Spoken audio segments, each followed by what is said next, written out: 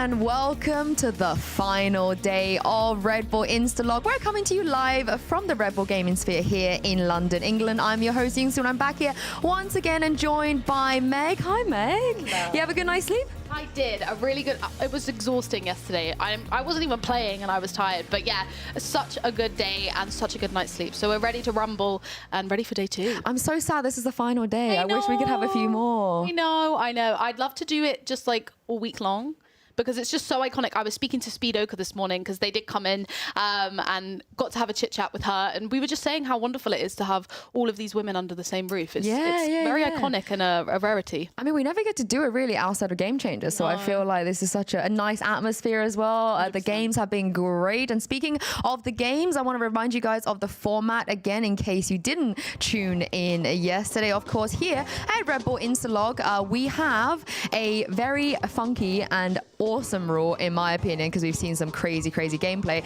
which is every single team must play minimum of 3 Duelist agent every single map, or if you're G2 Gozen or GIANTX in this scenario, play 4 Duelists. Why not? I feel like the SMG comp was kind of iconic. 100%, and we will be going into this today and probably seeing a lot more sort of really close maps and overtimes, because like Yinsu said, we haven't really seen this format happen before. So I think at the beginning, a few people were skeptical. You kind of would expect maybe quite a lot of very quick matches, some dominating games, but it was all very close. And I mean, here we're taking a look at the stat of the day 1 pick race, which is very convenient that it's scripted. It's so scripted, isn't it? But I don't think there's too many surprises here. I actually felt like Neon should have been picked a little bit more, but your boy Phoenix, Meg, do you think you're still kind of is that your bias? Is that your duelist bias? He is. I think I made that very clear yesterday, and of course, like Vania on Phoenix kind of solidified that for me, and maybe realize I'm not as delusional as maybe I initially thought, picking him as my S tier. I mean, your Delulu got a Solulu yesterday in Vania. I wish we could see ISO more today. I feel like that is the only one we're kind of missing. But even at this point, I feel like can Vania Vania can't really make that agent work, I feel like, in the current manner. I don't know. I feel like maybe, is it because obviously we all follow the meta. I feel like we just need somebody to come out and like play ISO and pop off, and then maybe everyone else will follow suit. I think maybe people are too scared to play him. He is kind of whack in comparison to the other guys in their util, but with someone like Vania on them, hear me out. Change the game. Fluorescent. She did tease a little bit yesterday. I did see everyone kind of going crazy in the chat, so Fluorescent might have read that, pick up on that, and then bring the ISO into the gameplay. But I highly doubt it, I'm not going to lie. Well, speaking of Fluorescent, Shopify yesterday had a slight shaky start. I think the game's a lot closer than it seemed, but in the end of the day, it is Shopify Rebellion. They are waiting for either G2 Gozen or GIANTX right now in the grand finals. But we do have a rematch as well for the first sort of day today. Game of the day, game today. You know what I'm saying. Day of the day. Yeah, so obviously whoever wins will be going into that upper bracket and facing the one and only Shopify Rebellion, who did sort of dominate and really prove why they are the world champions yesterday. Yeah, I also feel like they showed a lot too. You heard it from Mel. She had to kind of alter her IGLing a little bit, have some new challenges, and also the fact that Fluorescent just insta-locked, pun intended, Clove without kind of telling anyone on her team, which I think is very iconic. But the fact that they managed to dominate this map with it as well just sums up how good Shopify Rebellion are. And I do kind of hope that we see a bit more Clove being played today. When we found out that she was able to be played in this tournament, I kind of expected a lot more Clove picks, but we've only really seen Fluorescent, and again, we know that wasn't intentional, so because nobody else has played Clove yet. No. So it'll be really interesting to see if anybody else does take on Clove today and give them a go. Here's a question. Would you rather see Vania on Clove or Vania on Phoenix? I feel like we've seen Vania on Phoenix. So I'm down for the Clove. You're switching up, eh? Yeah, like, I mean, of course, Phoenix is up there, but Clove is my boo. Clove is like, you know, my one and only. Not my boo. No. No, not that. My boo. But yeah, no, I love Clove so much, and I think they're such an iconic agent. So if we weren't doing the Duelist format, I could sit here and talk for hours about Clove. And we haven't seen Vania on Clove. So that would be iconic, but, you know, Phoenix for this tournament, Clove for future tournaments. Yeah, and the bracket is looking very interesting as well. Of course, Shopify Rebellion is in that grand final already. They will face the winner of GIANTX or G2 Gozen. I feel like both teams are really desperate to try and take a shot at Shopify Rebellion here. I'm interested to see who's going to come out on top. But before we get into that pre-match, we do have a creators match coming up. And I know, Meg, you kind of handpicked some of these players to be in the show match as well. So talk me through this. Yeah, I'm so excited for this one. So these are 10 of the top women in the UK, the top female content creators, and they're also dear friends, and I love them very, very much, and they are absolute icons. So this is going to be a really, really fun creator show match. All sort of walks of life, different ranks, different kind of play styles. So I feel like this is going to be really, really fun. So who's the Phoenix main out of these? Tenchi, Ella is a absolute demon on the Phoenix. Elfinly is a sort of Omen main, so I wonder if we will see the Clove coming through. Oh, that makes a lot of sense. That makes a lot of sense. But Jupi is the only one with sort of LAN experience. She has previously competed. So I do think Team Jupi is potentially going to have the upper hand. I mean, she was a grand finalist in Game Changers a few years ago as well. Oh, of course, of course. Oh my goodness, that felt like so long ago.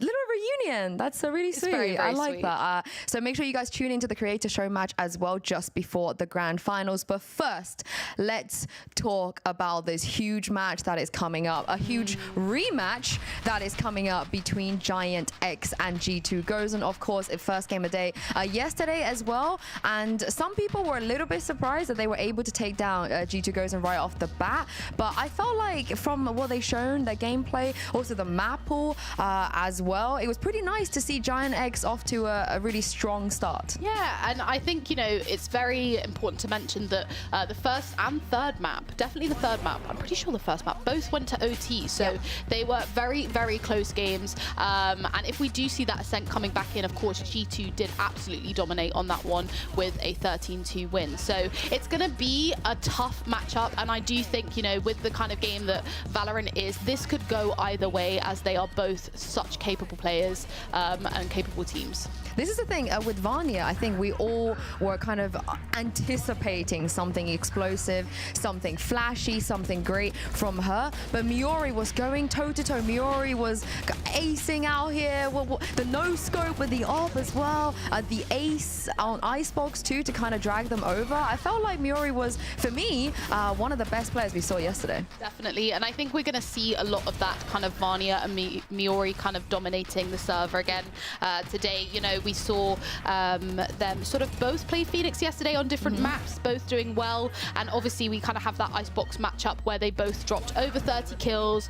ACS was crazy, average damage per round as well, both popping off. But Miori did come away sort of the stronger player out of the two between them. I feel like is this going to sell it? I mean, it's elimination as well. Maybe whoever comes out on top here is going to be like, I got you. I'm the better one. And I feel like as well, Icebox was such a good map for both G2 and GIANTX that we kind of proposed that the Icebox game yesterday was going to be like the decider for who is the Icebox champion. But I think G2 are come back, if they do play it, they're going to come back into it today with kind of that, we want to take this map back. We actually own Icebox and this is ours. Thank you very much. So, you know, kind of if they do end up playing that again today, I think it's going to be a feisty game. But also at GIANTX, they had a late game yesterday and they're coming into this off of the back of a loss, actually. But from what I've seen from them this morning, they are fresh, they are ready, they have their even game faces on. So without further ado, here's GIANTX.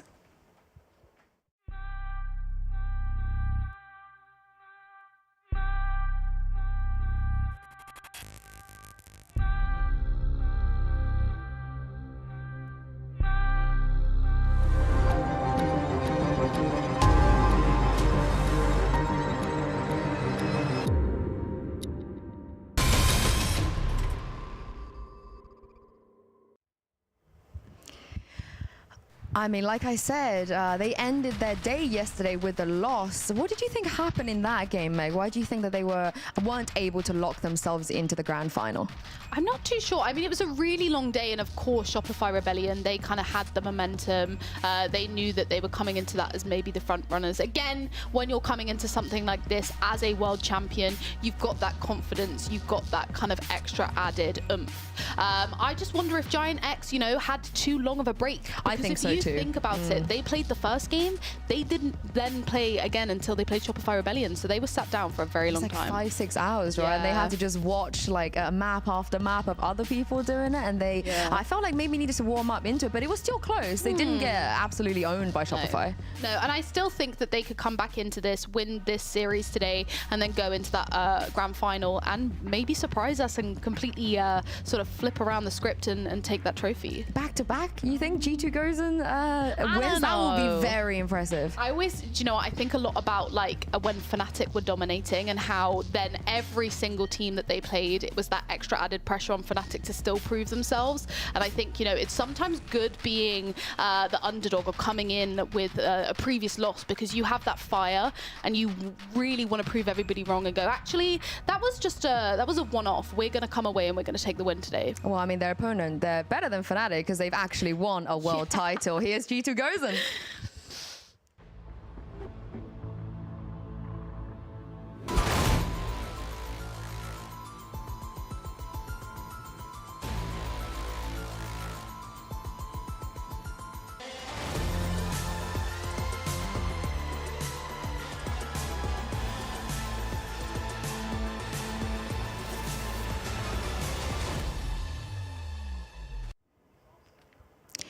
I mean, this is the thing with G2 Gozen yesterday. They did get knocked down to the lowers, and they even looked like they could be knocked out by KC. But in the final hour, you know, they show up, they are shooting heads like they've never shot heads before, and they managed to survive another day. But it's the fashion that they did it, Meg, I think is very, very interesting, because they just looked so good on a map which they could have been eliminated from. And I do love the storyline of like a lower bracket run where you kind of go all the way to the bottom and then you make it all the way back up to the top. So, you know, again, as well, coming off the back of that win yesterday, they're definitely going to be coming back into this very comfortable and ready to sort of game. Yeah, and they select Icebox right off the bat. They don't fancy the Lotus here, and GIANTX actually banned a split themselves. So this Icebox is where you said was very, very interesting. It is both of their best maps. They both looked very, very good on it. I'm very, very excited to set the tone of this match already with a map like Icebox. Yeah, and I think ending with Ascent there, it's quite important, in my opinion, for GIANTX to kind of potentially get that 2-0 and kind of run away with the first two maps, because after the performance on Ascent yesterday, it could be risky going into that third map if they kind of aren't comfortable, haven't been dominating and haven't been winning their first games. Yeah, this is the thing, right? The map pool actually looks a little bit better, at least for G2 Gozen, just because they were able to actually win out that Ascent in the end. They look good doing so. Was that the 13-2? The super fast map? The only fast map that we had. But we have Agent Select coming up right now for Icebox. Again, a map they played against each other already. I'm interested to see if they're going to run the same comp. What do you think? I, again, expected ResQ to kind of come off I think she was on the Yoru yesterday. No, they're not going to run the same comp. And I don't think it was quite successful. So I'm glad to see a few changes coming in here. Yeah, it looks like they've completely just abandoned the Yoru here. They're going with Phoenix, Jet, and Reyna. I like that. I do like Petra on Reyna always. I feel like she is so iconic on that Reyna role, and of course she does play it on Bind, so is familiar with Reyna and all of her kit and util and how to use it. So I feel like we could see Petra coming into this quite confident and popping off. Oh, well, this is a huge game here. The elimination match, of course, and the match to determine who's going to be heading to the grand final. So let's jump into Icebox with your casters for today. Over to you, Billy and Twiggy. Thank you very much, Yintu, and thank you very much, Meg. And yes, I feel like it's poetic that we're starting out today where we ended off in this matchup specifically with a 15-13 scoreline, and G2 just about losing out in that series. And look, G2 won by far more rounds in that series. The two maps that GX won went to overtime or close enough to overtime that we can basically call it that. And this one, this one was definitely something to behold. The 13-15 scoreline, and G2 have made a slight change to their composition. GX have stayed with what they were running before, with the Viper and the Gecko as their two non-duelists, and staying with those very aggressive flash duelists going in terms of the Reyna and the Yoru. G2, they've moved over to what basically they've been doing on the rest of the maps that they've been playing, especially against KC. They started bringing out more of that Jett and Phoenix, and now running that Reyna as another initiator essentially as well. But they've changed that Sage up critically to a Killjoy here. I think it's the first time they've run a Sentinel. No, no, it's not. They ran Cypher on all of them. I was thinking about Shopify. One thing I do want to bring up, Twiggy, though, is this map veto that we had just there as the whistle round is playing out. GIANTX, 100% win rate on Icebox so far this year. And they completely wiped G2's 100% win rate on Icebox this year with that win that they took off them yesterday. So it's really interesting to see them decide, you know what, guys, actually, we want a rematch on this map. We want to bring it back. We want to get that. We want to take the 100% win rate off of you guys. So, yeah, it's interesting that they've decided to come straight into Icebox for this first one. And as Yunsu said, really set the tone for this game today. Yeah, I do think the way this goes is definitely going to set up the pacing for the rest of the day, whether that is just the rest of the series or the grand finals as well here. G2 Gozen have started things out with the pistol round, which if I remember correctly, they did not last time around playing against GIANTX on this map. That's a good start to things. They're going to be able to buy up into this next round. And looks like they're just soaking up pressure for now, backing up towards the site and making sure that GIANTX cannot get an opening pick to start off this attack, although Miori will find one from on top of Maze there. Finds two, in fact, drops off as soon as she gets flashed, and Sarah is there to find the third. And this is looking like a really good eco for GIANTX so far. Brought it to a 5 versus 2 already. Yeah, pistols not proven to be an issue. And as you said yesterday, so many players in the server being able to just tap heads with those sheriffs. It certainly is a weapon to be feared of when these game changer players have that weapon in their hand. But Amy looking to creep in here, and she does. She's good for 2 there. 4 possibly going for the 5th, and Miori just able to clean it up there. Almost a promising round from Amy to get that on the board. But G2, they're not going to be very happy with that one. Amy misses her first shot and hits somebody through the box, which is poetic. Yeah, incredibly poetic. If that had ended in a round win, GIANTX would probably have been very upset. that's all I'm saying. While those were some very good shots, that first one, you know, the armor penetration, the wall penetration of the Guardian, definitely something to be reckoned with. Oh, maybe one of the best weapons on Icebox for that reason, precisely. But either way, G2 going to be pretty unhappy that they did not win that round out. Rescue has already taken some damage towards the start of this round as well. And things are not going well for them. GX ramping up quite quickly here, and Sarah has found a frag onto Rescue. They're going to move on forward. Petra finding 2 with the Sheriff, make that more Sheriff frags. It is just Sarah left and having to do the work of a hero here. Amy down to a minuscule amount of HP, setting up and finds a head, and Sarah is able to get an ace to clutch things up. GIANTX are unstoppable right now. What is going on? Yeah, GIANTX really coming into this one with some confidence. Like, it's just to get those Sheriff kills, and then G2 almost get it back in their favor just in that round with the Sheriffs again going on to that. But GX Sarah proving that actually you shouldn't have dropped me, G2. I have got this game power and I'm going to bring it up against you. So yeah, no, really nice to see that rivalry coming out from Sarah up against her ex-teammates. Yeah, that, I mean, we've already had 3 very interesting rounds to start things off. Look, we've seen it so many times during this event. It is Instalock. You're running 3 duelists. It's always going to be a bit chaotic, but rounds like that are difficult to comprehend properly. So now, GIANTX on the front foot.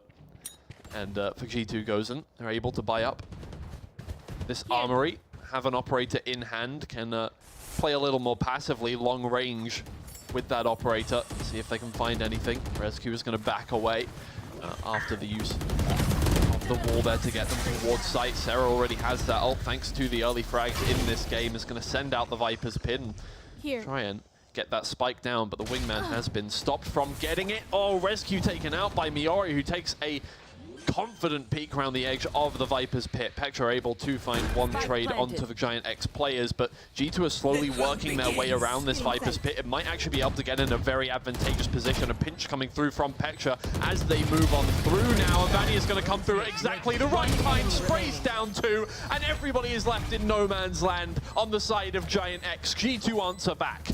Yeah, lovely stuff from Vanya. A player again that we said yesterday, absolutely love seeing her on the Phoenix. And even just that pinch that was coming through from Petra on the flank there really made GIANTX cautious of the fact that, okay, they're trying to crunch us within this Viper pit right now, so let's take the fight to Petra. But Vanya already getting all that space already and being able to just pop out of the Viper pit because all of the GIANTX players had left the Viper pit. So yeah, really nice way for G2 to get back into this one and even up the scoreline. Yeah, if this is the way today's first series is going to go, then oh man, it was a long day yesterday. We've had some sleep, not, I wouldn't say an advisable amount, but we're back here and we're loving it. It's all the good. tempo from the players has not changed whatsoever, so that's all that matters, They're really. energized, they're ready. Exactly. And keep in mind, the GIANTX had a very long day, as the analyst mentioned. Very long day, a lot of waiting along with that in between, and ended things out at the same time as us. Mimi, okay. Ended things out at the same time as us, around just before midnight. Back here this morning, first thing, bright and early, having to play against G2. Pretty difficult scenario to be in, so I would say definitely bringing their A game for the circumstances that they are under. However, this round, one enemy remaining. not looking so hot. Down, Mimi B. takes out her fourth. Looking for the ace here, and there it is. 2 aces already. It's been 5 rounds. While that one was a little less chaotic, it definitely stung for GIANTX. Yeah, Mimi really calm and composed there, seeking out those sort of early engagements despite being that anchor on B site, sorry. And yeah, just really nice. The fact that we've seen 2 aces within 5 rounds. I'm excited for this series, Twiggy. Both of these teams want to face Shopify Rebellion, and you can see why. Both of these teams both have players that have faced Shopify Rebellion on an international stage, and they've only had a taste of it this weekend with that triple duelist format. So they're wanting back in it. They're wanting the rematch against Shopify either way. Oh man, in comes Vanny looking for that one rescue. Gets her first pick of the game there with the operator, while Sarah can answer back on the other side of the map. That is not enough. The spike is down over here, and G2 Gozen for now are in control. However, that kill over towards the other side of B has sold a little bit of a fake towards G2 Gozen, who are going to commit all 3 players to a rotate. Thinking, okay, well, if we move as a pack at the very least, worst that can happen is we get a trade and we win the round. Yeah, GIANTX really need to take their time in here though, Twiggy, and actually still deciding to take time. They have a lot of time on the clock, but G2 happy enough to just give up that A site completely and come back in a retake situation if needed. But of course, we've got the Raze ultimate online for GIANTX should they need to use it in this post plant, and it looks as though Jelena is going to try and take that early space and get any sort of information and just stop them funneling into site. GIANTX get the first pick here. They definitely have the advantage, and there it is. Jelena finds 2. Out comes the showstopper, just discouraging Rescue from making a move here right now. But Jelena is in an awkward position to make use of it. It goes right past Rescue's head, does some damage, but there's the paint grenade off the backboard. Call her Michael Jordan. Oh, I really love that from Jelena. You know, just looking to get themselves back in a favourable position. Like, I know that they're playing post-plant and it's already kind of in their favour, but just the man-on-man advantage, maybe man-on-man not the correct term to use there, but like the numbers advantage of being in a 2v3, they knew that they had to seek out some sort of fight, and they knew that G2 play a bit more disciplined, and so they had to kind of look out for that after getting the plant down. You know, it's not something that you could go and look for before you get the plant down, which you would normally do in that situation. They know how G2 play, and they're playing off of that play style, which is really nice to see. And again, that ultimate coming online just to kind of keep G2 at bay on getting in there. So yeah, it's been a really, really nice couple of rounds from GIANTX so far, and really looking to just build up a bit of momentum here and take them and get this map done and over with. They don't want another overtime. It's something I want to make note of. this has been a trend over the course of the tournament so far. And, you know, to begin with, I thought it was just kind of, you know, stuff happens. The game is the game. There are 5 players on each team in the server, but it seems like the primary duelist for each team, even when they are still playing duelist for the team in these ones, generally takes quite a heavy backseat. And as you can see, Rescue and Smurfette both on 1 kill so far. Yeah. And both teams are playing incredibly well, but I like that everybody else is shining. You know, Rescue and Smurfette don't need to be doing insane amounts of fragging potential, taking massive amounts of space as the sole duelist, which is generally the case in 2024's Valorant ecosystem. You are going to have 1 duelist, not 2 like back in 2021, not any more than that unless you are SMG. And therefore, now that you have 2 extra duelists on the team, you can sit back and you can let your teammates shine a little bit, and that is what is happening right now. But G2 Gozen not shining. They are dulled as they have moved back away from the B site. Let the plant happen, and it's a 3v5 now. Operator in hand for Rescue, looking to double that kill count now, but GIANTX are holding back all the way towards the edge of yellow here, and they will mow down the remaining members of G2. I'm out. Yeah, GIANTX really looking to just sweep up a few rounds here and completely punishing that Viper pit as well, right? With that B split through there. You see the Yoru ult come online, which is really nice to be able to clear Mimi out of that position and punish that Viper ult being put down. So yeah, it forces G2 onto another eco where they need to go back and rethink about how do we want to play this. Not really seeing a whole lot of firepower out of G2, and perhaps slamming their foot on the brakes a little bit and maybe having to think, you know, how do we want to play this map out? Yeah, GIANTX still doing a good job of maintaining all of this. Obviously, when you come into a tournament where the rules are a little bit different and things have changed, there's a certain amount of warming up that has to be done. And in the first series, we were like, okay, well, G2 played well. There were glimpses of what we expect from the EMEA champions. However, you know, did not go their way. And you got to think, will they come back revitalized for day 2? Doesn't look like much of a different story so far for day 2. Things staying close, but still just about in GIANTX's favor. It's how this map ended last time, 13-15 on the side of G2, and GIANTX take it away in overtime. And therefore, is the story going to be any different this time around? Are we going to see another 3-mapper in which G2 goes and just don't quite make it over the finish line? Yeah, well, It'd be sad. A lot of people have been wanting to see Shopify Rebellion versus G2 Gozen again. I think people are very hyped up for that, but I think as well it shows the talent that we have within EMEA that, you know, it's not just one team being able to stomp when you have these funky format tournaments. You know, it provides players with the ability to play into different agents that they wouldn't ordinarily play. But GIANTX looking to rotate over onto the A site here, and Rescue is available with a Marshall. Not really been able to do much with any sort of sniper rifle in hand throughout this map so far, but Smurfette is going to be picking up the first one. Trade comes through from Petra, looking to flash through that and get an extra bit of space for her team. G2 need to start making a move on that spike, however. With the ult from Gecko, going to make that very difficult. In moves Petra, misses a couple of shots, out comes the Sheriff. Oh no, no, no, no, no! Oh, that's awkward. Yeah, that was a close call. You see Smurfette go crazy and then get a little bit shaky here. A little bit shaky. A little bit. Well, G2 definitely on the back foot. I don't think there's any other way of putting that at the moment. GIANTX in the driver's seat and looking confident. Still, Rescue hasn't fully gotten involved. Just been playing most of the time here, a kind of very passive role on the operator, so not needing to get too involved when you're playing against, I should say, a very aggressive composition. They're going to be moving towards you. How much work is the operator really going to do in first engagements, as you know, compared to an arsenal of Vandals as you move in towards site? You know. I think Rescue, she's a great player to highlight though, right? Because she's recently won her very first event with G2 being that EMEA Split 1 Game Changers. And this player is only 17 years old. So hopefully when they move on to that attack side, we do start to see Rescue being activated in the server, and we can actually start to see the full potential as to why G2 have picked up this young player that is usually their duelist. Yeah.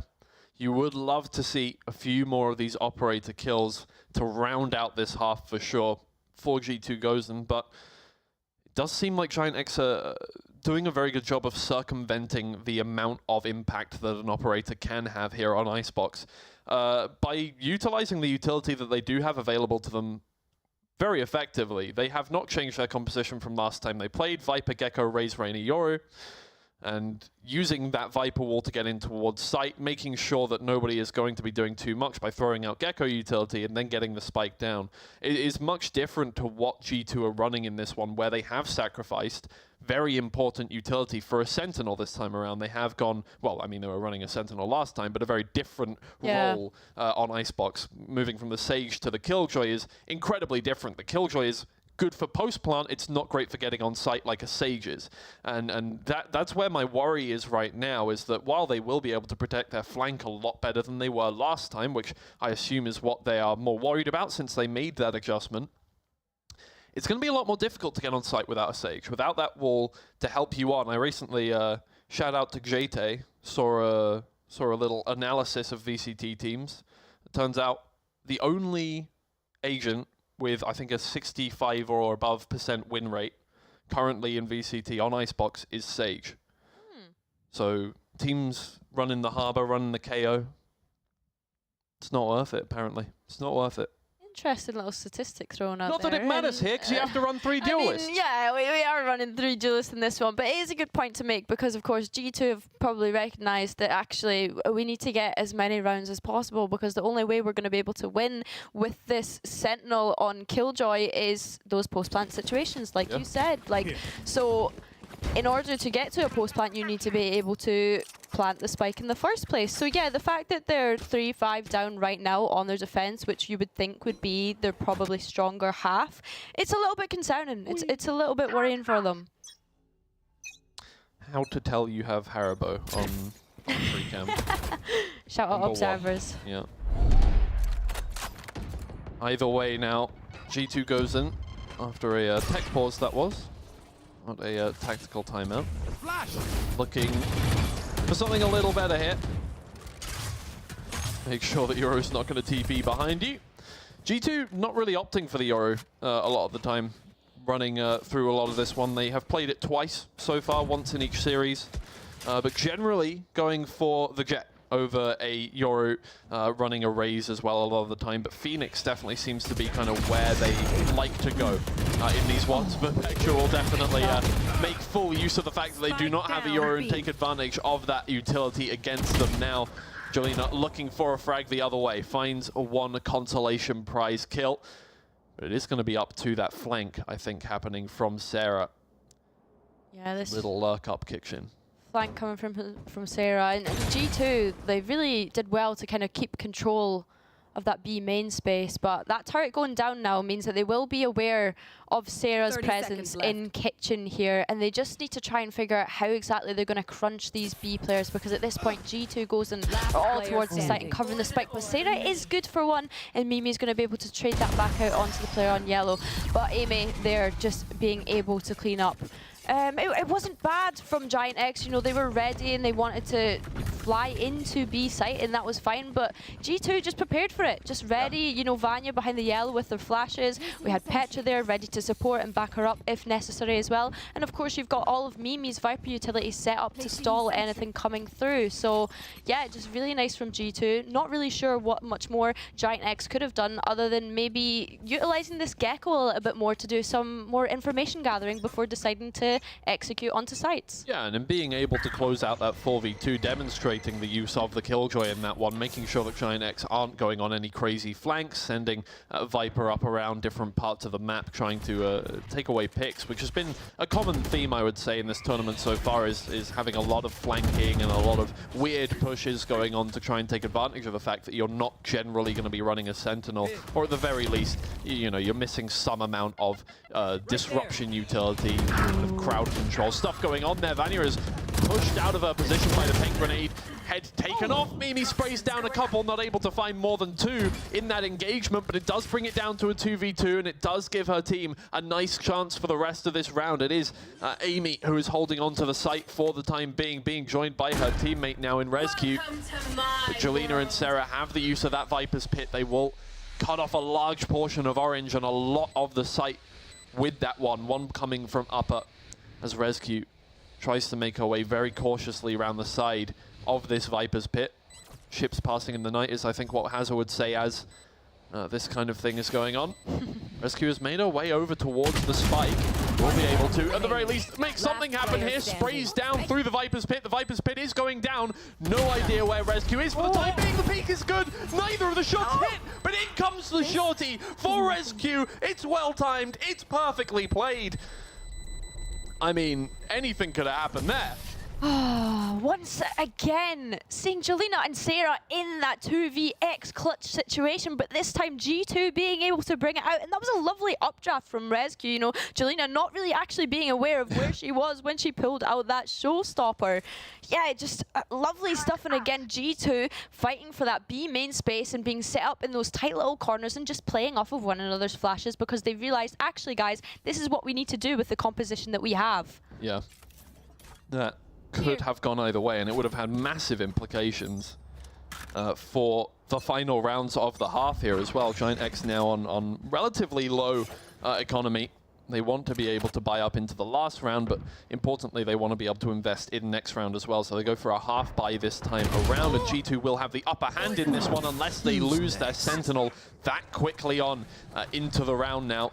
Out comes Dimensional Drift for Smurfette, who has been very much warming up into this half. Now, a lot higher on that kill count than earlier on. Going to send a flash out through the Viper wall, but Petra is ready for it. Turns quickly, gets the head off of Smurfette now, but Miori comes back with the Guardian, pops the Empress, and is going to move in. Wingman planting the spike, a 3v3 situation. Bladestorm on one side, Empress on the other, but who is going to come away with the victory on this one? Everybody playing so cautiously. Rescue wants to get something, but being zoned out of position by the Raze utility. Jelena fires off a few shots through the wall. Mimi sprays down 2 once again, and it's just Ness left in a 1v3.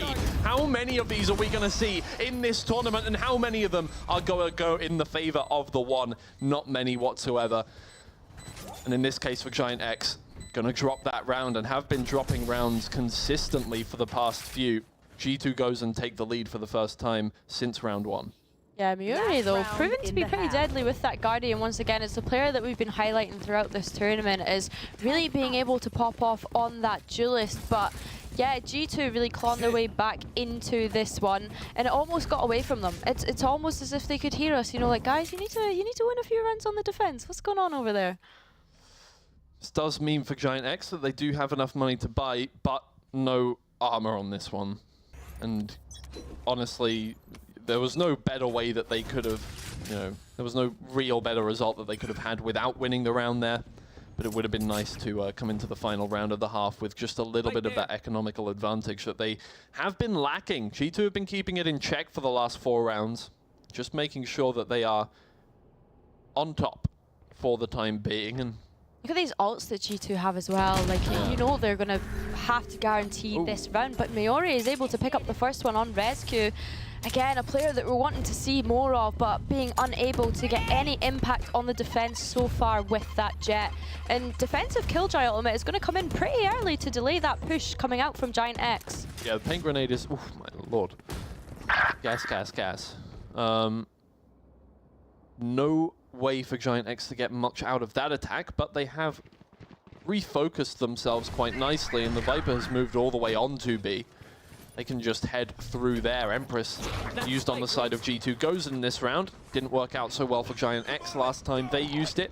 They were also in a player disadvantage.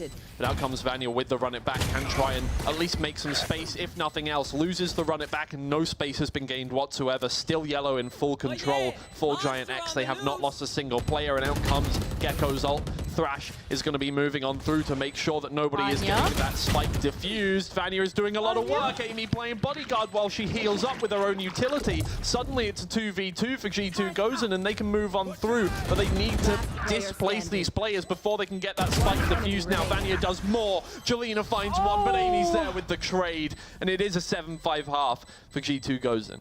Just when you thought GIANTX were going to be able to win that one out, I mean, you see Ness's ult come online with that Thrasher as soon as the wingman goes and plants. You know, they have all the kit, all of the tools that they need within their toolbox to win that one.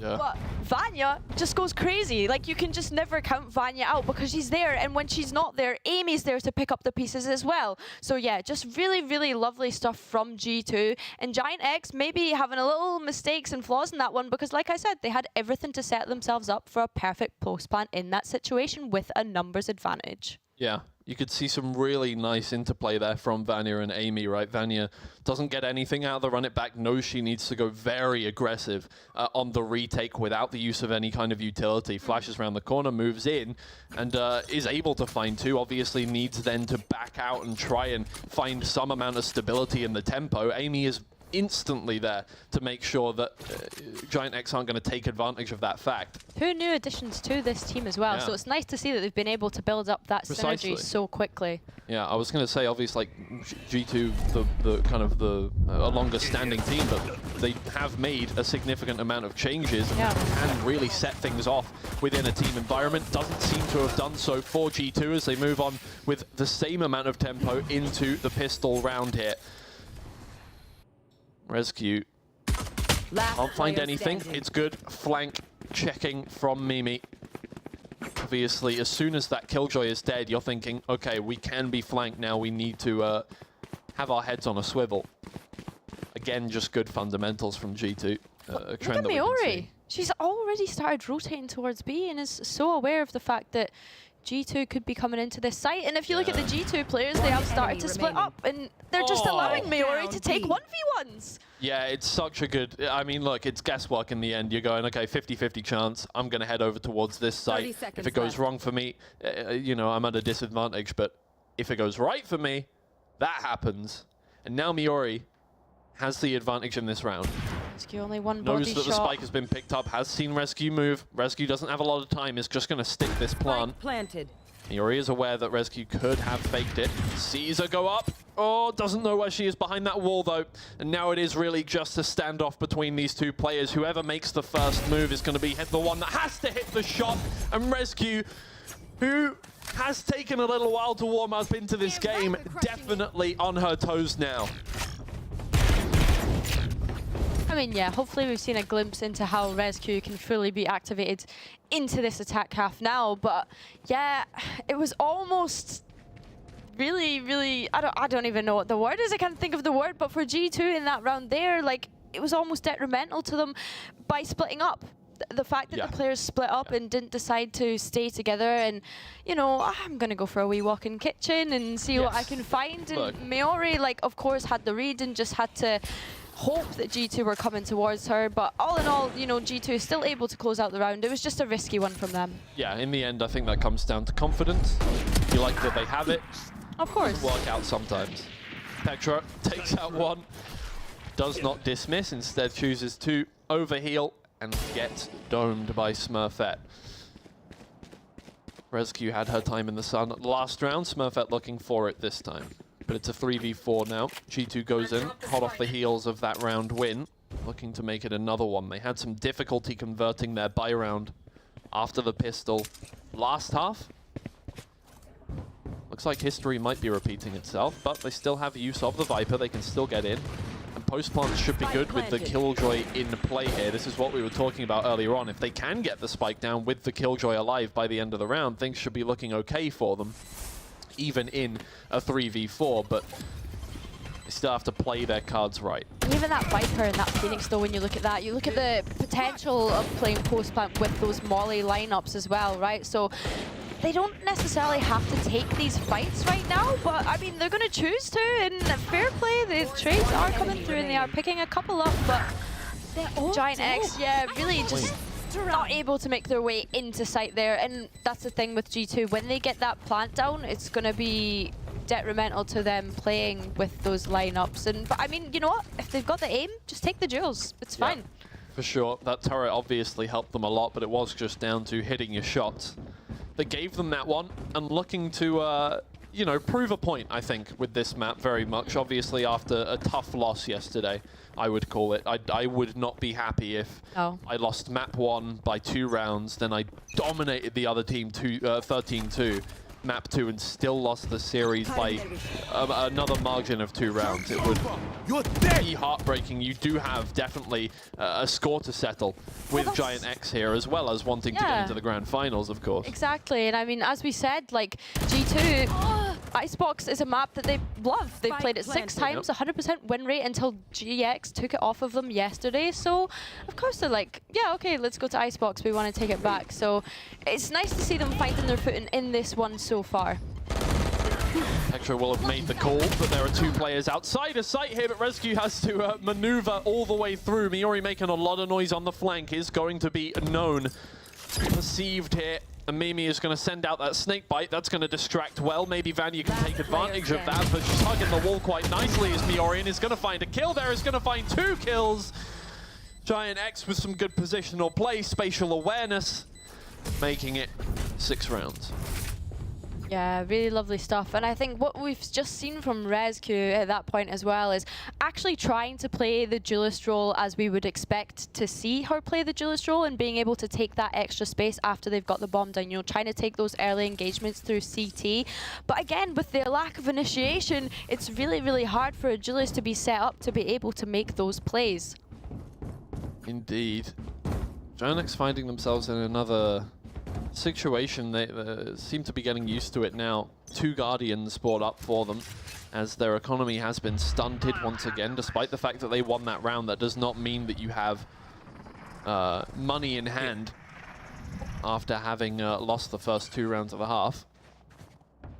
So for G2 buying up into this one, they can definitely take it away. Once again, onus on getting that spike down with the agents that they have, and having committed the wall towards B, but heading towards A, that means they need to beat the defenders to the punch by getting to the site quickly.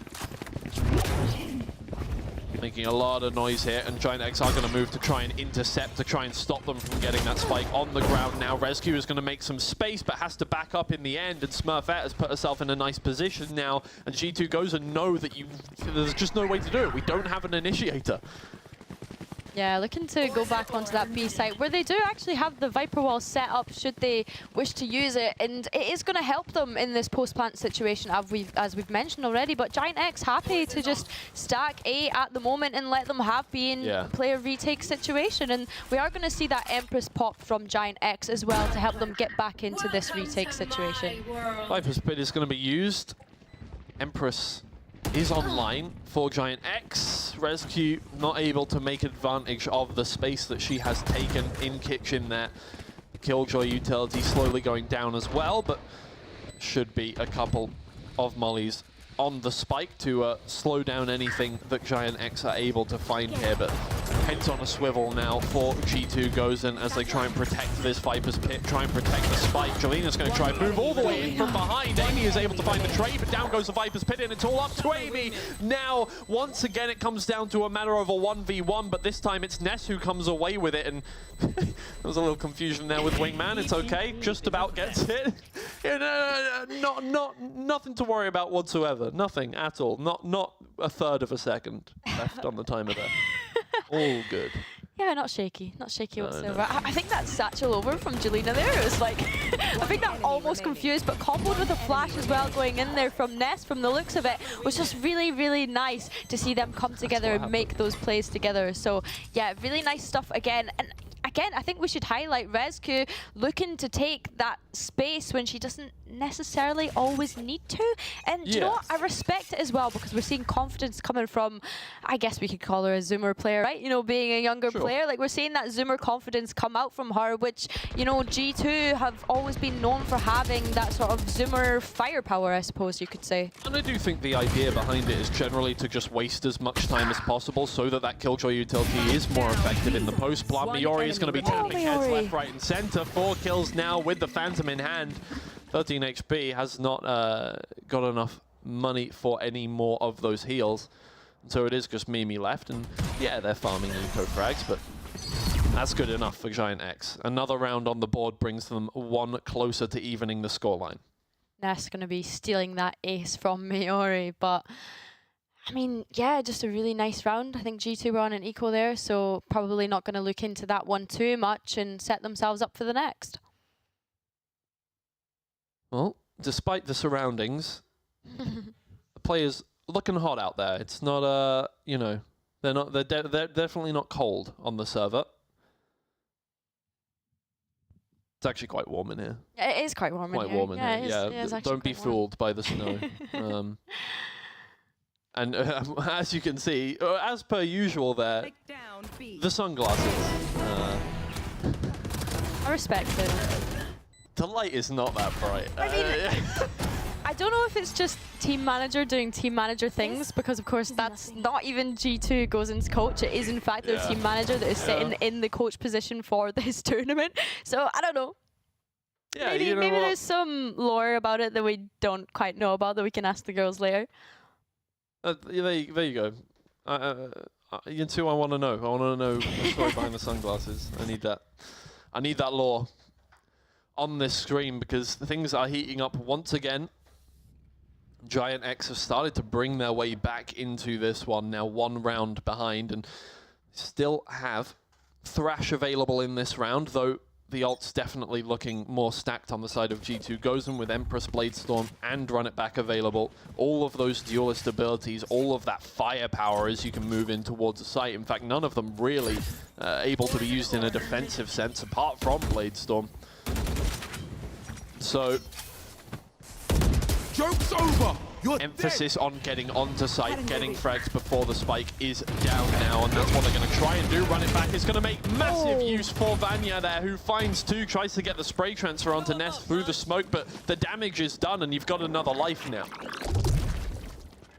Yeah, that's going to completely bring G2 to a halt. Despite getting those first 2 picks from Vanya and getting that space for them, GIANTX looking to rotate over towards A, because they're not entirely sure where G2 could be at this moment in time, but G2 going to choose to just pause and perhaps re-hit the site, which I don't hate. I really like this from G2. You know, they're just taking their time with it after getting those first 2 frags. And yeah, I like it. They haven't been so reliant on the Viper wall so far that they have made it clear to GX that they want to use it in this round, despite the fact it's been put down, despite the fact they've got 2 kills on the site. You know, they haven't been so reliant on that piece of utility that GIANTX know that they're going to end on B, and therefore they get pretty much a free plant. They're able to find those 2 frags. 1 trade comes on through, but it is just Ness left, and I don't think you want to be using your Thrash in this situation, so it will probably be a save. yeah, most likely just gonna save. And I like the point that you made about the Viper wall as well. You know, mainly just using that to condition GIANTX into leaving it as a question mark, you know, not being entirely sure where G2 are going each round, because just because the Viper wall is on that site, it doesn't mean that they're necessarily going there, because G2 have been really good at switching up the pacing and the tempo and switching out what they're doing each round as well. So yeah, it's been really good conditioning from G2 Gozen so far. Now on double digits, the map drawing to an end here, and though things have been competitive, G2, since the end of that first half, have very much started to look on top of things. GIANTX taking a timeout now, probably a very needed talk on this one, because it's only small adjustments that I think need to be made. GIANTX have looked good fundamentally. They have been dealing with a large portion of what G2 has been throwing their way, and most of these rounds have been coming down to a 1v1 or a 2v1, something very close. It's not like the start of the round is falling out of hand for them and things are getting out of control. It's more the fact that they're just not able to find themselves in that slightly advantageous position towards the end of a round. Yeah, and I think GIANTX will be perhaps worried now as well, because they know they kind of needed to get this map under their belt for the map to be in their favor, because of course that decider map will be Ascent, and we did see G2 beat them 13-2 on it previously. So yeah, it's going to be a little bit worrying for this side now, because they know that they needed to get this one over the line. Timeout ends, and we get right back into things. Things looking good on the sides of, once again, generally the players who don't play Duelist whatsoever. I mean, look, you got Controller. I mean, Mimi going from Initiator to Controller in this map, and then a Controller player in Vanya in second there on the leaderboard. And once again, players flexing onto roles that generally they don't play a lot of, but doing a very good job of making it work, at the very least in this format, if not in general, you know? While you might not be playing Viper in the same way as you would play in a standard composition where you've got either a double controller or you're playing solo Viper with 2 Sentinels in this case on Icebox, it is still working out really well for them. I think seeing Mimi on that controller role is not particularly surprising anyway, given that she is obviously the IGL of this G2 Gozen side. Definitely the second choice. And you know what? In saying that, I would love to see her come out on Clove. I know that there was a lot of talk about Vanya perhaps playing Clove, but of course Mimi played Clove in the Masters Madrid show match recently and loved them. So yeah, it'd be really nice to see G2 Gozen try and implement Clove into this tournament at some point. Yeah, well, a lot of the time, you know, you see a player typecast as one role. You see Vanya on Controller all the time. You see Rescue on Duelist all the time. You see all of this. Players have, you know, full histories of different roles on both officials and just kind of ones that they enjoy. And it works better for a team if they are put onto a specific role. They are able to flex around a little more. And that is what we're seeing here, I think, with Mimi, is just comfortable on Controller, despite the fact she generally doesn't play it in this specific team. Yeah. Yeah, for sure. But either way, Ness, once again, left in that clutch situation, and unfortunately not an awful lot that you could have done there. So just coming into this one with a light buy, hoping to not let G2 get to that match point and let this map be stripped away from them. Which is surprising, given that we went to overtime on this map yesterday. You know, I think G2 really went away and rethought about how they wanted to play this map and the changes that they wanted to make, bringing in that Killjoy rather than having that stage that they had yesterday. You know, we've seen some adaptations from G2, and that might be what GIANTX have maybe lacked. Possibly now. Now they are going very aggressive. They line straight up for Mimi. And that's pretty much going to be the end of that round, unless Miori can bring out something insane. One shot with the Sheriff is about all she can get in that 1 versus 4. G2 have made it match point, and while that was definitely a write-off of a round, as there was no economy available for GIANTX, and they definitely want to be bringing things back in overtime. That's the choice they've made. It's still a bit of a knife through the heart. Yeah, it's a tough one. It's definitely a tough one because, as you said, now they've left it to the point of, okay, we just have to get it to overtime now. But if we're looking at the ultimates that are coming online for GIANTX as well, we are going to see that Flash invested pretty early to find out any sort of information, and G2 just going to react by running through mids and leaving Mimi to clean up any stragglers that are coming through off of the push from the Gecko ult. Mimi has been very consistently getting picks this map as well. Alongside Amy doing a lot of work. We haven't seen a massive amount of, well, we've seen 2 aces this game, but not a massive amount of, you know, 4Ks 3Ks, stuff like this. Just consistent frags, especially for Mimi, who's been getting a lot of 2Ks and a lot of 1 kills in a round, just to keep up that scoreline and do a lot of work for the team behind the scenes, essentially here. Rescue now in a 1 versus 2. Bleed Storm activated, completely blind now, trying to stay around the corner. That right click does not work out, and yeah, you're stuck between a rock and a hard place there, as Jelena will finish things off with the classic. Just about enough time to get the spike defused comfortably, and GIANTX start to bring it on back. The overtime plan working for them for now. Yeah, I thought we were going to see some magic come out from Rescue there. I was getting a little bit like, oh, okay, what are we going to see? But nonetheless, GIANTX, that ultimate commitment really proven to be beneficial for them, using, I believe, 3 that round, or 2, possibly 2.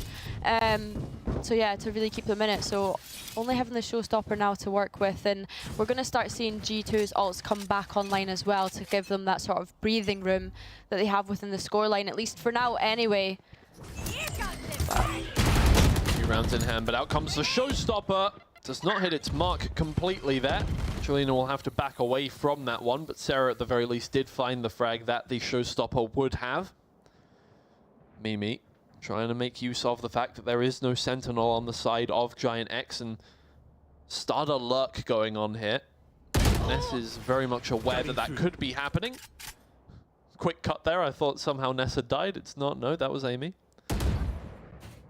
G2 trying to move on in. Sarah is playing bodyguard for the site here, and clean shots. No notes from those ones. It is just this Viper remaining.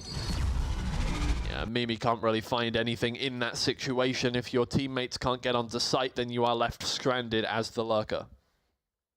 Yeah, Sarah doing a really good job there to be that sort of anchor and picking up where, of course, Jelena's ult couldn't quite finish it off. So really, really nice to see a sort of bit of grit coming out from this player, coming against a team that she has previously played on. Yeah, just really nice seeing Sarah back on this sort of controller role as well. Because of course when she played on G2, she jumped onto that controller role. So yeah, nice to see her back on that for this side. Yep. G2 having a little bit more trouble getting it over the finish line, and once again that was kind of what we saw yesterday too. It was just they looked solid, but not quite enough to close out these maps very quickly, and especially against GIANTX it was just tantalizingly close every time. And once again in this round where they have lower economy, they're trying to close it out for a 13-11 here for sure, but they would have liked to get something more out of this one so far. They have committed some utility and some ultimate here. Vanya having used to run it back already this round.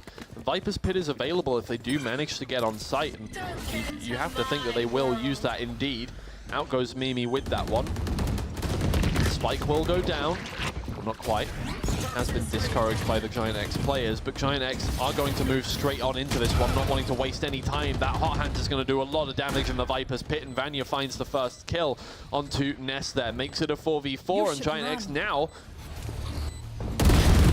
in a very difficult situation. Got to get rid of that lockdown, got to push it away. Sarah does the work, will be able to get rid of the lockdown, but it's still a 2v2, and it's still G2 sat inside of a Viper's Pit. Mimi knows exactly where Sarah's gone, doesn't know where she is exactly, drops down, and G2 managed to close it on out with some smart utility. 13-10, getting a bit of revenge there on Icebox. Yeah, definitely. And I mean, GIANTX, fair play to them, doing really well to kind of bring themselves back into that one. But G2 have shown that, in fact, we dominate Icebox. We're not having you ruin our win rate. We're taking that percentage right back and getting a little bit higher again. So yeah, really good for G2 Gozen to be able to win that one out. And yet, the next match, I don't know, Twiggy. I'm kind of scared. As I said before, if we get to that Ascent map, it's not looking good for GIANTX. Yeah, just a reminder that 13-2 was the scoreline last time these two teams played Ascent. Yeah, and G2 took that one away absolutely insanely. The next map that will be coming up will be Sunset, GIANTX's pick in this series, and you've got to hope that something more is going to be brought out here. If I just take a look at my notes quickly, the last time that Sunset was played by this team, it was against Shopify Rebellion. The last one we saw there, it was an 8-13 loss. And they did play a nice composition. This was one of the ones where they brought out the Neon after playing the SMG comp on Lotus. And I thought that they had just kind of made an adjustment that they like Neon now and want to play a little bit more of it. Turns out not on Icebox, but we'll see if it comes out again on Sunset. If there was one player to play Neon, I think it was Smurfette, and I think that we said that yesterday. We would love to see Smurfette jump onto that Neon. So I guess we just have to wait and see if we do get to see that again going into Sunset. Yeah, I would like to see that. G2 also did play Sunset. They won it 13-8 against Karmine Corp to finish off that series and knock Karmine Corp out of the competition. They were playing a completely different composition. They've liked that Phoenix on that one, so I do want to see how that will clash up against that. I didn't really listen to the producer there. I don't know if I'm heading to the break or straight to an interview. I think we're heading to a break before we get to an interview. I'm very sorry for not listening on that one, but thank you guys for watching that first map. We'll be back with a banger for the second, so I will send you to a break right now, and we'll be right back.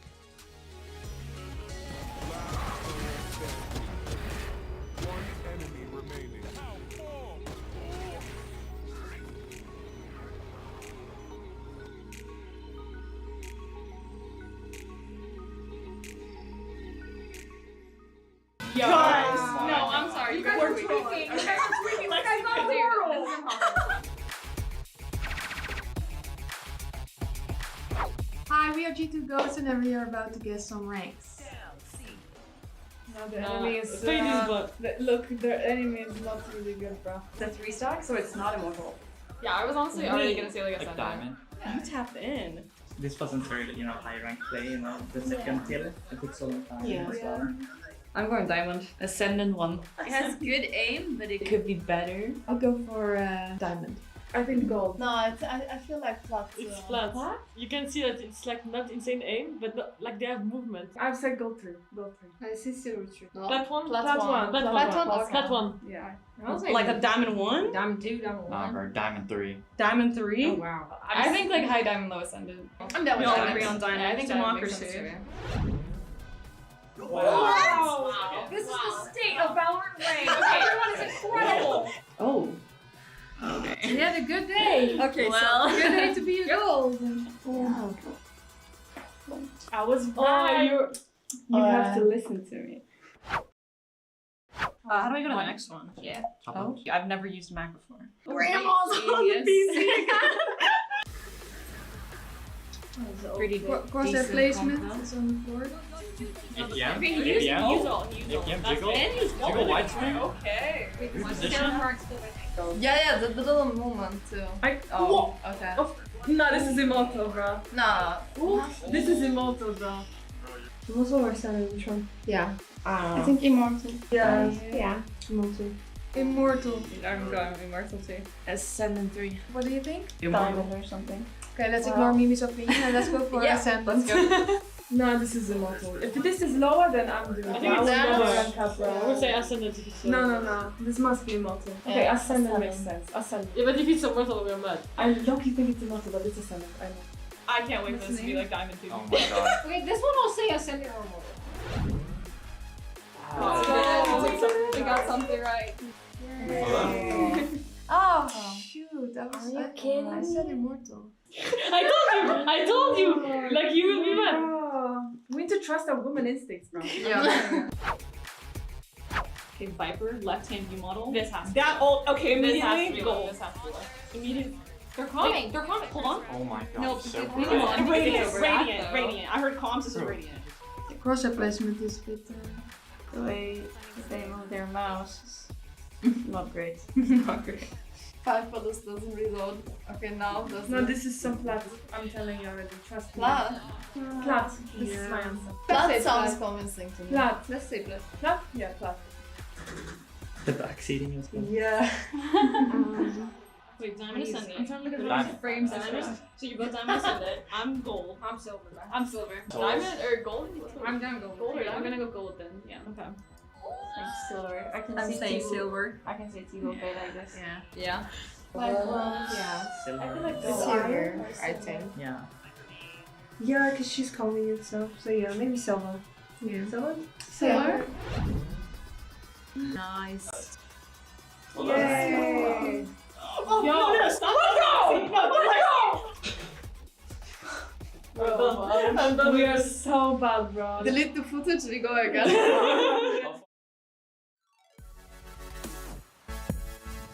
Hello everyone and welcome back to Red Bull Instalock, where G2 Gozen have just got themselves a map win against GIANTX. I'm your host Yingsu and I've got a very special guest here with me on this sofa. It is Drippy, content creator from GIANTX, but also Drippy, you used to be a pro player. You've played with and against a lot of these players here in the Red Bull gaming sphere. So welcome, and how are you finding the event? I'm finding it really good. It's exciting to be here. Thank you so much for inviting me to be here. The first game was incredible. It was very crazy, right? Let's talk about that first map of Icebox. Of course, I'm a little bit surprised that GIANTX didn't win that one. They looked really good when it comes to getting their first engagement. They were getting picks left, right, and center. Are you surprised that G2 Gozen managed to come out of this with a 13-10? I didn't doubt G2 for a second to be able to bring it back after losing the first best of 3. But to say that GIANTX had won, they'd got the first pick in 18 rounds and still managed to lose. They had the advantage for 18 rounds and they still managed to lose is incredible. I think that G2 played it really well. They were able to bring back those disadvantages on each of those rounds. But yeah, I think a big throw from GIANTX. Yeah, you think? Yeah. I mean, G2, they're so good in these 4v5s when they're in a disadvantage. We saw it yesterday as well. And also, these aces are crazy, Drippy. How do they keep doing this? I don't know. Like, the first 5 rounds of this game, we saw 2 separate aces.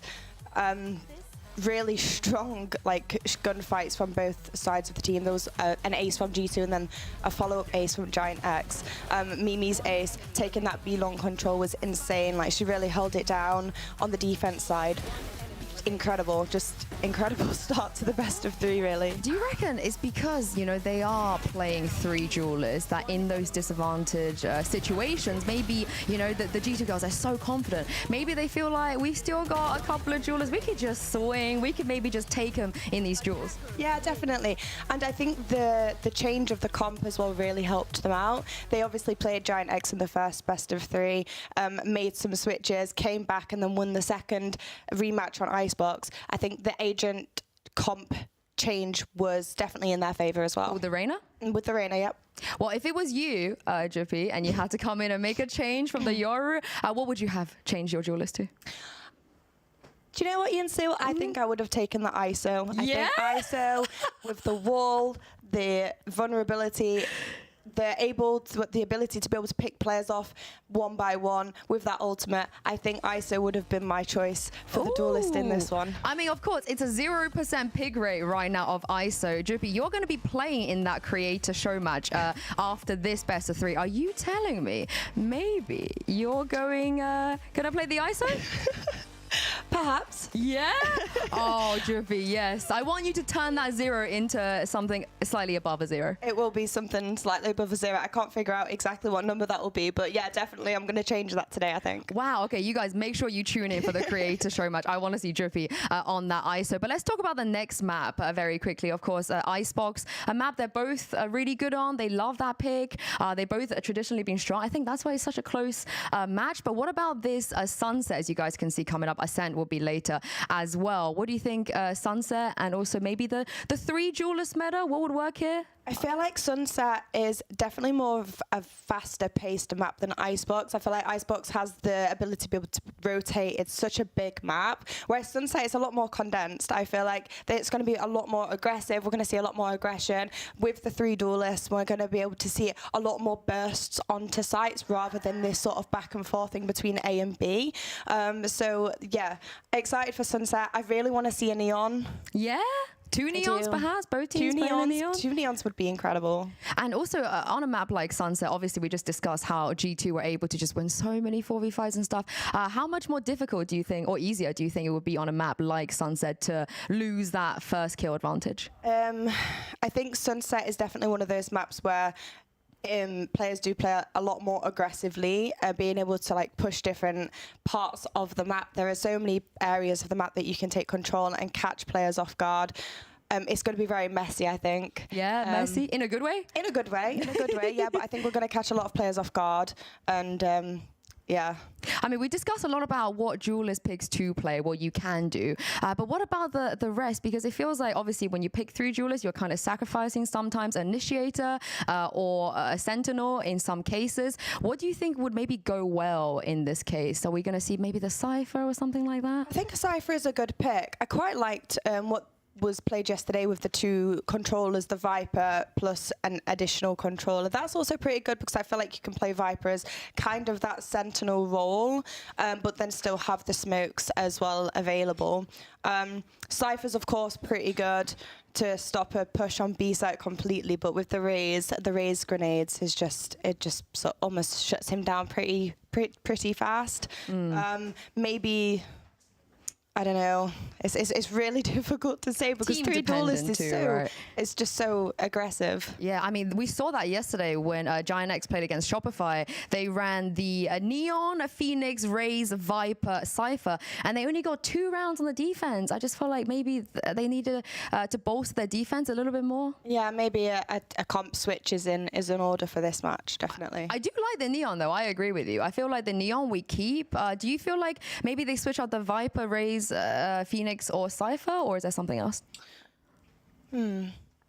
I'm not too sure. ISO. ISO is the answer. Get the ISO in there. Get the ISO in there. But of course, on the other side for G2 Gozen, when it comes to their Sunset, they looked really, really good.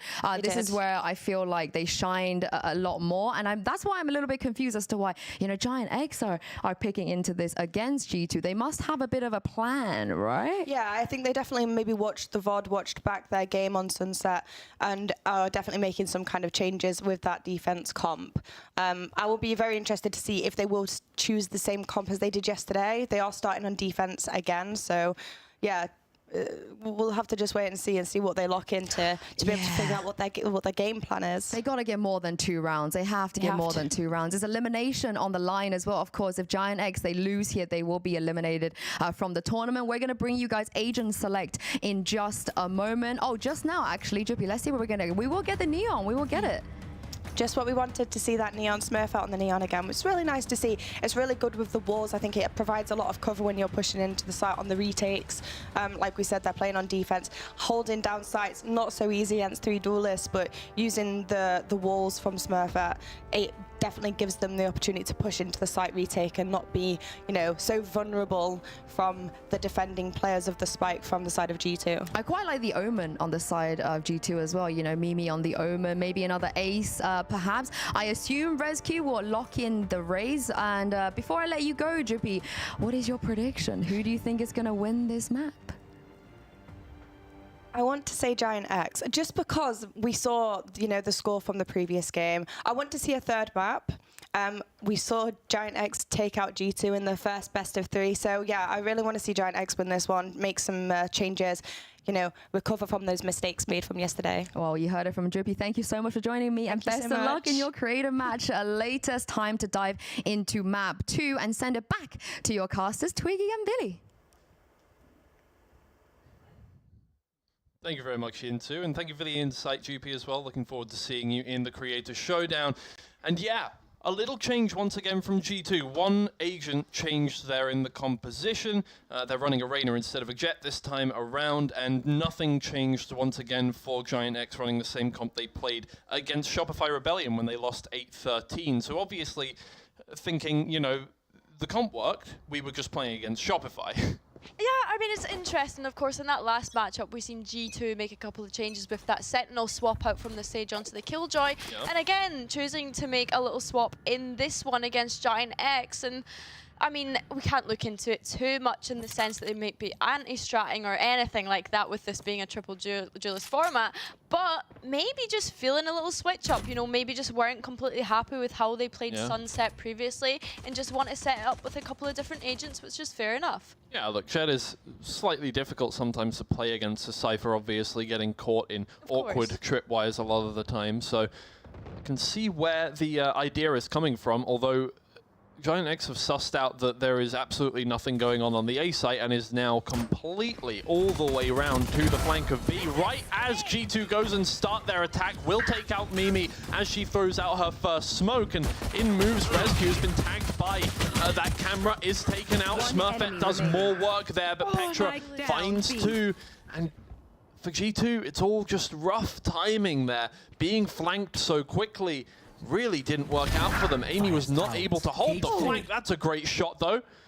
And maybe this is salvageable. 1 versus 2, 30 seconds left. No chance of planting the spike, but if you can clear this crossfire, then things can work out. No utility, of course, as Cypher clear it, but Miori will take matters into her own hand and just peek around the corner anyway. Yeah, I really like GIANTX going in for that fast flank that round, and G2 having the right reaction to actually take space CT. But the way that GIANTX were playing with that Cypher setup, they kind of, they just knew. They were just aware of the fact that G2 would push into that CT space to take that extra space with the flank coming out from GIANTX. And Sarah and Miori are just kind of ready. They're just there to take those fights on and take those duels on should they need to and be able to trade each other out. So yeah, no, really, really nice stuff, and hopefully an insight as to what we're going to see from both of these teams so far. Yeah, G2 Gozen definitely need to be a little more careful, and likely will be after that round. I think that is the kind of round that will cause a lot of adjustment to happen. Just took their sweet time a little too much here. Rescue is going to waste no time in trying to get in towards CT. Is far enough forward that sideline does not do anything. So she does get taken out by the Bulldog in the end, but Amy and Mimi doing work with the pistols, tries to turn around the corner, not able to pick up a rifle there, but Vanya has come to the rescue, and now it is a 1 versus 2, but the Bulldog is in the hands of Jelena, and now she needs to get the spike defused. Does not know where these players are. We saw GIANTX in the same kind of position versus Shopify Rebellion. In fact, it was the same player. Jelena had difficulty closing out the round against a thrifty Shopify Rebellion team who just changed up the tempo on her so quickly. Yeah, tough stuff for Jelena there. But again, really firepower coming into these rounds so far, leaving it down to sort of fewer players being in those 1v2 situations. And I don't feel as though we're seeing the full potential of these Cypher picks in this matchup so far. I imagine we will the more that we go into these buy rounds. And in fact, we're going to have the Cypher holding these 2-3 players from GIANTX pushing down mid. And Miori's good for the first, but the Omen Paranoia comes out to counter that. And Mimi swings and trades to get the second, but Miori is just there to pick up another. Miori's gone unpunished completely so far, got away scot-free. Petra has already made a lot of space there towards B though. Takes out the first player moving in towards Market. The Lear to help Vanya get in towards the site as well. Secondary to try and maybe get a pick, but that does not happen. GX have already started surrounding the area and are ready for a quick retake here before the Cypher can even join the G2 side. But Petra makes the correct decision in peeking that elevated position now. Needs to be very careful about her flank. Amy should be able to protect her on that side, but not so quickly as Miori does not want to peek that main position whatsoever. A good shot from Amy to start things off, and definitely the round in her hands. Just needs to hit the shot. There it is. No headshot required. Low enough health for that shoulder tap to work out. G2 definitely, it was a tough start to the round. Miori did a lot of hard work there in mid, but they managed to wrest back control nicely. It was looking a little bit dicey towards the start of the round. You know, you had a couple of duels in mid, but some lovely utility coming out from Mimi as that supportive player on the Omen for this Sunset map, being able to just kind of push the GIANTX players back and stop them from being able to get those frags. But Miori, good enough for 2, and G2 still managing to close out the round, however. So GIANTX maybe not too happy with the fact that they got those first 2 engagements and losing out, but this round we are going to see that Phoenix ult invested, and although the Viper utility is there to delay it, it's not going to stop this Phoenix ult pushing right in and getting that space CT, and it allows the G2 players to start funneling in. Rescue is good for the first, despite the players still sat hiding in that smoke. Do they expect Sarah? They do, and going to be the molly that actually finishes Sarah off there. Rescue too many choices for the shot there, and splits the difference between all three. Miori moves in, and things starting to look a little bit hairy for G2. Gozen once again here, who are slowly being cut off from the site and trying to deal with the pressure from all of the GIANTX players. Smurfette clears the corner quite well here. Petra, with that Empress available, is going to start to spray him down. There's the first. Amy finds the second, and oh no, you're invisible when you're in Empress form, so Jelena has no idea that she's already on site. Petra will finish it off, and it's all good. And the positive, I feel, of running a Phoenix, a Reyna, and a Cypher is that all of them have barely any requirements to get your ult. 6 points for every single one of them, and they all just had them available in the first 5 rounds. Yeah, they're gonna be farming these ults, and did you know what? Despite it being pretty back and forth, I can see a couple of smiles on the players' faces there. You know, kind of laughing that last round that Petra managed to just sneak on through there whilst in that It's Empress easy to form. forget that it is impossible to see the Empress dismissal there. It's easy to forget sometimes until you see a round like that where Jalena's like, where did she go? Yeah, that's slightly unfortunate, but G2 goes and cycling ults quite well now as From the Shadows is available too. Neural Theft was saved up from last round. They did not need to use that to convert it. Although, well, I mean, Amy's head was blown off quite abruptly in the middle of that 2v2, so maybe no chance to use it, in fact. But changing up the tempo a lot once again. And again, you'd be a little scared that that flank is going to come on through, but they're being a lot more wary of their flank this time around. Yeah, definitely. I mean, it's already got Petra kind of holding that mid position, and then of course they've got the trip set up on A. So GIANTX probably should have taken some more space A to get rid of that trip pretty early on, because now we are going to see the push come in from G2 onto this B spike. But Smurfette is good for the first, almost good for the second, but Vanya completely shuts that down before she even has time to get activated onto that Sheriff here. And GIANTX going to start coming in for this retake situation. Another difficult one, and G2 Gozen have never really had the advantage after getting the spike down, other than having the spike down. Amy has found 3 kills now through her own cages, without the use of any kind of reveal utility there. Oh, Jolena. Just pure... I mean, the spray down is great. Just pure intuition at that point. I feel like you're just a smart... my eyes! You're just a smart person at that point. Well, do you know what? I think when you have a player like Amy on that Sentinel role, you know, arguably one of the best Sentinels within EMEA, and such a great pickup from G2 goes in here as well, having Amy on that team. And seeing her on the Cypher is where we really will see her shine. You know, we're used to seeing her on that Cypher pick, on that Killjoy pick, and it's lovely to see her play into that. I think that's the thing, right? We've seen a lot of players, obviously, 3 duelists required, switch over to a different role, even if it's not duelist. We've seen Mimi on the controller, of course. Amy is stuck to her guns, stuck on Sentinel pretty much non-stop throughout the whole tournament. And it works, you know, so comfortable on that roll. Vanya, that's great a lovely blind. Flash. Absolutely brilliant blind, and the run it back is obviously going to get so much value there. Teleports on back, but the players are holding that flank, so not going to be taken out in embarrassing fashion. We saw one of those yesterday. But now only 3 players remain from GIANTX, and they're not quite sure where Amy is. Obviously, could be absolutely anywhere, and I think this is going to come up trumps if they do not run through. Oh, Vanya takes out one with the hot hands, and there comes Amy to finish off the final 2 players. G2 goes very much in the driver's seat here in map 2. Yeah, absolutely, and I think it goes back to that point that we just mentioned in the previous round of seeing Amy playing this Sentinel role perfectly. You know, it's nice to see the lurking Cypher come to fruition there, and being able to have that backstab effect on the players looking to come in from a flank retake. It's really, really nice to see it come to fruition. So yeah, really enjoying Amy's Cypher gameplay so far, and not really seeing a whole lot from the Duelists so far on either side. I mean, I know G2 have got quite a bit of a lead at the moment, but yeah, it seems to be the Sentinel that's reigning champion here right now. Yeah.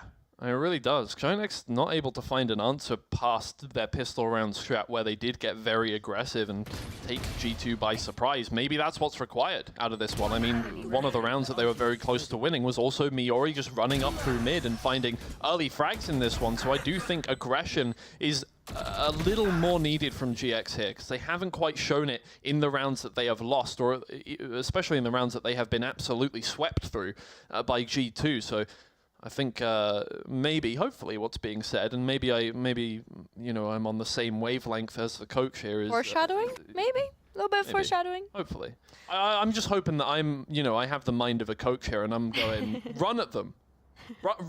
You have Smurfette and Miori on your team. Just run at them. You win those. But who knows? They have 4 ults available either way. It is an eco round. I'm sure they won't want to use most of those on a round that is not really in their favor. But they are going to get a little more aggressive. Smurfette takes a nice position up here in mid. They're not running directly at the G2 players with the sheriffs in hand, but they're definitely trying to take map space. Yeah, definitely. And I like this because they can hear the footsteps from G2 and they're very aware of it. And these flashes coming out from Jelena to try and help her teammates for that. All is going to be invested from Miori as well. It's just been an absolute bloodbath in mid so far. But Amy being able to finish up the round and sweep out the players for G2 Gozen. It's another point on the board. And despite all efforts from GIANTX, G2 are running riot right now. Yeah.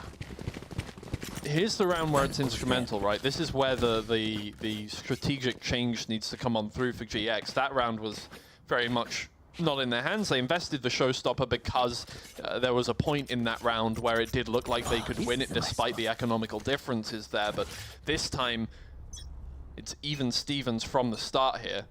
They need to make this change now, and they're not getting aggressive. They are backing up immediately. They've heard noise towards A. They're going to run over there, but that's the site where the Cypher's playing. Nobody's going to get aggressive on that side, so they cannot implement any change if they did have one on that one. Out comes a paint grenade, and Sarah's stuck in the corner, has to get out of there. That's a good reveal, though, and is able to find a kill right back in the other direction. Rescue taken out means that a lot of the punch packed in that kind of attack is taken away. GX now getting aggressive on the flank, and it's working out real well for them. I was correct. I'm a smart person. Yeah, I really like how GIANTX are kind of switching it up there in the sense that they're playing passive on the site, knowing that the other players playing on the other site are going to start flanking as soon as that call comes out from that anchor player. You know, you have Sarah on the Cypher there calling to the rest of her team, guys, they're hitting this site hard. I need you to start rotating and crunching these players now. And that, I guess, is just the risk you have from G2 when you're not leaving Amy on that lurk. You know, you're not going to have her being able to catch out these players and how GIANTX are doing it, which is perhaps why we haven't seen that come up from GIANTX until this point in time, because they are so cautious of the fact that Amy could just be sat anywhere. I'm hoping to see some more of that here from GIANTX. Sarah will communicate to the team that the market push is coming on through, and therefore a mid push. Everybody needs to be careful up towards that side of the site. Miori is careful even in towards her own spawn here. Petra finds one onto Ness. And map control has gone all over the place, but it does look like G2 Gozen have found a spot in A here. Oh, the timing there is absolutely insane. Amy will not be able to get the kill onto Miori as she moves on through, and therefore probably these G2 players don't really know that she's there. They still clear it, and so they're still able to get a trade onto that one at the very least, but Miori does well to find one kill while flashed, and Smurfette is going to move in and try and do some more damage. The trades can come on through now. Smurfette stays away from the showstopper, but Rescue still takes her out with the Vandal. Amy finds one more, and it's a 2v1. Rescue will finish things off. G2 dealing well with the pressure. Yeah, Amy once again proving to be an issue for GIANTX whenever she's on those lurk crowns. Being able to get all that space up CT and just being able to call to the rest of the team, hey guys, I've got all this space, just start to come towards this site now. And still Petra and Vanya being cautious when coming up that short and still using their utility, knowing that Miori is possibly in that position and taking that fight, which is in their favor with it being a 2v1. It's really nice to see the fundamentals come through from that team and see those pairings from G2 Gozen. This round, this map, and series in fact, could very much go out of hand here for GIANTX if they're not able to make a good adjustment quickly. And the thing is, it's been very difficult to implement an adjustment so far. They haven't been allowed the opportunity to get aggressive until now. This is where they could turn things around, but they're hesitating as they move on in, and Amy takes advantage of that. Mimi there with a trait now gets out of there just about in time to get around the corner from Sarah. Might just be able to do more with a teleport. Vanya to the rescue, but Sarah still takes her out. One bullet left, and the Vandal has to switch to the classic. Finds one with that. Can you get another one? Out goes the cage. Almost about to find it. The knife comes out. Get the kill. Somebody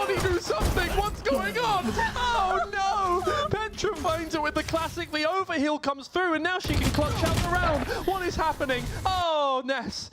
Thank you, you've saved us. You've saved me from having to be taken to the hospital for heart palpitations.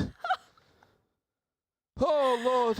I thought I almost hit something in the prop room there with the way I swung my chair back because I was just in absolute disbelief. I think that was probably just me. I think you just hit me. It's fine. It's fine. Oh my goodness, this lovely little knife fight from Sarah. Sarah. That's clean Valorant. That's what we love to see in a what? tournament of this caliber. Ex-teammates, I love that. I love Actually, that little yeah, bit of rivalry that's going on. true. Hey, let's just knife each other, you know, it's fun, but Clip it and ship it. that is definitely a clip for later. Yeah. And, yeah. Anyway, another clean start for Amy. There's a lot of health taken away, unfortunately, from the pain grenade there. Saved the trapwire, though, and that's the most important part.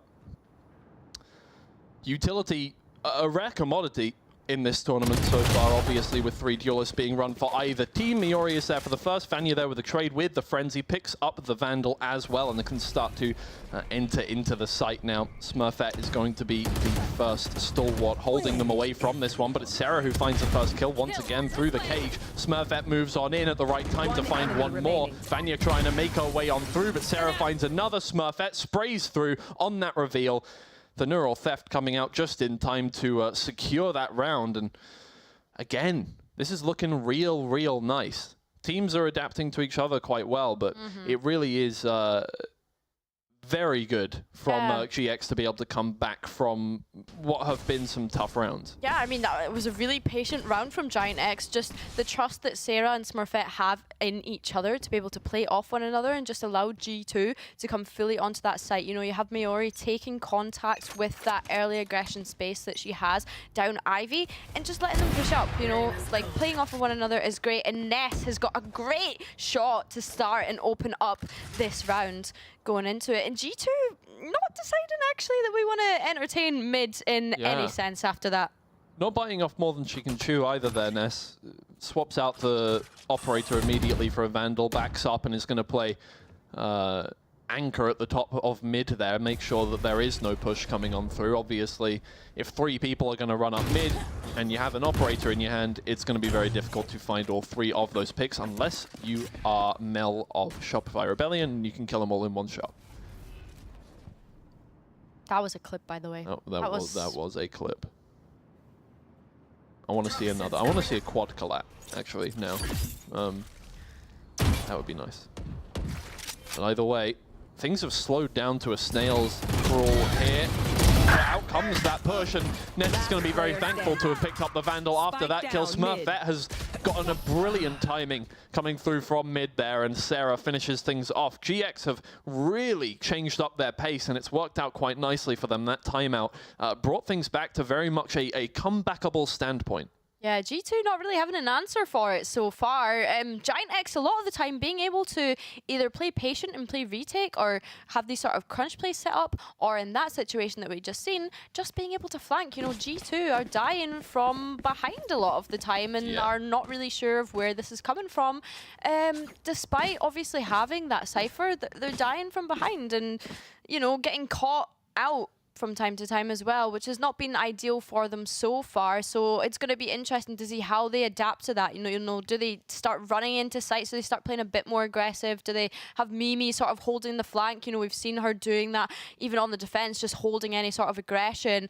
We really need to see some sort of changes come out from G2 because at the moment, they're letting GIANTX get back into this one. Yeah, and a reminder that obviously the loser of this game is eliminated from the tournament in 3rd position. After Karmine Corp were eliminated by G2 Gozen yesterday. The winner moves into the grand final where they'll play against Shopify Rebellion, who so far have dispatched of both teams they've played against in 2 maps. Difficult one for sure, and one that both teams really want. Obviously, GIANTX, they played against them in the upper finals. They lost 2-0. They want that rematch, but obviously G2 Gozen, who a lot of people were thinking, you know, this is the team that we need to see play against Shopify Rebellion. These are the 2 teams, the you know, on paper, the best team in EMEA versus on paper, the best team in NA the world. a match that we want to see, a match that we need to see. And in this case, a match that we might not see if GIANTX come back into this one. So G2 Gozen, I'm sure, are fired all the way up to try and get back into that situation where they're playing against Shopify Rebellion for some revenge from Sao Paulo. Yeah, precisely, Twiggy. But going into this one, we are going to see some early aggression from GIANTX into that B site, but the spike is actually all the way over on A, and we could see a duel coming out from Rescue and the GIANTX players, but Rescue already dropped some damage, so choosing to just step back and wait for her teammates to come and support. Yeah. Sarah hits a shot very nicely there. That's going to enter them in towards the site. The hot hand slows them down from Vanya there. She's got a lot of value out of this one so far, always well timed, but in the end, that is going to run out, and they'll move on through. Jelena is going to be the one to plant the spike. Ooh, nice timing there on the paranoia, and Pectra takes it to full advantage. Miori finds one. The trade is there, high-low for Jelena. And GX find the first round in the pistol, having brought things back from very dire of a standpoint to within one round now. Yeah, and I think perhaps the fact that GIANTX haven't got an IGL, as they have already mentioned before, like maybe perhaps playing into this one, they're maybe not playing as structured as perhaps G2 are playing. I mean, structured given there's 3 duelists, right? But like maybe just try new things in the way that they would in any other game, because they don't have that sort of IGL. They're listening to everyone, they're letting everyone sort of contribute and having trust together as a team to make plays throughout the map. And that's, I think, the best way to play with these sort of 3 duelist format, right? Is just thinking of things on the fly and coming up with things just, yeah, on the spot. Well, I think if nothing else, the players of GIANTX heard 5 G2 players stomping their way through mid and now know that at the very least most of them are flanking them. And they will set up on the CT side of B and start to actually take space in mid, trying to make sure that nothing is going to happen through market first and foremost, but also just to take more space of the map, have more stuff to work with here. The paint grenades come on through, and yeah, GX dealt so well with that flank, made sure that G2 Gozen weren't catching them off guard, obviously, with the better weaponry, but still, we've seen what can happen if you are just unaware. Yeah, no casualties in that one either, so they're going to be really happy with that proper strong round from GIANTX there. And going into this one now, G2 are going to have their full buy, and I'm more intrigued to find out who's going to start building up their ults. You know, as you mentioned, they've got 3 agents on this team that only require 6 orb points to get their ultimates online, so it's going to be interesting to see what they're going to start picking up first and what they deem to be the most valuable going into this attack half. Defensive half, apologies for it. Now that the score is even, both teams back to square one, and for G2 Gozen, all of that energy that they spent getting themselves so far ahead at the start of the game after a tough pistol round has pretty much come to nothing. GIANTX so far giving them nothing to even think about in this half, just outplaying them for the time being. G2 Gozen yet to find a response to this one. Yeah, and GIANTX looking to come through market here and just split out onto this B site. Of course, you've got the main players coming in pretty late and still choosing to kind of have that space mid. So a little bit of a disconnect here from GIANTX, possibly looking to get into this site. And Mimi, they do manage to clear, however, and Smurfette looking to take that extra CT space with Jelena as well, picking up a couple there, and it's all left on Vanya's shoulders to isolate these last 3 fights. Flash comes through from Vanya, finds one, looking for 2 there. It might just be the clutch coming out. Hot hands to heal herself, and there's the final kill. Vanya with a 3K, a clutch to close it out, and that's where G2 really shine. The individual performances, especially from a player like Vanya, that can turn around all the way, a 180 in a matter of seconds. Yeah, really cautious round almost from G2 as well, bearing in mind that it was their buy round.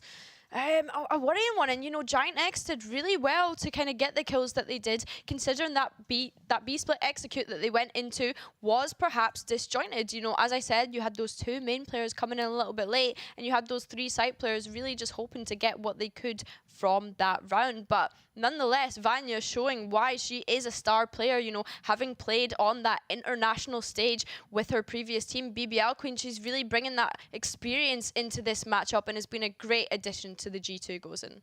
Yeah, now a timeout for G2 as while that round did end well, it was not a good round. It was costly. For them. Yeah, obviously it was costly and it required a 1 versus 3 to win them the round. So definitely still acknowledging that it could have gone better for them in terms of strategical standpoint. Sometimes you just have to have mechanics save you, but they have still yet to make a full adjustment to the plays that GX have been making that have been putting them in a pretty awkward position.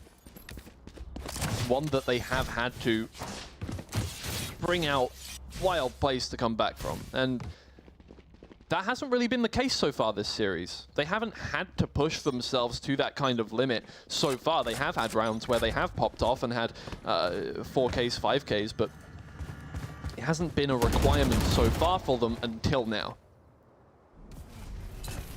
Yeah, definitely. And GIANTX, going into this round, they have got that Cypher lurk towards the A site right now, just holding for any sort of initial pressure that G2 Gozen might be pressing on them and looking to just seek what they can find in mid. But G2 already looking to start rotating towards that B side to help the 3 players that are already stacked towards there. And Mimi's ready with a flash should these GIANTX players decide to go into market. And it looks as though they will commit that Phoenix ult to get this space. Oh man, yeah, well-timed utility there on the run it back. It has been seen, it has been perceived, it has been moved all the way back, and Vanya won't get any utility out of her run it back either now. All teams with 1 kill, but still 5 players remain for both of them. Vanya finds the first, Sarah takes out Amy, and it brings it to an awkward position where neither team really has full control of this one. Mimi watches them enter onto site, isn't able to find the first kill from the Outlaw of Miori there. Smurfette takes 1 down, it makes it a 2v2. Vanya's doing a lot of work, she is insane. They say there are 2 certainties in life. You can add a 3rd one to your list, because Vanya does not miss. I think we just need to take a moment. Back-to-back rounds from Vanya, being able to get her team out of sticky situations time and time again. That is a player that we have seen shine throughout this whole tournament and doesn't seem to be stopping anytime soon. You can feel the hunger, you can feel the fact that this player has not had a chance to go up against Shopify Rebellion just yet. Of course, possibly meeting them in Game Changers Championships later on this year, but they want an early shot at seeing them, and Vanya is trying to ensure that her team gets that shot and gets through to that grand final. Going up. And now, pardon the pun, considering the Phoenix pick, on fire, Vanya. Having got 7 kills, 8 kills in the last 3 rounds, and counting. Almost out. Still available for some more there. Smurfette trying to find that one there. Is about to run out of that. Oh, needs to get a couple there. That will recharge it quite nicely. Smurfette finds 2 with the ult. Vanya will be stopped in her tracks, but once again, that is a run it back. She is still available to make impact in this round. Sees Sarah, but is more focused on mid here. Does not know that Miori is behind the box there, and so much is being done, but Rescue to the rescue to take out Miori. And it makes it a 2v3. This is a difficult situation to come back from for G2 Gozen, but they've done a lot more with a lot less, especially when Vanya has been alive. Hot Hands goes in to displace Sarah, and it works out perfectly. Vanya taken out, and Jolina takes matters into her own hands. Again, another round where it was almost getting dicey, and G2 choosing to not spend too much time on those mid players, you know, kind of just leaving them to get back onto site. Jolina coming out clutch for her team right there. You know, again, some of these rounds are coming down to the wire where we really just, you don't know who's going to come out on top. You know, it's in a post-plant situation, and it really is down to these 2v2 situations where anything can go in anyone's favor. really back and forth now. This is more like what we were seeing, I feel, yesterday between these two teams, where it was just GIANTX finding an answer, G2 finding an answer, GIANTX finding an answer. It kept on going, and it really, really reached a fever pitch. And maybe on Ascent, it was very much G2's map, but the other two, they went the distance. And not for the reason that each team was having a good half or a bad half, and then it switched sides and it was different. It was just back and forth and back and forth. And this is the same thing going on right now. GIANTX looking for more answers. And it was a tough round last round that they had to come back from. They were really having to deal with Vanya that had heated all the way up. And you have to try and shut that down before it gets out of hand here. That is what they did. Let's see if they can make use of that control that they gained. Rescue takes out one there with the showstopper, but apart from that, it is not looking good for this team. Rescue can just about get into the corner, but 49 HP remaining and a lot of players to deal with. She can only take out one with the Stinger. Smurfette finishes it off, makes it 9-9. Yeah, even scoreboard again. And as you said, this game just seems to be going back and forth and back and forth. Both teams really, really trying to close out this one. And of course, GIANTX trying to get themselves to that third map of Ascent. And they know that it can almost taste it. They want that rematch against Shopify Rebellion as well, right? Both of these teams have a rematch vendetta against Shopify Rebellion and want to be able to get to that point. So yeah, really interesting gameplay coming out from both of them, and you're really starting to see the hunger come out from individual players as well. Well, for GIANTX, things have been working out for them, but they have not been easy. Last round worked very nicely. Their tempo has been good, but it worries me that they slow down a lot towards the start of these rounds, because that is where G2 generally get an opening pick, and once it's a 5v4 in the favor of G2, it usually ends the round pretty quickly. And so I do like to see the tempo raised from GIANTX. That's not what we're seeing right now, but Smurfette has found the leg of Mimi there on top of the market. Info box. They do not try and make anything out of it. They're not pushing forward. They're regrouping, heading over towards A. Yeah, really slow start to this round so far. Of course, getting that initial pick onto Mimi in the market area, but looking to redirect that control over onto the A site. And this Viper wall is going to come up just slightly, but again, given free access to Ivy so far, and it almost makes you consider what is G2 Gozen's protocol this round, you know? What are they looking to do with this retake situation? There's not necessarily any ults in hands other than the Cypher ult and of course your Empress from the Reyna, but just gonna let GX get into this site and get that plant down, despite some of the Cypher utilities still being on site. Yeah, Smurfette has no idea where she got pinged from, but it doesn't matter. No need to worry, you are dead. So Rescue moves in. Oh, what a shot. Able to deal with the trap wire quickly, effectively, and it is just Jelena left. Has to heal herself up to start off. The defuse is coming through, and you need to make that move right now. The first kill is good. The second kill is even better. Jelena finds a 4K in a clutch 1v2, and GX stay in control. You know what? Incredible. Incredible. I brought it up yesterday. Jelena has a 45% clutch win rate throughout split one of EMEA and Game Changers. It went down to 44 when they were playing against Shopify Rebellion as well, yeah, so it's back up to 45 now. But the clutch, the ability, and I feel as though we've not actually been able to see Jelena in these clutch situations enough to actually see that come to fruition, but the confidence in being able to just take on those duels, you know, being able to isolate those fights and take those 1v1s, you know, peeking around that corner just a touch to get to those fights was really, really nice to see her. She looked cool, calm and collected and really just in control of that situation just then. Yeah, and that plant position means that a high-low cannot be played if you're standing. You can't stand behind the diffuser, therefore you'd have to stand in front of them. You can't play a high-low like that, and you can't trade off of one another very effectively. So having to take a position off to the side means that you can isolate those duels, and you do place so much importance on hitting that first shot as the defending player. By defending, I mean defending the diffuser. It doesn't quite work out. But overall from this one, GX starting to show some of that clutch potential and that kind of individual prowess that we've seen a lot more of from G2 so far. GX have looked very good when they've been insanely aggressive, pushed as a 5. And I think, you know, that's partly in hand due to playing the Neon as well as kind of your Raze and your Phoenix in this one. The Neon very much thrives off of being able to use the chaos of a 5-man push, as we've seen with the SMG comp that they were playing on Lotus. And now they're starting to bring out a little more of just that kind of being able to get a 1v3, being able to get a 1v2 here, although Vanya will take matters into her own hands with the Sheriff. Take out 2, Petra's been there with the Sheriff as well. Neural Theft comes out for Sarah, 2v2.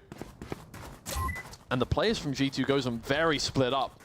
You can see Mimi trying to just not take the engagement just yet. Misses the first shot, finds the second.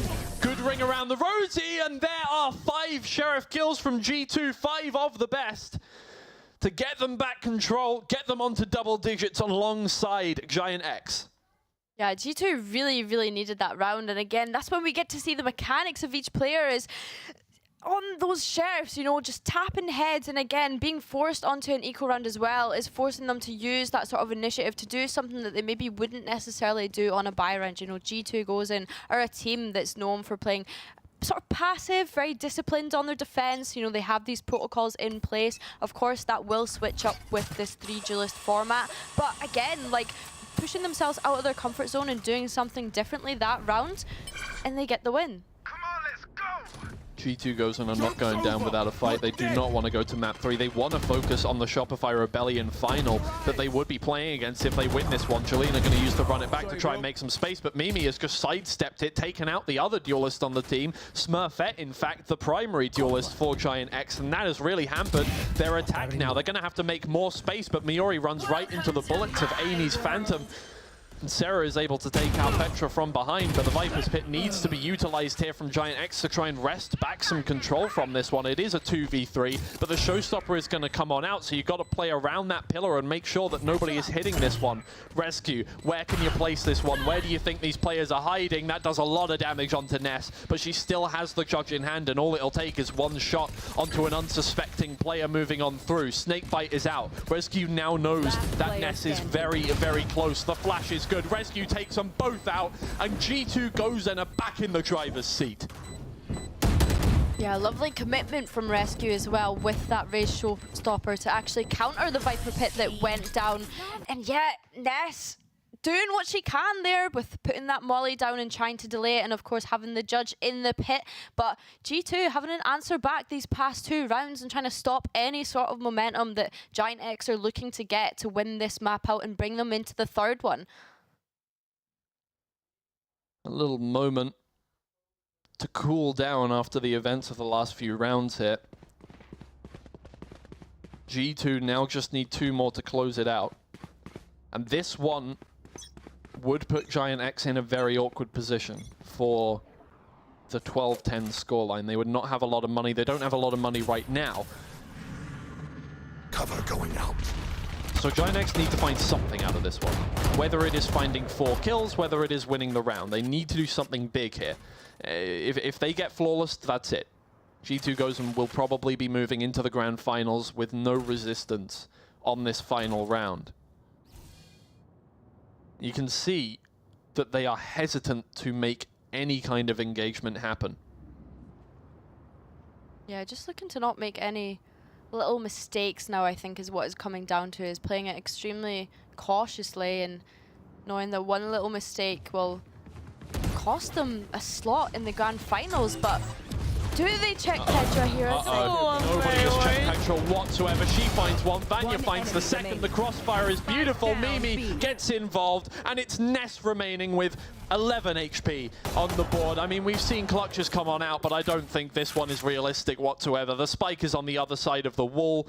Thank you for pinging it for me, G2. Very good. 30 seconds left. And for Ness, there's really no way to bring this one back. Boombot right in front of you. If you don't do it, then the Boombot will. 12 rounds for G2, and you get the feeling it's all over.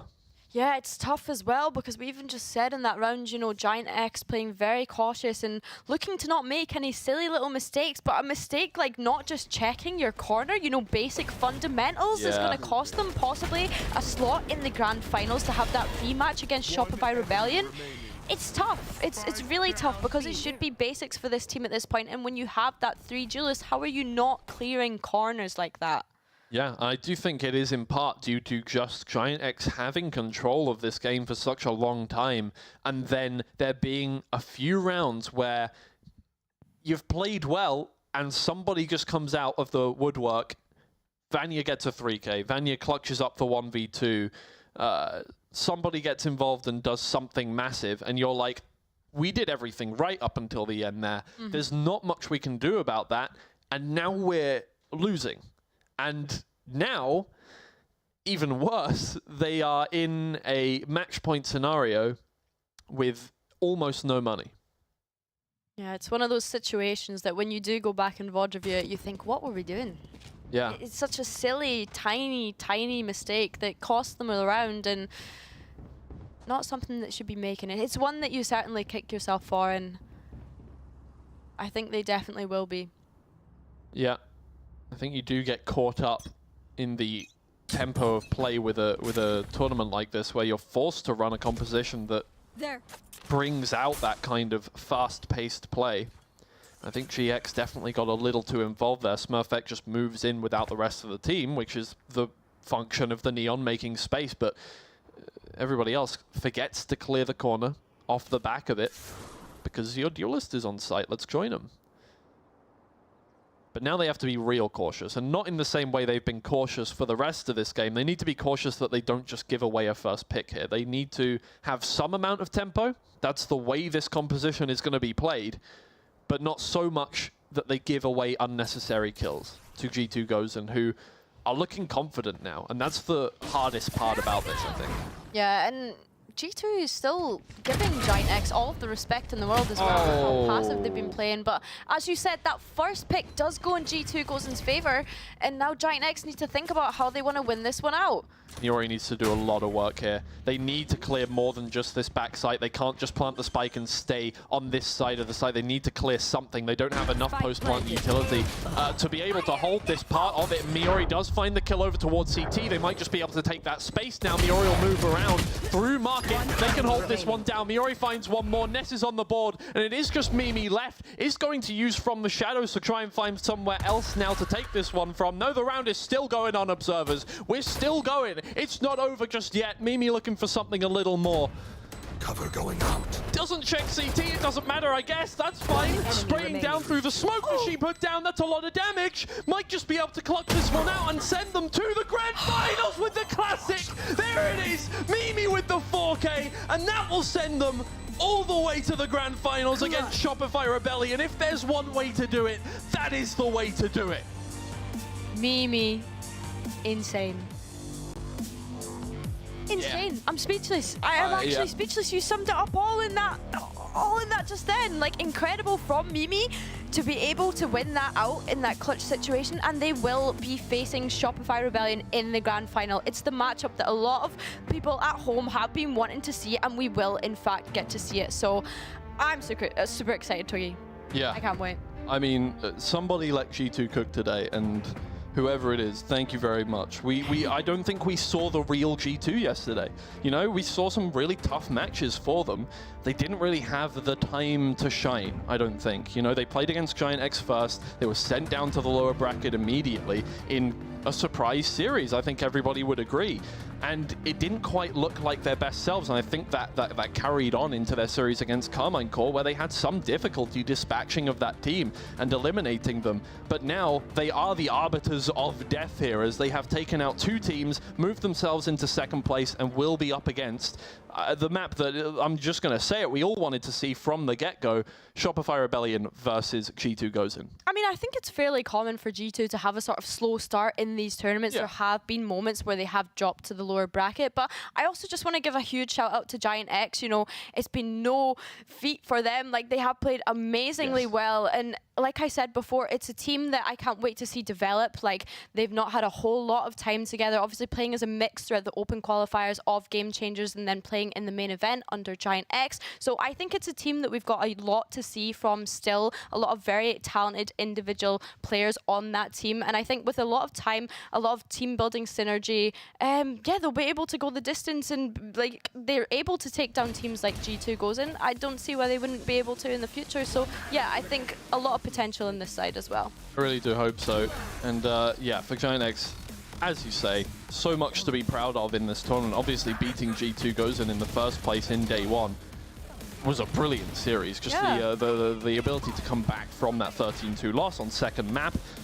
It didn't work out today. And look, it was different maps. There were different compositions going on. G2 made adjustments in the course of the day that GX might not have, you know, kind of anticipated, and they definitely look like a different team. I think that's the main thing here, is that there were so many moments for Vanya, for everybody involved, right? But we're looking at the Vanya ones right now, and you can see why.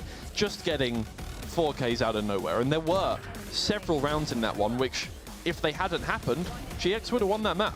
Yeah, I think definitely a lot of confidence coming out from a lot of individual players on G2 today. You know, you really got to see the sort of star power behind some of those players, and obviously the additions that they've made to G2 now as well. It's been really nice to see this team come together. But yeah, I mean, I'm so excited for that grand final, but of course I don't want to get ahead of myself just yet, because we have of course got that creator show match coming up first of all, which again is going to be great to see more lovely women competing on LAN. Yeah, and I think no matter what the result would have been to here today, it would have been an insanely good grand final. GIANTX put up a great fight against Shopify Rebellion in the upper finals, and it would have been great with that one, but I think we've all been itching to see G2 Gozen here, so that will be our final match of the tournament. Obviously, we do have that creator showdown in between now and then, but there is how that bracket looks, and it's been a really insane one. It's been all over the place. There have been upsets, there have been unexpected results, but Shopify Rebellion versus G2 Gozen, I think it was written in the stars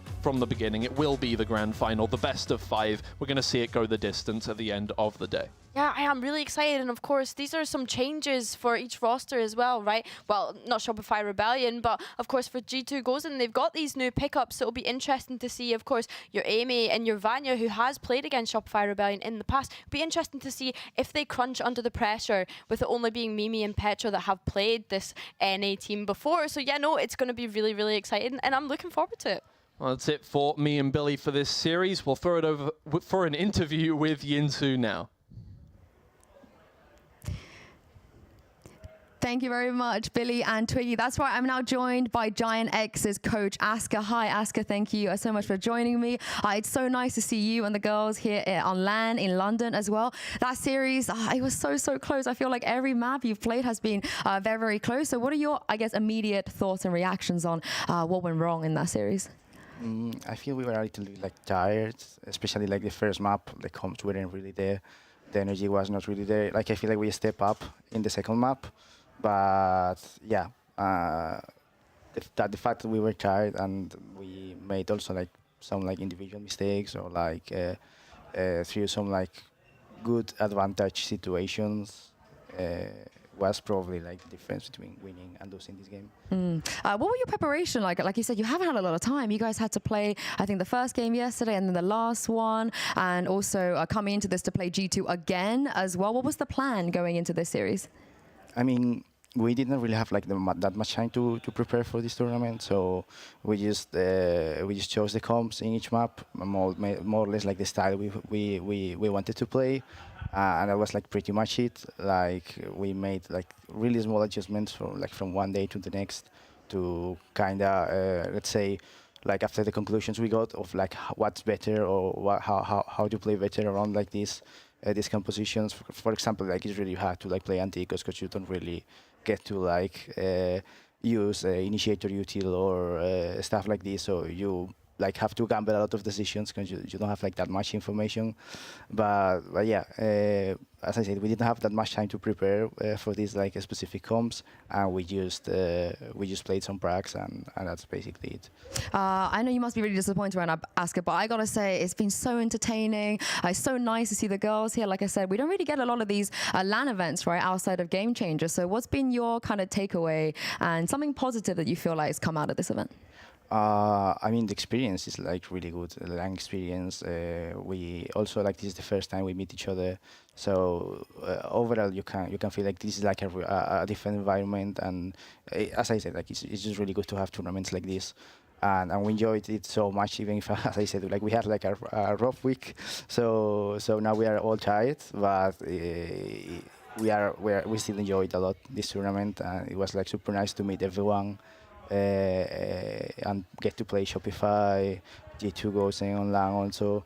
It's a pity we couldn't play also KC, but it is what it is, I guess. Yeah. But yeah, it was like super funny, and even if we lost now, I think we're still happy with how we played. Yeah, I agree. I think it's been great. Like I said, everything has been so close. And I think I agree with you. Maybe just tweak up some of those situations where you have the advantage. Do you think that's because of the duelist aspect of this, that maybe the players aren't playing as clean as they usually would?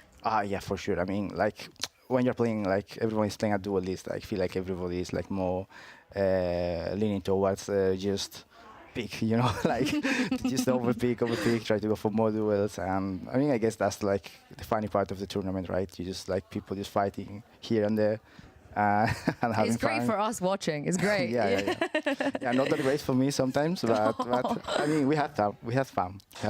Yeah, it's been fun to watch you guys as well. But of course, Aska, you also have a very important season coming up as well. Is there anything that you feel like you've learned from here that maybe you could apply into that split coming up?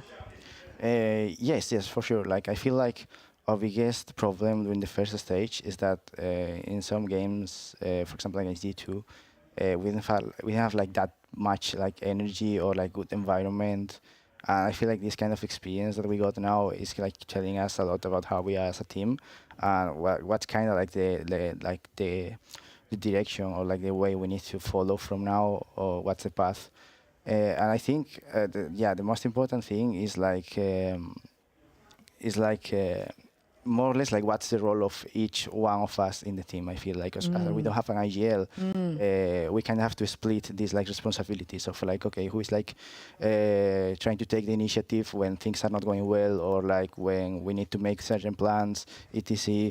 So I think like we got to know more each other, and we got to know also like how everybody reacts in this kind of tournaments. And we also got to play with less pressure against this team, which is also good.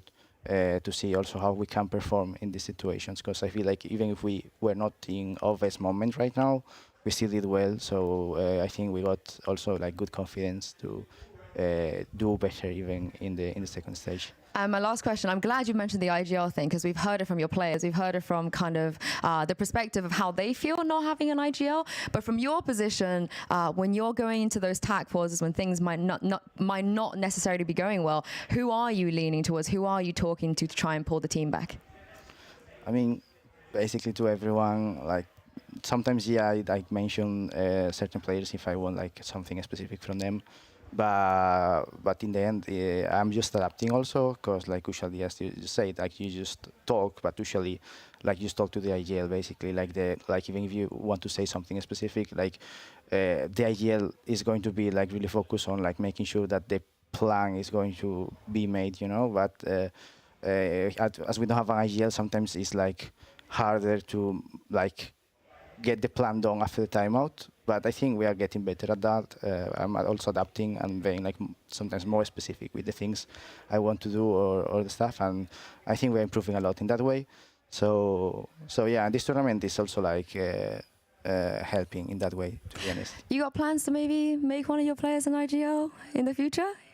Could be possible. I mean, for sure, it's better to have an IGL to not have an IGL, but we also felt it was like bad if we didn't feel an IGL that we like, and we didn't. So for now, we are just gonna keep like this probably. But in the future, if someone feels ready to be the IGL, we'll probably just make that person IGL. But for now, nobody feels ready to like take the full responsibility. You know, like there is like people that calls more, people that calls less, and we can keep working like this. Yeah, in the future, like someone might be ready. You know, someone might feel like prepared, comfortable in the team, and like eager to take the role not only as an IGL, also like as a captain. You know, outside of the game. And if that happens, then you let me know. Yeah, I will let you know. Yeah, you let me know. Thank you so much, Asker, for joining me. It's been great to see you. One last thing. Who do you think is winning the grand final? It's hard to tell. I think it's going to be really even. I feel like in the end, it will depend. Like, it will depend on how like Fluorescent and Sarah are feeling today. I feel like, because yesterday they played really well. If they play like yesterday, it's going to be a really even game. But yeah, I think Shopify. Oh, okay. Well, Asker thinks it's going to be Shopify. Thank you very much for joining me. We're going to head to a break, but don't go anywhere because we have more content, more fun, and a creator show match coming up right after this.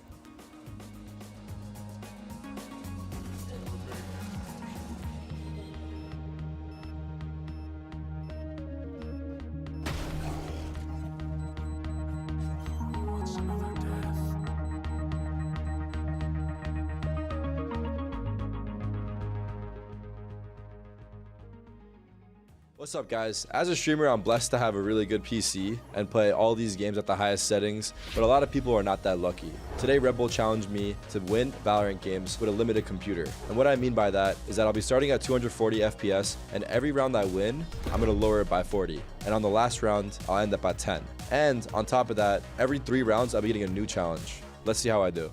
It's game time, people. We win this round, my FPS gotta go down 40. I have to throw the round.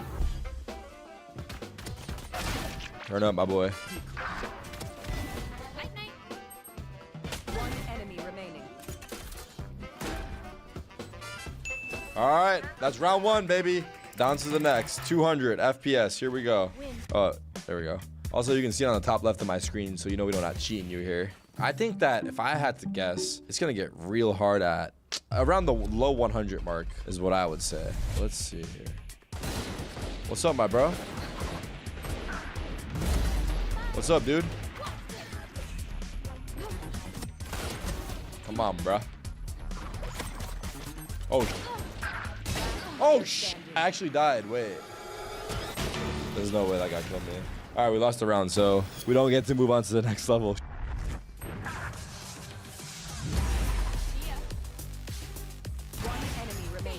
Where you at, my boy? Get his. Knife him, bro. Get him. Get him. Ugh. All right. Second round done. 160. Here we come. All right. So I got to challenge this round where I got to half my sensitivity. I don't know exactly what that is, so I'm going to just go 0.23. So let's see. This is the challenge round right here.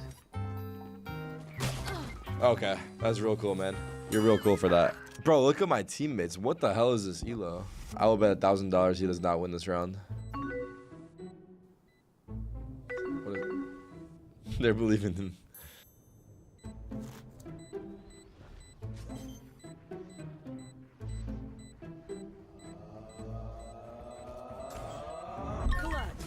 What? All right, we won the round. I don't know how he won the round. All right, 120 FPS. Let's go. This doesn't feel that bad. I'm not gonna lie. 120 is not that bad. This is playable, low key. Spike planted. There's a gun. You're kidding me. All right, well, we lost that round.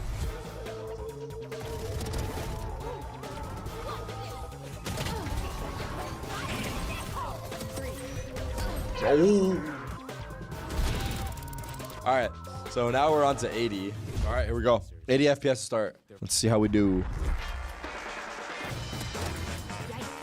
Smoked. Okay, 80 FPS is not that bad. I'm not gonna lie. I thought it'd be worse. It'd probably be harder versus like better players, but I think you can personally hit Radiant with this. What the? Bro, what are you flashing, my dude? Bro, my teammates are working against me. Oh my god, they're so lost. Who are these people? One enemy remaining. Nice. Shoot him. All right, round win. 40 FPS. Now it's starting to look pretty bad. And we've got a challenge as well for this round. Double my sense. Double 47. That's got to be like 94. I'm guessing. Pretty fast. Act alive, bro. Oh my god. Wait, this might be my FPS. What if I'm just better on this? Oh yeah.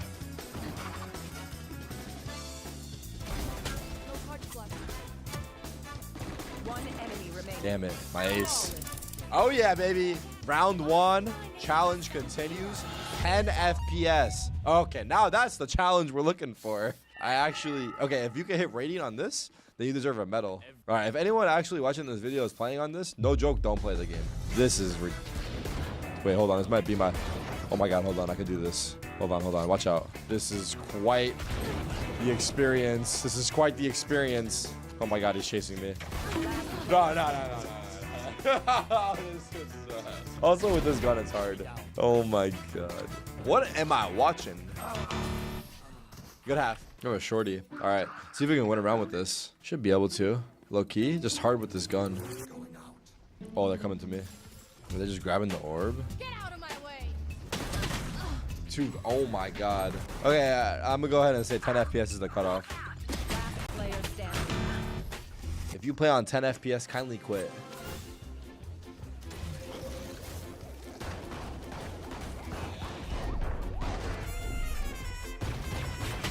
Whoa! It's impossible. No. There's no universe, bro. And they're so bad, too. And it's still impossible.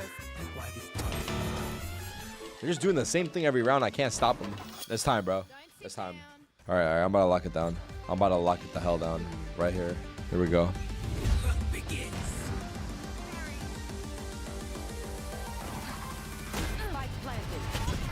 That was a bad idea. Oh my god. Oh my goodness. I cannot move them if they move. I cannot shoot them if they move. Last player standing.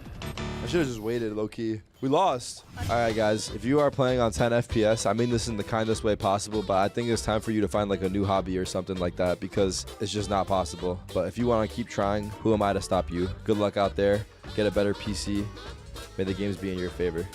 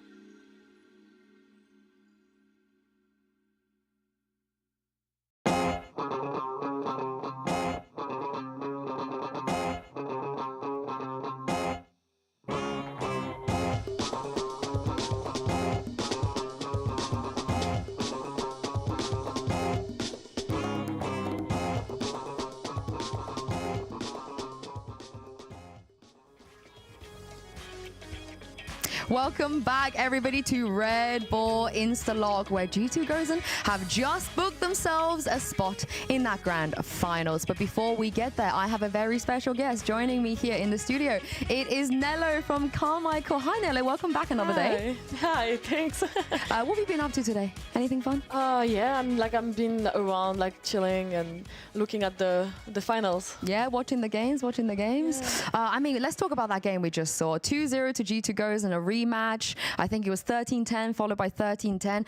Why did you think GIANTX, they weren't able to close it out? Because they looked so good.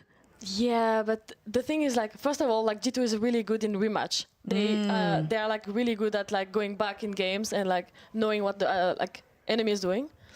And also it feels like Giant is like throwing. They have like advantage, but they don't know how to play together. They just like giving one by one like every times, and G2 is just like know how to punish them. Oh, you can't give one-on-ones to G2. I feel like that's just you cannot. That's GG's. Yeah. Even though like it's duelist, don't go one by one. You've learned. You've been there. But let's take a look at this round real quick from Sunset, because I feel like it kind of sums up what you were talking about a little bit. They're always in advantageous positions. I think Smurfette gets the first pick. And I don't know how, Nello, it came down to almost a round loss for GIANTX. I mean, if you look at it, like first of all, like Smurfette is picking one by one. Miori like following it. Like just everyone is like picking one by one. It feels like they don't like listen to each other, don't like pick together. So like G2 is just like getting the kills. Like Giant is like for free, right? Yeah. Like tend to Jolena, they're giving the rounds, but it's not happening every round. Yeah, no, that was a 10-9 as well. And also you'd remember the very, very last round that G2 managed to win. I think that was also like a 1v2 or something. Yeah, it was Mimi against Cypher and Viper, I think. It was just crazy. Like, it feels like they're just giving one by one, like even in 2v1. But luckily, I feel like this is something that they could fix, right? We had Asker here on the interview before. He was like, we know what our issues are. We think it's a great experience to be here to learn those things about yourself and to be able to fix it for the next split. Yeah, it's like what you're looking for. Like those events, you like have different like dynamic and way to play the game, and it's like helping you to see what you can work on for next split, so it's very helpful. Now, Nello, I want to show you something. I want to get you to teach me something, because you got a knife kill earlier in this tournament. Tell me how you would have approached this. How would you have gotten a knife kill here in this duel? In this duel? I mean, they're about to both whip their knives out, so what's the play? Oh my god. You just go forward. Like, look at Sarah, she's like going back. And like she's trying to knife while she doesn't see the enemy. like is she trying to knife a ghost or something? Like just like if you want to knife, either you're like sure to be like behind, because it's just one knife, like right click and you're like from behind.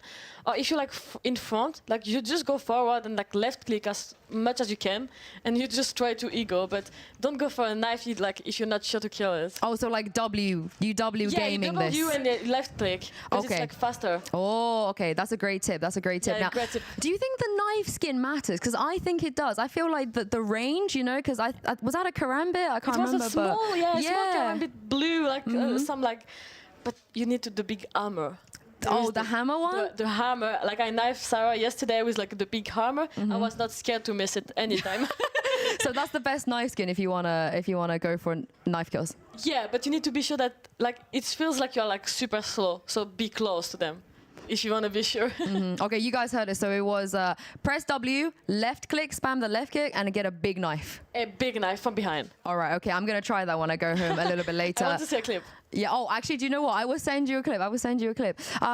Since this is a Red Bull Instalock, I thought we'd do something a little bit more fun. First of all, I wanted to ask you, what is your favorite duelist? Yoru. Yoru? I love it. I never played it, but I love the fact that like it's just so powerful. There is so much combo that you can do with it. It's not like a duelist that go alone, and there is like some plate that you can do with it. Oh, so it's like flashy, it's fun, you know, that kind of... Even the ult is fun. You see them, but they don't see you. Actually, I think you're right. The ultimate is great. Who's your favorite Yoru player? You got a favorite? I think Martin is playing Euro in KC. Oh, you have to say that. You have to say that. You're so on brand. I might have to agree with you. I think you're right with that one. He's like super good. Yeah. Even as Duelists, like he's like really one of the best. I agree. But let's bring it back to this tournament, Red Bull Instalock. I want us to make a super team. I want us to make the Red Bull Instalock dream team. And I want you to pick 5 players and make them all play Duelist. And I'm going to cheat a little bit and say you can only pick one of your teammates. You can't pick all 5 players on your team. Oh, you. I mean, from KC, I think I would pick Spiduka. Okay. From Giant, I will pick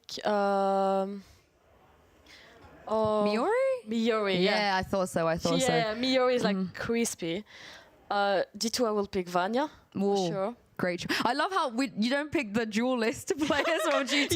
You pick the controller player. That's great. Okay, Vanya. She's just doing amazing. Oh, yeah, she's great. She's great. Okay. Great. And I think I will pick 2 from Shopify. I will pick Sarah and Fluorescent. Oh, that's a great team. I feel like that might be the best team I think we can ever make. But what Duelist would you make them play?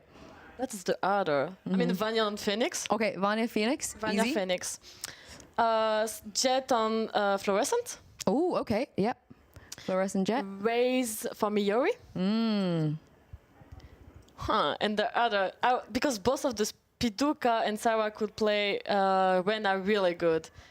Rena for Sarah, I think, and Yoru for Spiduka. Ooh, oh, that's a fantastic team. That's a great team. You guys let me know and let Nello know what do you think about that one. Also, feel free to make your own Red Bull Instalock dream team, but I'm pretty happy what we came up with. I quite like that. I think they beat everyone. I think they actually would. I feel like we should make it happen. Maybe next time we do a show match, you know. I don't want to be playing against it. All the Sentinel players could go on the other side, you know, you go in there. That will be great.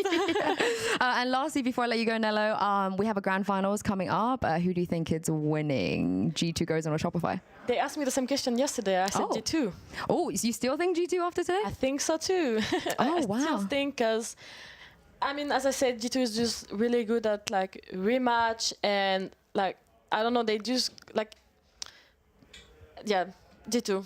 And They're just EU, different. of course. Yes, EU. Let's go. Let's have some bias. I love that. I haven't been biased at all this weekend, so I agree with you. Thank you very much, Nello, for joining me. It's been great to see you and have you here in the tournament. We're going to head to another break, and when we come back, Meg will be joined by a special guest, and we're going to bring on some content creators for the show match. Don't go anywhere.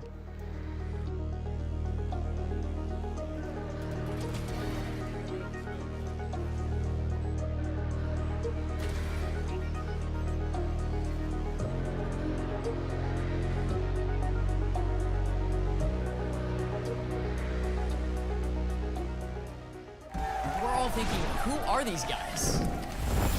Trollo now! Oh my word! No one associates Egypt with esports. They're just tearing it up. Shalabi now! 1v2! Take down one!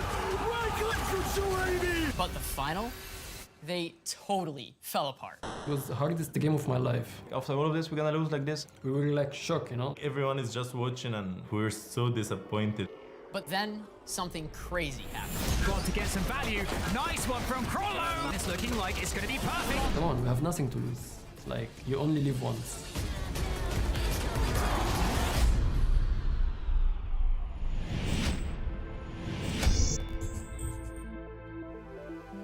Red Bull Campus Clutch is the biggest student Valorant tournament in the world, with 25,000 students competing in 50 different countries, all leading up to the grand finals in Madrid. Outstanding teams battling it out to get their hands on this magnificent trophy. This is what it's all about. $20,000 on the line, winner takes all. For this team from Egypt to qualify for the finals was huge. It was their chance to show that they arrived on the international gaming scene.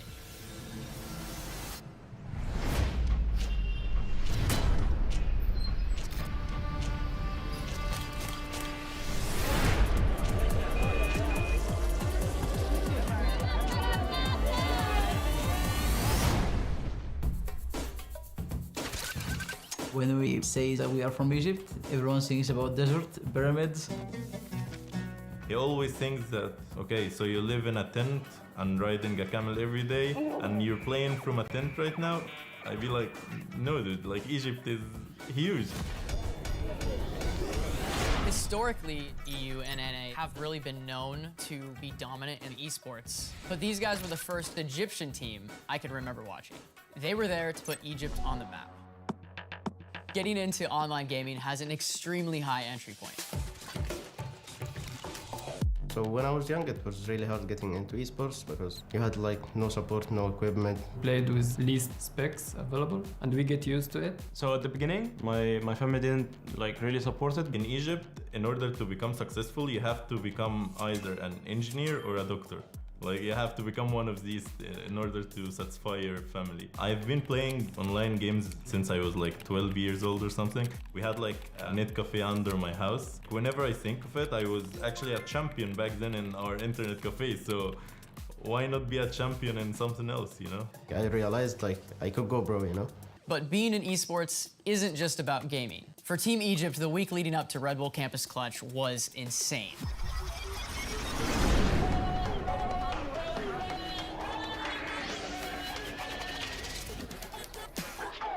We needed our visa approval first. I think it took us 3 to 4 days just to enter the building, to apply for it. Like, we spent 3 days on the street waiting for our permissions. I think we delayed our flight twice.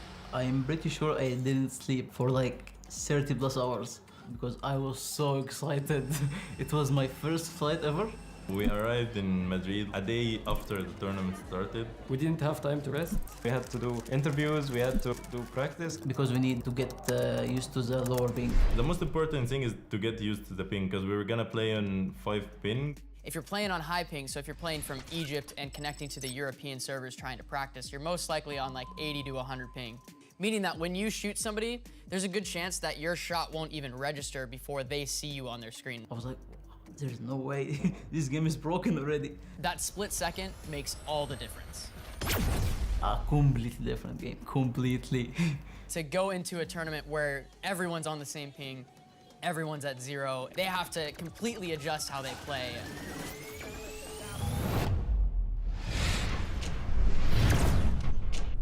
So the tournament begins, and the guys were pitted against the group of death: South Korea, United States, and Peru.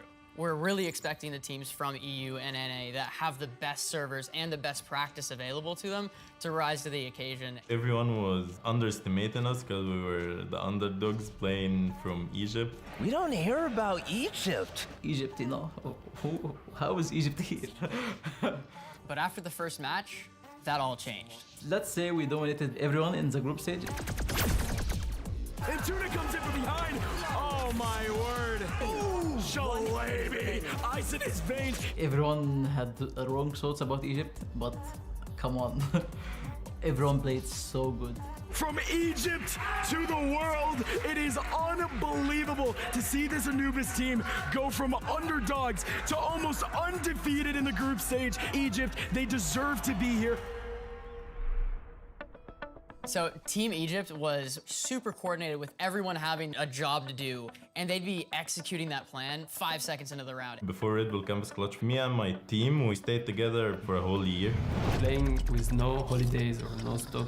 Under the same roof together, it helped a lot. Building our mentality, how to be strategic. Team Egypt was really, really aggressive. They changed the pace up in the entire game, and we're just running executes instantly, and you can't really do too much about that if it's done really well. They're a strong unit. Yep, you have some of these players that don't necessarily play on the same team, but this one does on almost a daily basis, and that makes them strong and cohesive. Our team is not just a team, actually. We are more like family, to be honest.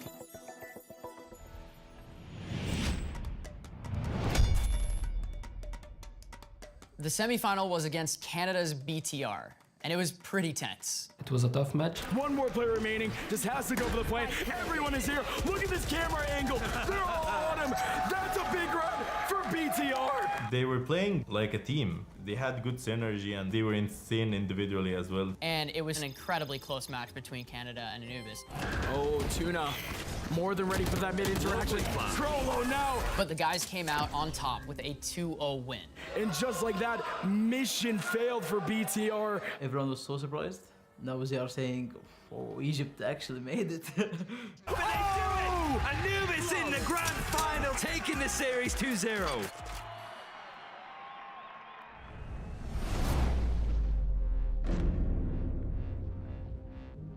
Well, here we go. This is going to be the first map of the Red Bull Campus Clutch World Finals here live in Madrid. Yeah. The guys have been training for years for this moment. The grand final of an international tournament against Portugal, who are brimming with confidence.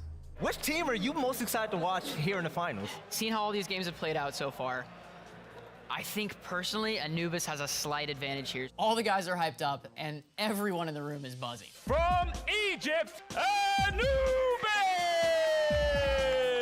Anubis! Okay. Yes! All right. There we go, a little Anubis chant. I love the cockiness. I love the confidence. I love all of it right now. I felt it deep inside that we're gonna win. 100% secured. So the game starts and Team Egypt just wasn't there.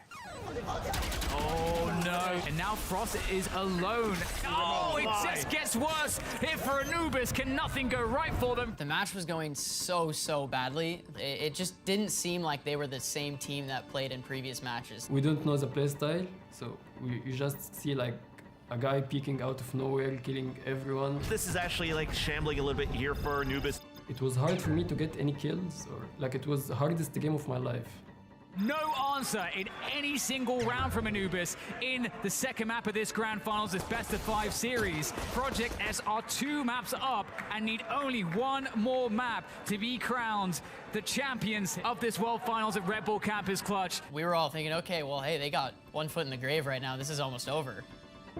After the second game, especially because we lost 13-0, like we're so disappointed in ourselves and how we played that bad. Everyone in the crowd was heckling Team Egypt. It looked like they were done for. We needed to breathe. We needed some space and like a break. And we got also screamed at by our manager, Joe. It was a motivation in Arabic, so a lot of curses, I believe, was included.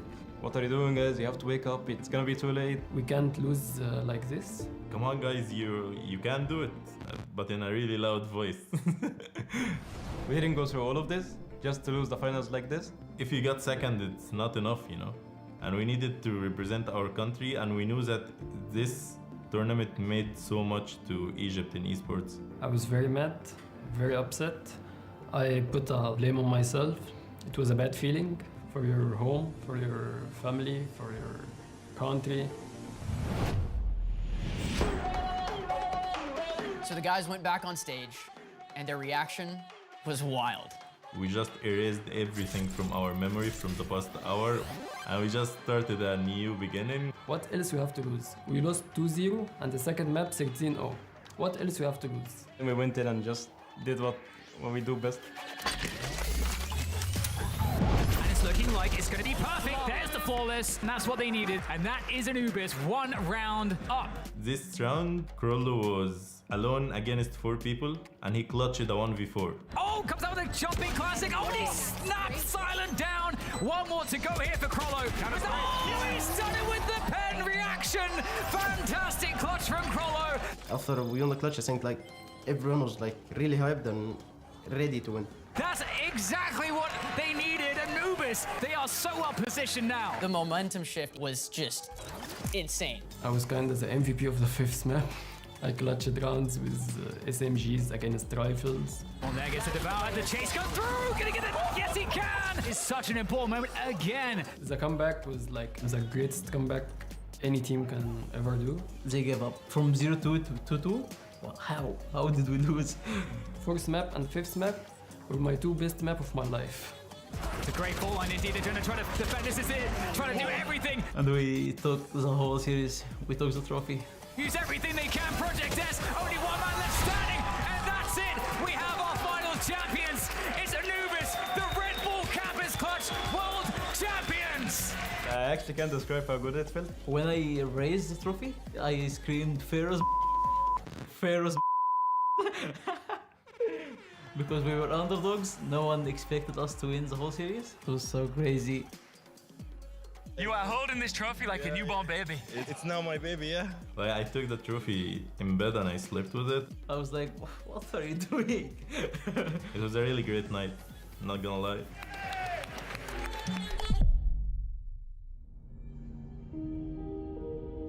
That's what actually makes the win better, is what we had to go through to win this tournament. Unbelievable for everyone. We needed to represent our country, and we knew that this is a really good opportunity for esports in Egypt to improve. We went back to the plane to Egypt, Cairo. We met a lot of fans waiting for us, cheering for us. It's really changed how Egypt and the Middle Eastern region are seen on the global esports stage. And when I went back home to my family, like, the way they welcomed me, I felt like a champion, you know? Like, once I went back, they were actually very convinced about my career, and they just wanted me to compete even more.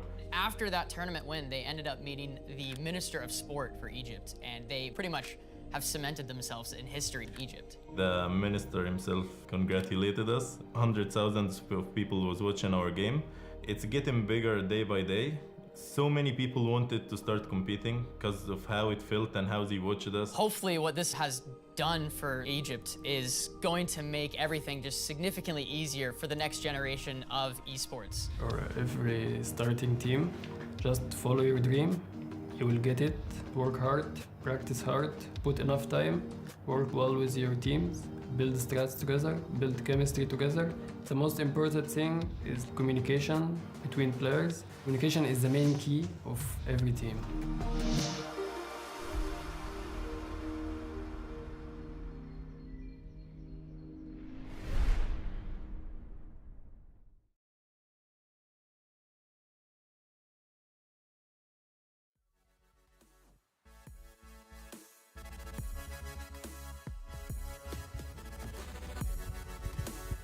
We are back at the Red Bull Gaming Sphere live from London, and I'm joined on the couch by my, I don't know if I want to say it.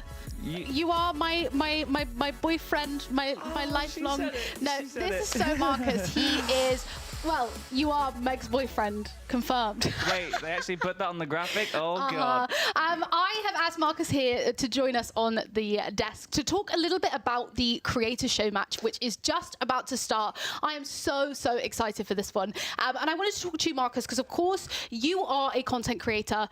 You are signed with Navi, an amazing org. I want to talk to you a little bit about what it's like playing to a high level as a content creator. I feel like it's difficult because at the same time that you want to create that content, you also want to try and win at the same time. And I feel like there's a very difficult balance in winning and making content, because most of the time if you're making content, I suppose like myself, you're instalocking an agent, which people don't like. At least this is not a duelist that I do. For anyone watching at home, he is a toxic Instalock Gecko main. So. Forget the toxic. I'm not toxic. I'm not. I promise. But no, it's difficult. But I feel like as long as you have fun with it, then you can grind up the ranks. Yeah, let's talk a little bit about the Content Creator Show match coming up, because we do actually have some amazing names playing for us today. And I do want to talk about, you know, sort of the rank disparity that we have here, because we have Team Jupi versus Team Tenchi, and we kind of have different ranks playing amongst these guys. So sort of, let's talk a bit about Team Jupi, as Jupi is sort of, I would say, like the veteran up on that stage, has that experience. How do you think they're going to navigate the different kind of skill set between them? I feel like Jupi's definitely going to take control of her team.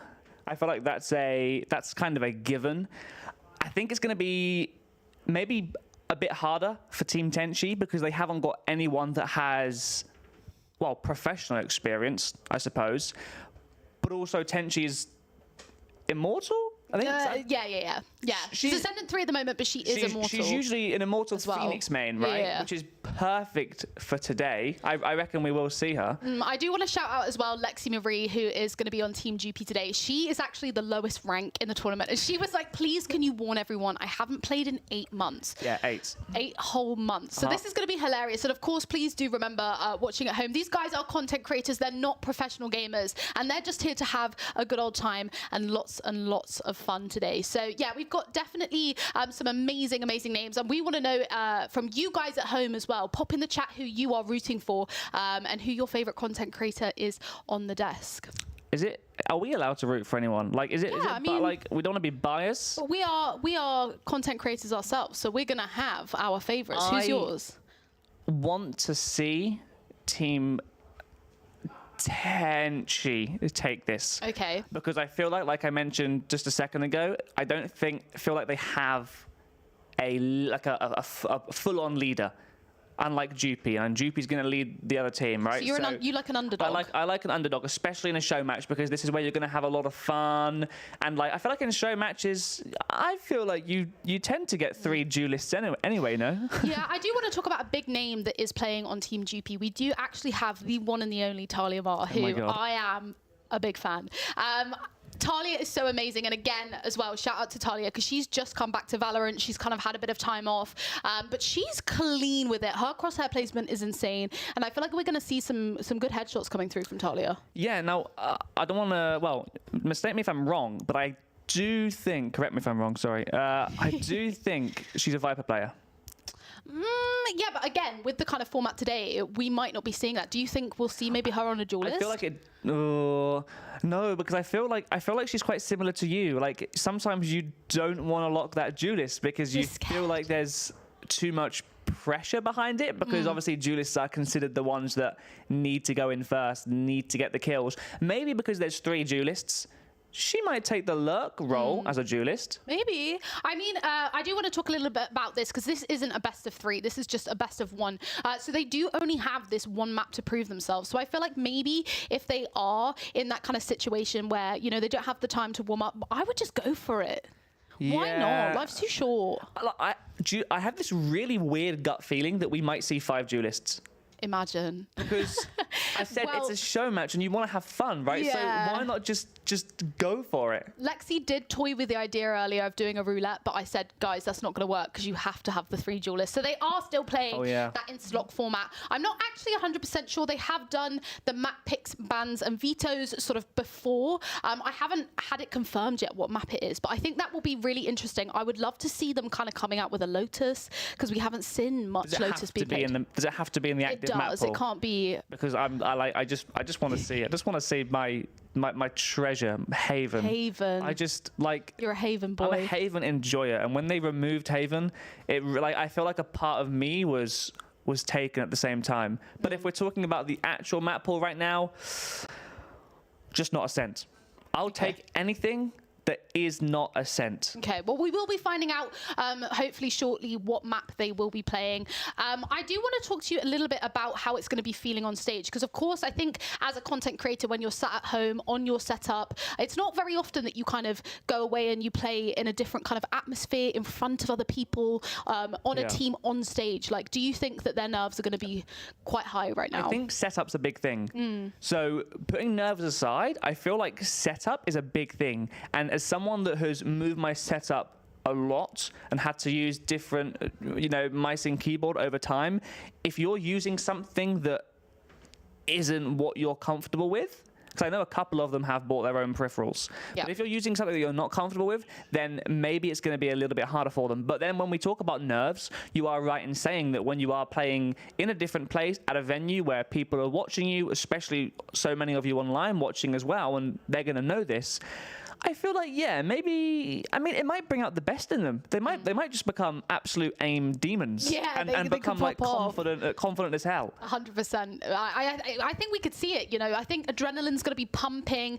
They're going to be wanting to sort of show up. And although this is not their profession, I definitely think they will want to do everybody watching at home proud and make sure that, you see the best version of them. There's a leak.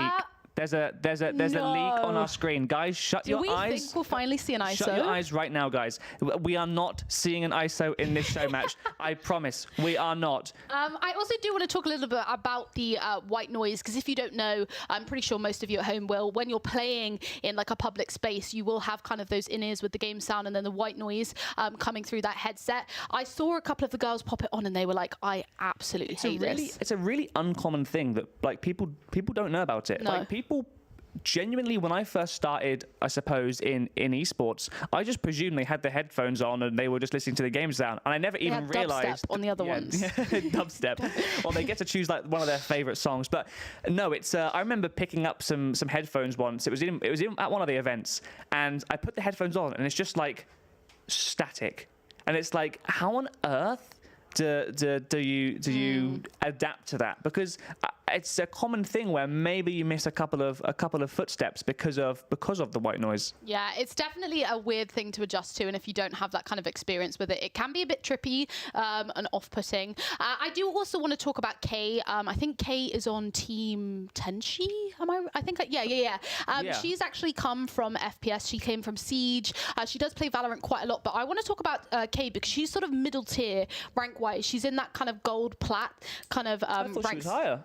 No. I think things aren't going very well for a lot of people at the moment in rank. Not in this act. Yeah, what they may have previously been, they may not be any longer. But yeah, Kay, I think, is really excited because, you know, I think what's going to be important about these teams is, of course, you've got the kind of high end and the low end, but it's the middlemen that are the important ones, whether they kind of show up and bring the essential key parts to the team, you know? Yeah, I mean, they're consistent. Do you know what I mean? I think sometimes, you know, you expect the kind of top end of the team to pop off, and then the lower end to maybe do those lurks and do the not as expected plays. But I think you need the consistent middleman. I mean, my dad, who is, of course, shout out so father. Shout out so father, 53, I think, year-old man that is around silver and gold. Judging from kind of his game style, I feel like it actually might benefit some of these players, because a very common known thing is that when you play up against lower ranks, because of how random they play, it's unpredictable. It's unpredictable. Like, I've seen him before, and he's just like, well, I mean, sometimes he'll run out with the spike in his hand. Like, when he's rotating, fully running onto he sight. fully has the spike in his hands. And it's like, sometimes the enemy's like, wait, what gun is that? Yeah, well, I don't know about anybody else watching at home and you, Marcus, but like, I'm notorious for whiffing on people who aren't looking at me. Yeah, I have that. Exactly the same thing with, if I flash someone with Gecko, I mean, there was a clip that surfaced recently that I'm sure some of you saw. It was on Sunset, and it was when I detained 2 people. Yep. I flashed high, all blinded, and I missed the whole clip. Okay. And it's embarrassing. It happens. Just to talk to you what you're seeing now, this is actually GP and Tenchi picking the map. So it's happening right now in the arena. So we will find out very, very shortly what map they will be playing. I think this is so fun. I just want to shout out to the girls because, again, these are the top 10 creators in the UK for me in the sort of women's scene of Valorant. And I love them so much. These girls deserve the world. And it's so exciting seeing them out on stage because you're quite familiar with sort of the game changer scene. Yep. And the women's side of Valorant. And I just think there's something so wholesome about this kind of situation. I think it takes courage as well. I think it takes a lot of courage to be able to come out and actually play on stage, because I know when you first started playing, right? I presume when you were, I mean, you came all the way from bronze, right, or iron? I was iron 3 at my lowest. Iron. And I feel like back then, if you were asked to come out to a match like this, I feel like you maybe would have said no. Oh yeah, I absolutely, even playing like in the comfort of my own home, behind my own setup, I was so scared because people are very judgmental, and I feel like there's that extra judgment as well as a woman playing video games that you're going to receive. So it's quite a scary thing to do, but I'm telling you, these girls have had all of it, and they will be ready, all guns blazing, to sort of take on the challenge. Well, it looks like they're done. It looks like hopefully we get word of it soon. But it looks like the map select has happened. Jupi and Tenchi both sat down. So from the map pool, are you a Lotus enjoyer or? Yes, but I feel like I'm biased because of the agent I play, because that's one of his Gecko's best maps, right? I feel like that cheeky A plan. Yeah, Lotus or Bind. I feel like if we see a Lotus or Bind, I think that might be quite cool. I think I did maybe, obviously insider information. I did maybe hear some whispers that I think it was Team Tenchi that may have, put Bind into the mix of maybe keeping that map available and to pick. But I also think that potentially coming from Team Jupi that they don't like that map. Like, again, it's all a bit insider information. I'm not a Bind enjoyer. I feel like the TPs. Oh, okay. Well, speaking of Bind, everybody, that is the map that has been chosen. Yeah, I just got word in my ear as we were talking about Bind, and as I was about to say that I'm not a Bind enjoyer, but I do like watching other people play Bind. What you're saying is you're about to absolutely hate watching this. No, I'm gonna love every single second. No, just me playing it, because in sort of my elo, I feel like those TPs are too tempting. Like instead of committing to sites and maybe taking those fights, sometimes the minute that you get wind that there's more than one person there, everyone's like, TP, TP, TP. Yeah. I'm like, wait, hold on. Can we just sometimes you've got to like down? chill, Reset. cut sound. You love saying that. You love saying that phrase, cut sound. I listen to you on your streams. Make them second guess. Cut sound. Everyone shut up. But that's probably how you. That's literally how you say it to your teammates. I do. They're all talking. So what are we expecting to see on Bind? Again, we got that cheeky hint earlier from GP that there may be an ISO being played. I do also wonder if we'll see the Neon coming out, because I want to talk to the duelists that maybe haven't been picked, because these girls have been watching all of the other games, and I think that they might come into this with a bang and be like, okay, we've seen that maybe Clove hasn't been selected as much as we thought. Of course, they're not a duelist, but we've got the ISO, we've got the Neon. So I feel like maybe they're going to want to come in and be like, okay, we'll take on the challenge. I'm going to go out on a limb here, and I'm going to say that... On a limb? Is that how you say it? It's a whim. A limb is part of your body. Why would you? I always thought it was go out on a limb. No, it's whim. Well, guys, you learn something new every day, I guess. What was I saying? Oh yeah, about what agents they're gonna play. So I think Kay is going to play Neon. Okay. Straight up. She does love a Yeah, Neon. I think she's probably going to play Neon. Obviously, we saw Jupy unlock the ISO, so hopefully Jupy goes ISO. Again, Ella's of course going to be on Phoenix. Phoenix, yeah, and I do want to see a raise. I feel like you, as much as it's a show match, they obviously want to win as well. Well, I So, did like, talk Raze to is Tycho important. earlier, and she did say she loves to play Raze, but she does vertical satchels. Oh, where like she just attack helicopter when they come down. Yeah, literally Right. helicopter straight they onto got it? site. Yeah. Yeah. So I feel like potentially we might see Tycho on the Raze as well, but we will get into agent select very, very shortly. I think they're just kind of setting up, popping on their favorite skins. What's your favorite Vandal My skin? favorite Vandal skin. Yeah. I thought, guess. Prelude? That's the one. The Prelude to Chaos. Guys, this is like a couples quiz now. What do you think mine is? Your favorite Vandal skin? Yeah.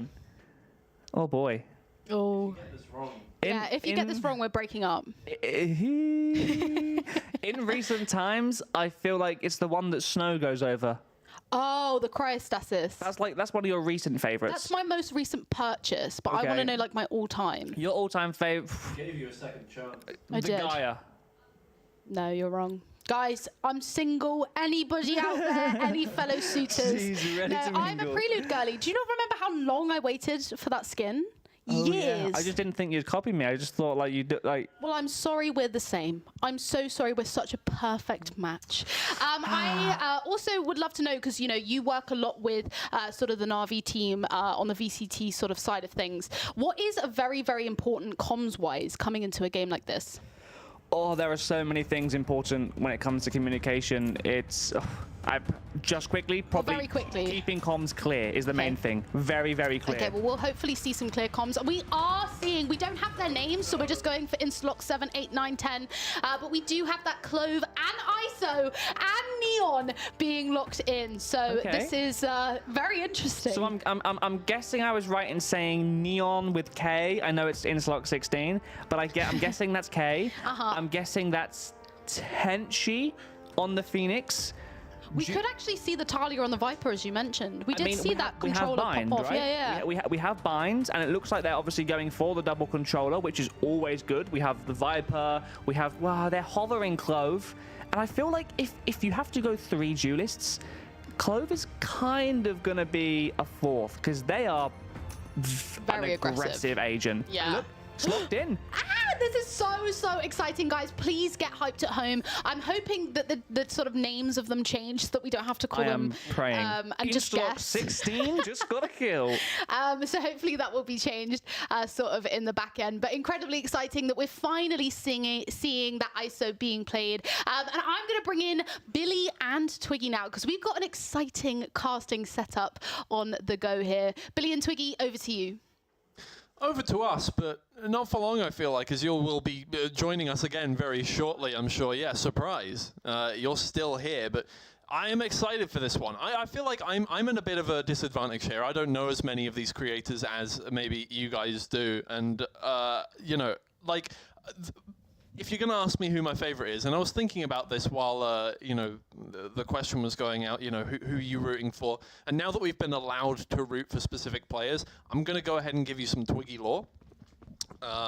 So if you don't know this about me, and you probably don't, I'm a sound design for film student, and therefore I like composing music. And the name Taiko stands out to me. Do you know what Taiko is? I don't. Apart from a content creator. Go on. Taiko is a Japanese drum, which is generally used in orchestral music. And like one side of it goes boom, and the other side of it goes. Okay. And so that's my favorite. There you go. That's what all that was leading up to. I hope you're very happy with that. Yeah, I mean that was extremely anticlimactic. I can't lie to you, Twiggy. I don't like the fact that you're like my worldview is I respect important, it, but and I will not be.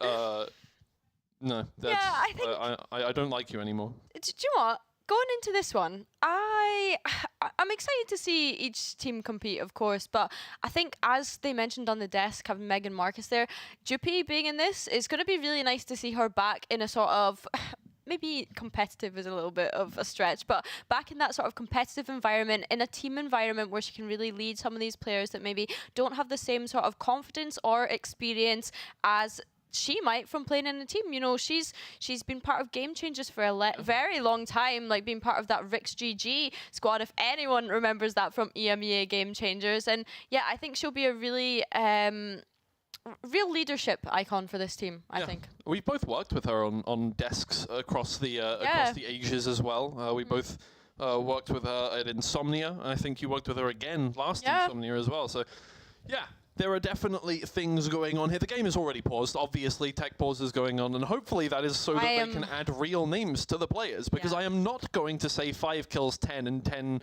gets the trade onto 4, and no, I would rather not do that, if I'm being completely honest. It's like one of those games where, like, in theory, it's like half of their, like, one of their names is like one of their names is me, one of their names is, it just devolves into chaos incredibly quickly. So I would prefer if that wasn't the case.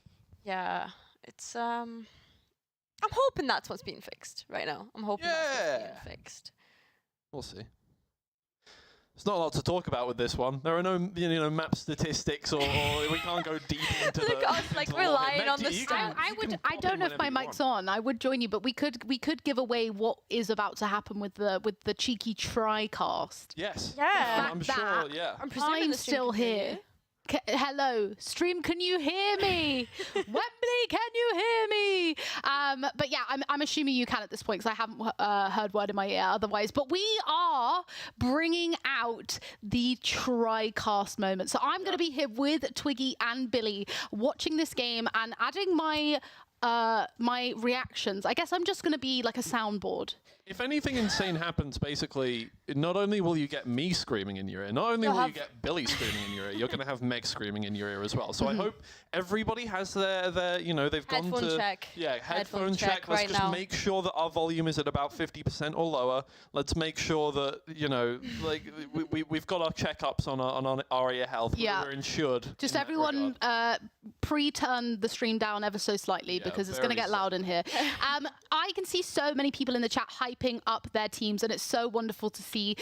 This is going to be such an exciting game. And remember, these are 10 content creators. They're not professional players, but we do have the big guns in here as well, the highest sort of ranks who are going to be popping off. But make sure that you show your love and support for everybody playing. Oh, they don't have names. Oh, they do not have names. This is going to be so fun. We have to guess. What are we doing here? One is dead. Oh dear me. It's a little bit chaotic, because I know that on the pre-show, even Meg and Marcus were trying to theorize like who's going to be playing what, but at this moment in time, I mean, there's no confirmation on if it's the placement of the PCs as to who's 1 through to whatever number we have. Like, that's I guess we just roll with it. Just quintessential. It's women. We love women. Yeah. We don't know who they are. We just know that they're women. Instalock 2 popping off though on that Reyna with the overheal, and we do find ourselves in a 2v1 with Instalock 7 and Instalock somebody else 2, and This will be changed, guys, by the way. Bear with. You will be able to root for your favorite players, but Instalock 2 will take that kill and take the first. Oh, I think that's team. Oh, the fighting talk there from Lexi. That's definitely Team Jupy with the first pistol round. Yeah. Based off of the reactions of each player, who do we think is which number off the back of that round? Take a wild guess. I can't remember who was left in the clutch at the end there, because it was 7. Seven was the remaining player from Team Tenchi, but I don't remember who was the final 2 players on the Team Jupy side. So I'm a little confused on that one. As is probably absolutely everybody. I hope you're joining us in this journey here. Fans in the chat like waiting to root on for their favorite creator, but unable to at the moment because of these names. But I think whilst we don't have the names at the moment, guys, it might be worth just like talking through these agents that they've decided to go for. I mean, we're seeing both matchups with Clove. Meg, what are you thinking of that? I'm thinking nothing right now. My brain is absolute mush trying to figure out who is who. So, you know, I'm just here for the vibes and the good time, to be totally honest, because this is great. Yes, Instalock 9 starting to use that Clove utility as they move on in. Instalock 5 on the ISO, looking to find something here. Instalock 8 going to be moved out of the corner by the snake bite there. Instalock 3 and 4 going absolutely massive with the Spectres though, and now Instalock 3 getting... Wow, great round from Instalock 5 to 10. That's the new team name. Guys, we are going to get this fixed, so do bear with. In the meantime, I think we'll chit-chat if they are port. Yes, there we go. So you will be able to root for your favorites. I would love to know, Twiggy and Billy, who was your favorite Instalock from those first 2 rounds? I was really rooting for Instalock 7 in the pistol round there in that clutch. Didn't work out, but you know, it is what it is. Yeah. 7's a good number. 7's a lucky number as well. Well, 3 is my lucky number. I can't lie to you. And therefore, I'm a big fan of 3. Whoever 3 is, you're my favorite player. Love you 3. That's just we'll fate find at out this point. soon. I will let fate decide. Okay. I think I don't even know which number is relating to which agent at this point because it's all just happened so fast for me. It's all a blur. But I will say I am glad to see ISO being played, the first that we've actually seen throughout this whole weekend. So wait, Interlock 3 was Clove as well. I'm winning. You are winning. I'm winning. You are winning.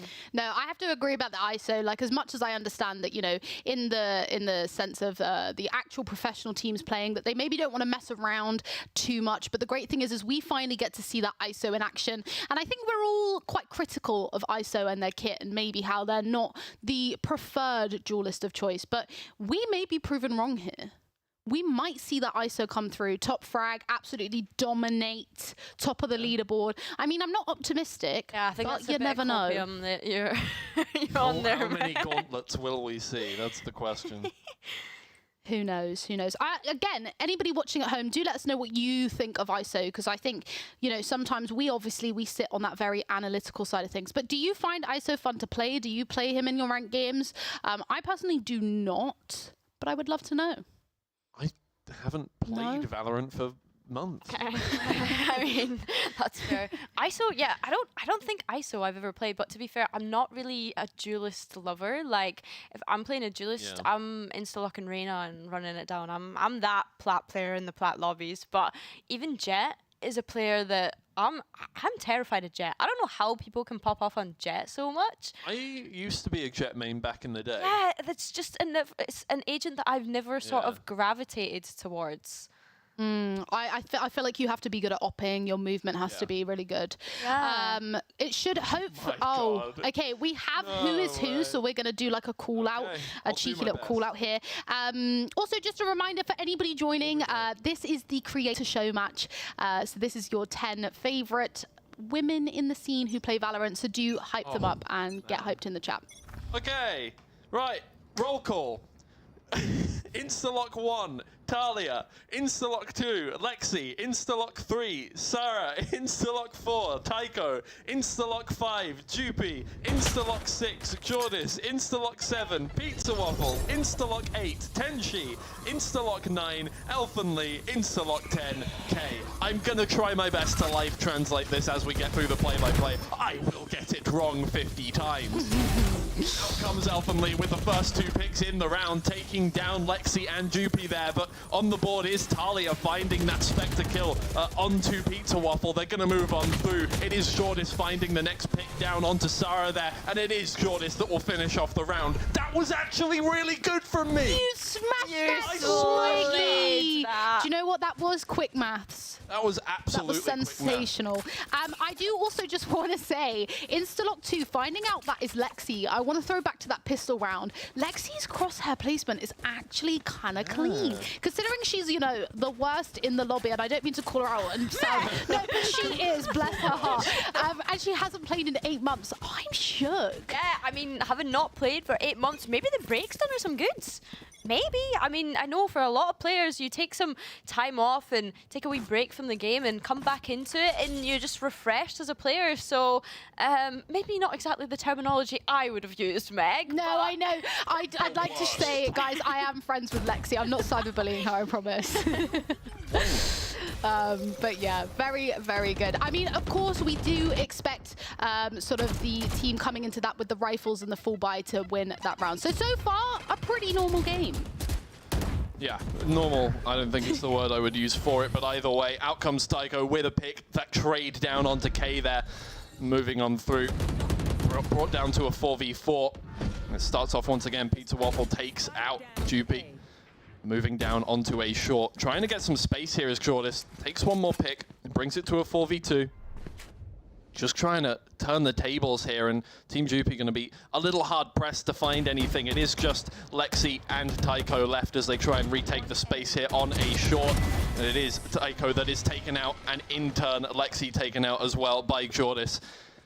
Potentially feeling like they have a lot more space to work with that one. Yeah, definitely. And Jordis cleaning up the past couple of rounds, by the way. Someone that is actually a Rocket League content creator primarily. So interesting to see her come into this one and have these gunfights in her favor. I mean, I wouldn't compare Rocket League to Valorant in any capacity when it comes to similarities. I love driving cars in Valorant. It's my favorite part of the game, actually. I do have to say about Jordis, she is just an all-round ultimate gamer for me. She's the gamer girl I wish I was. Because not only is she good at Rocket League, she is actually very, very good at Valorant too, which we're seeing come out on stage. Shout out my Scottish queen. Love Jordis. Team Jupy are going to be down in the hurt locker as they move on through, but it is Talia that manages to stop the blood flow, get a kill with the Sheriff, and actually gain some space for the team. Jupy trying to make space by her lonesome here over in Hookah. The rest of the team heading up B long here. And honestly, with the weaponry they have, it is going to be difficult to find anything, but every kill they get is so valuable now. Jupy is the one trying to move out through Hookah there, but it's Lexi who gets on the kill board first as they move on through. K taking down one for their troubles. It moves it to a 3v3, but there are ults available for Team Jupy here. They have Empress, they have the Clove ultimate available to them. Once, obviously, have to wait to die for that one, which would suck anyway, so you don't really want to be using it, but hey. Cake trying to do more work with that Vandal. Has already taken out one. Looking for the shot, not quite finding it. Plant has to come out here from Team Jupy at some point because the pressure is coming through from Jordis. Finds one. And the ult is going to be used there by Sarah as she gets taken out in due course. It makes it a 3v2, but that timer might run out soon. It's a great shot from Talia to finish things off. Talia Ma. No, honestly, as I was saying earlier, Talia's crosshair placement is so good. And I think that's where the Sheriff and Talia kind of are the perfect duo because she just one-taps. The fact she got 2 there on their full buy and then they went out that thrifty round is, yeah, I would put that, again, maybe I'm biased because I'm a Talia Ma fan, but I put that round down to Talia. Yeah, we're seeing some EMEA support come through here. From Jordis as well. Shout out G2 Gozen, of course, through to the grand finals against Shopify Rebellion later, but... Oh, the gauntlet. ISO the first that we're going to see this weekend. And it is Jupy that comes out on top in that one and finally having some sort of punishment towards the plays that Jordis has been making so far in this map. Yeah. That is the thing. Exciting. If your star player is able to use your ult to bring it to a 1v1, you want to use that as often as possible, but it's still 3v3 here. Oh man, Elfenly trying to get around the place, but oh my lord, Talia is popping off today. Everyone's hyping her up. She is unstoppable. That's my casting take. Thank you. Did you like that? Yeah, that was really good. Was that really good, specifically an impression of me? It was just a caster, It was just so a we could caster, say it was okay. you, Twiggy. Sure. I feel like I've said that kind of thing a lot today. You do the caster hype well. Yeah, no, it was very on brand for you. Sounded more like I don't know. That was very. No, very sure I hype. do that. Dog in her. Oh God, tears in my eyes. Very fun. Haha, weird, not haha funny. I'm trying to get used to this one. And Team Jupi have been in the driver's seat, obviously, it seems like, as well as Jupi, obviously, as the leader of the team, as well as the highest ranked player, having some pro experience as well. Talia is really making some moves here. Like, really making some moves, being invaluable to the team, not only as the controller in the Viper, but doing a lot of work in fragging potential, too.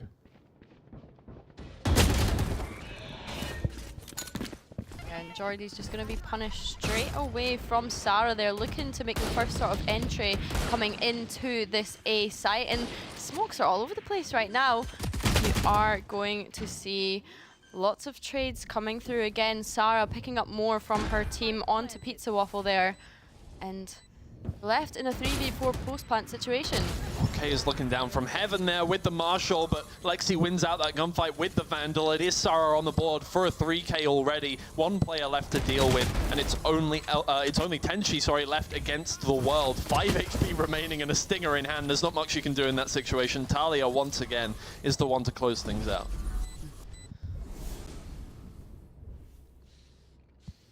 That was a really nice round from Sarah as well. Maybe being a little bit quiet in these previous rounds, but showing up for her team there and unlocking the true potential of what we can see from this Clove gameplay and what we can expect from Team Jupi, who, by the way, playing pretty well so far and starting to get those ultimates come online now as well.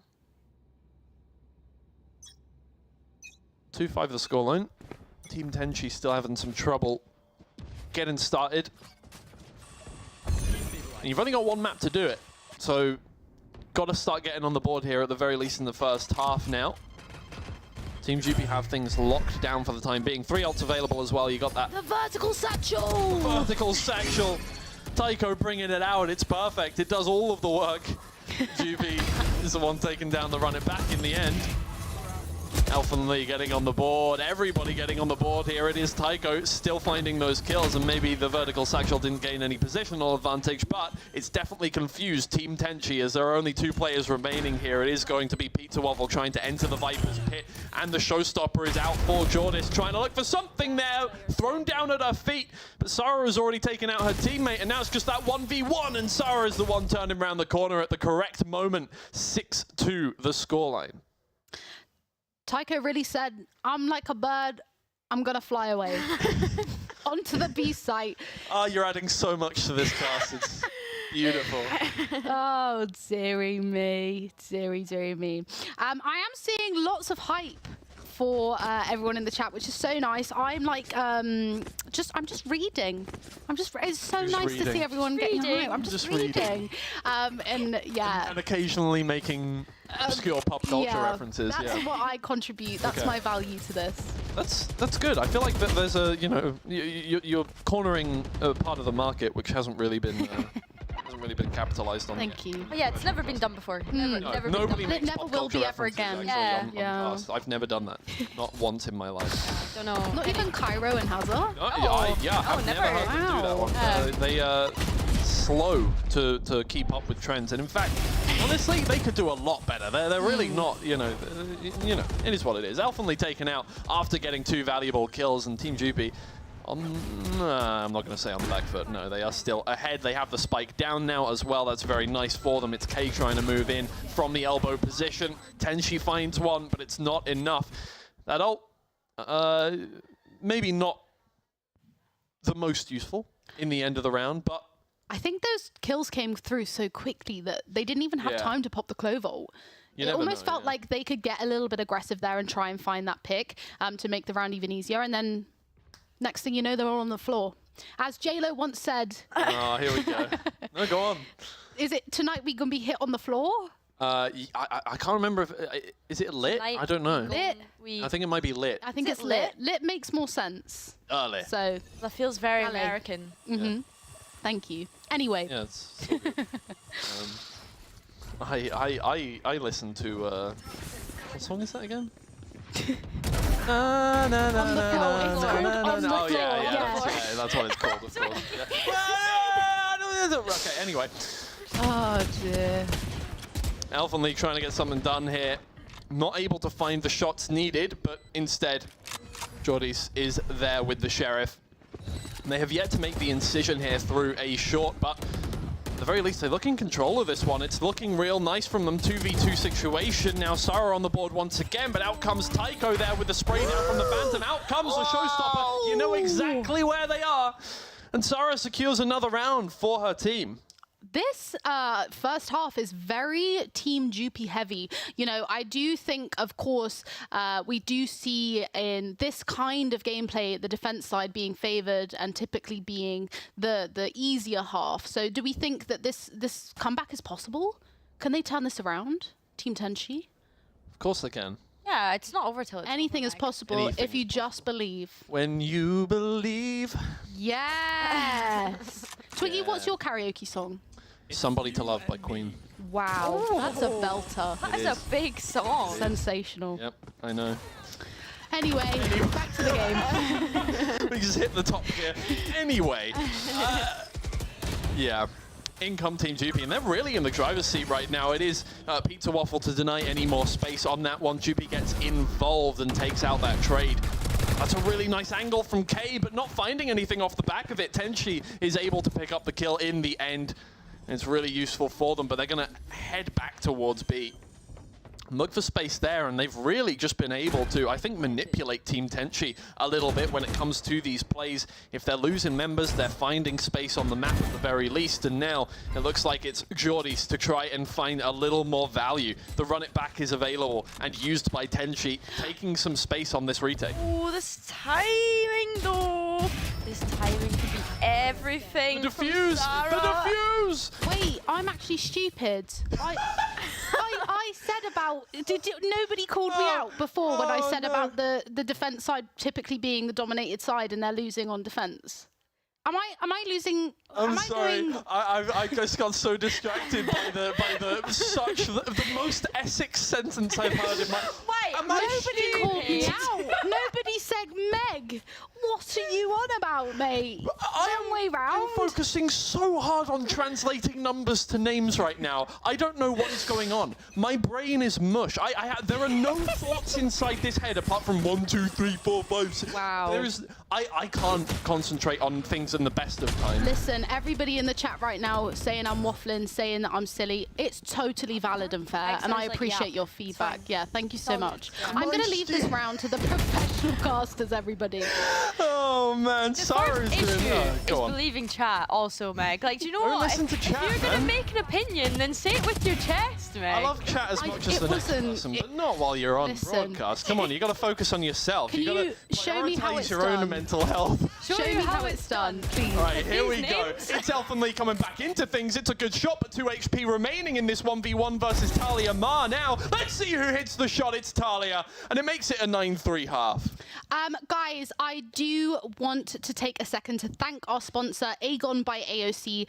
These monitors that all of your content creators are playing on right now are 360 hertz. Maybe that's why those headshots are being hit and so crispy clean. So huge thank you to them. Huge thank you. Oh, wow. I didn't know we had It's a B-roll. beautiful monitor. We do.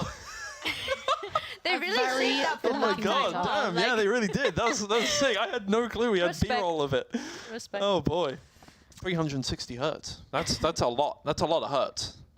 And It you know what hurts. else is Sorry, I'm gonna experiencing a shout lot of now. hertz? You know what else is experiencing a lot of hertz? Team Tenchi!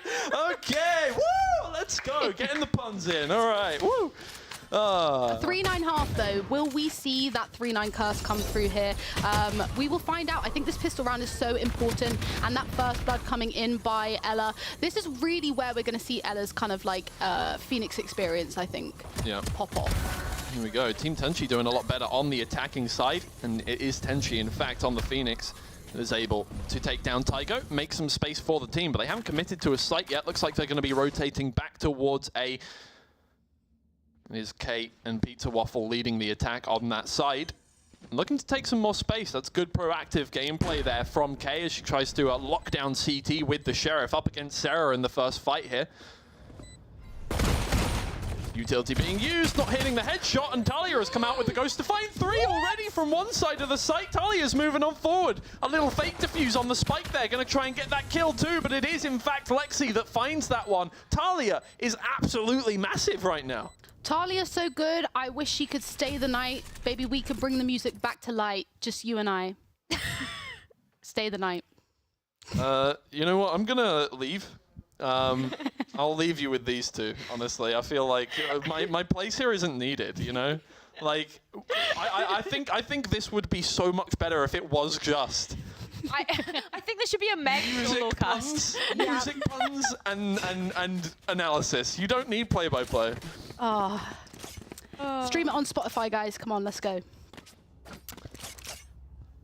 Oh man, I'm glad this looks like it's going to be over in 3 rounds. I'm tired. That's a joke. I'm ready for bed. Joking. Don't kill me. I don't know about anyone else. This is tiring. Too many words for me. Too many words for me. All right.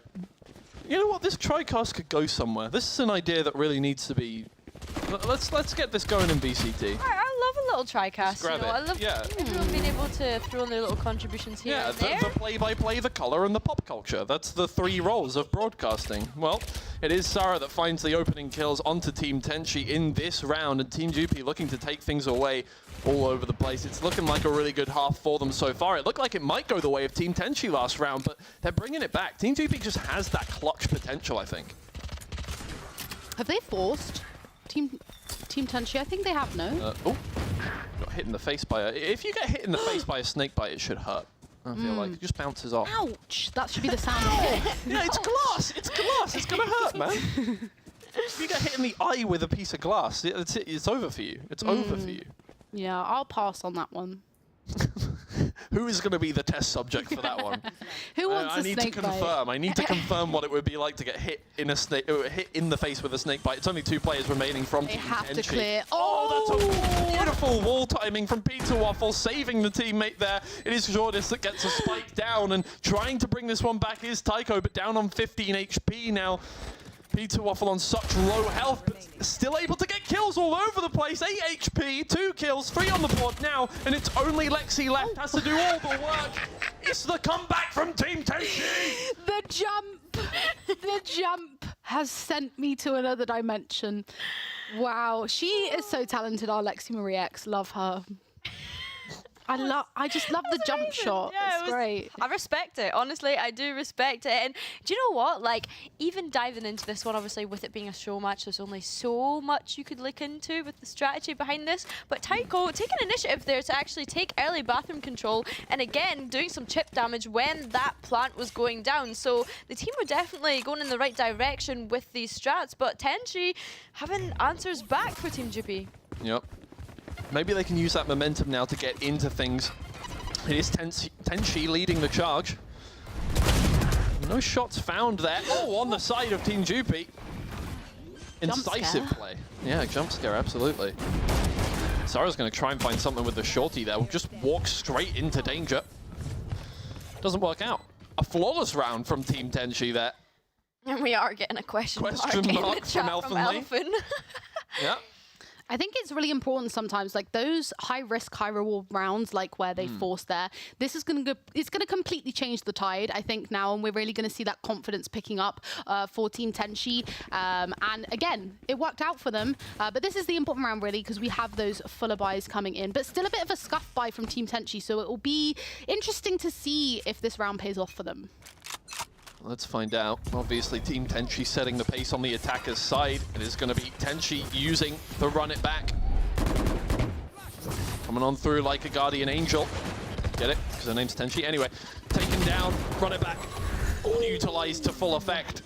Kay finds the solo kill there for Team Tenchi, and it is a 4v4 now as they move on through. Lexi trying to clear lamps there finds something in an entry the other direction, but gets taken down by Tenchi. Doing a lot of work now. Tenchi finding a second, and it is Elfen Lee holding down the bench area. 2 with the Guardian in quick succession. Elfen backing up that perhaps a little bit of toxicity in chat with some game playing. Nice to see, nice to see. Slay. Slay boots the house down, Mama Queen sis. Let's not reduce your role to just pop culture references, because you've been hyping players up as well. I feel like come on, man.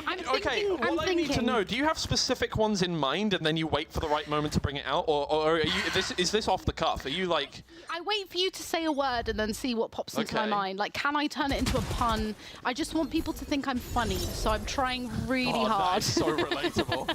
Man, me last night, that was absolutely just the way we were doing just want things. everyone to giggle. I just want to be liked. Yeah. That's all.